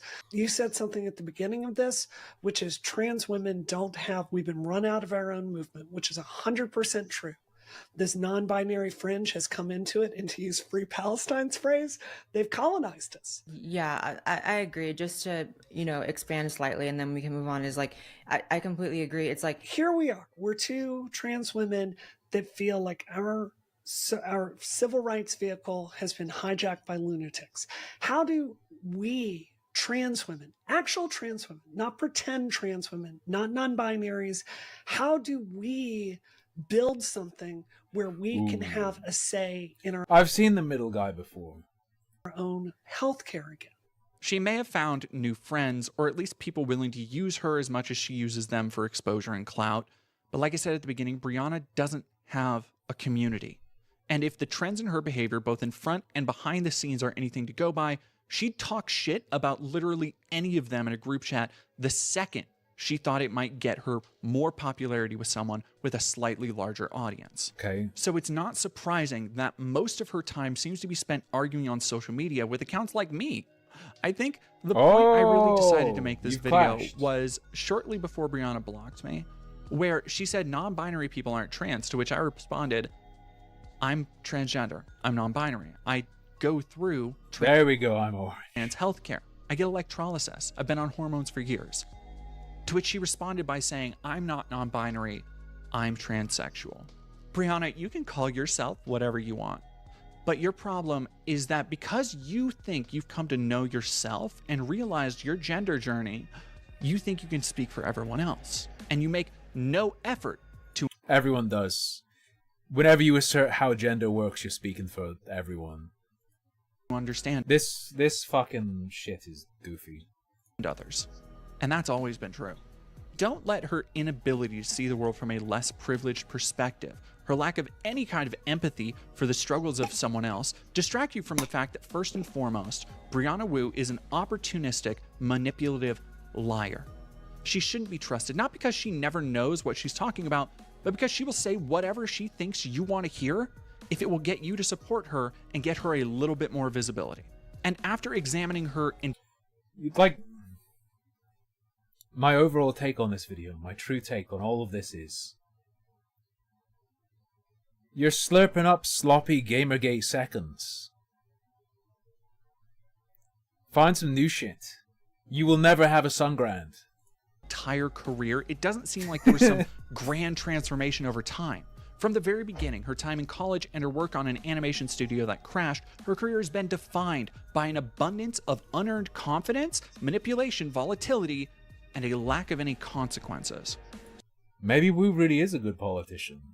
So maybe this video will do nothing. Maybe it's just preaching to more of the choir who already have her blocked on Blue Sky, but I'm honestly okay with that. If, on the other hand, Brianna were to lose her power and influence, it should be seen as due rewards for her history of lying and coercion. If she has no... This is a good take, don't trust Brianna Wu. Yeah, but, like, it's a lot of wasted air. Hold up.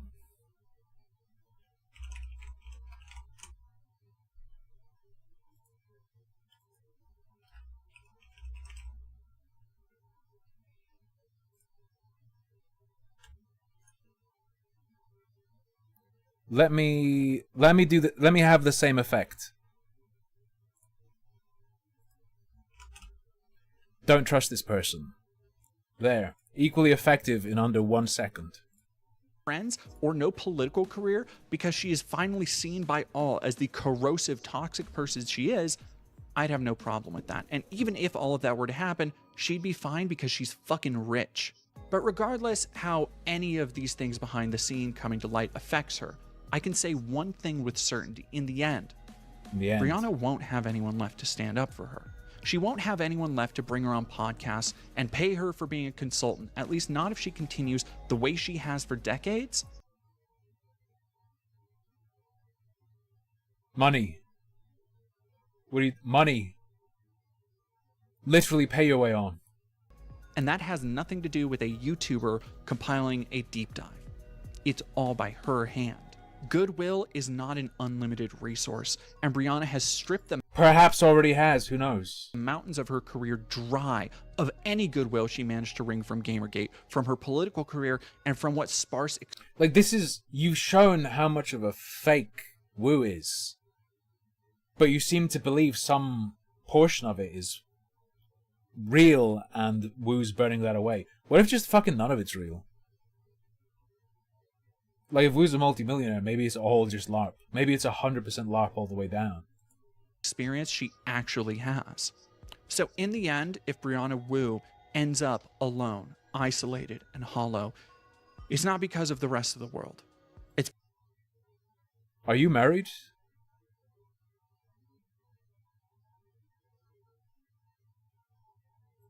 Because it's what... Like, you know Wu has a husband, right? What she's always been... Yeah, that's exactly what I'm thinking, Rev. Building towards. Through her own actions.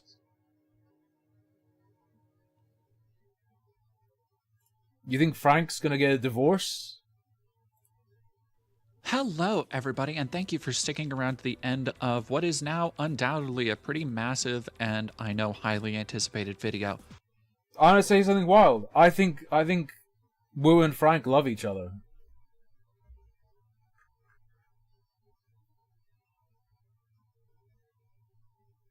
That's the impression I get. Maybe even too much, given the political ad he was allowed to make. Alright, yeah, that's gonna be all for today. Let's have a little palate cleanser. My girlfriend sent me a link and said, looks tasty, but I'm also craving sugar. Let's see.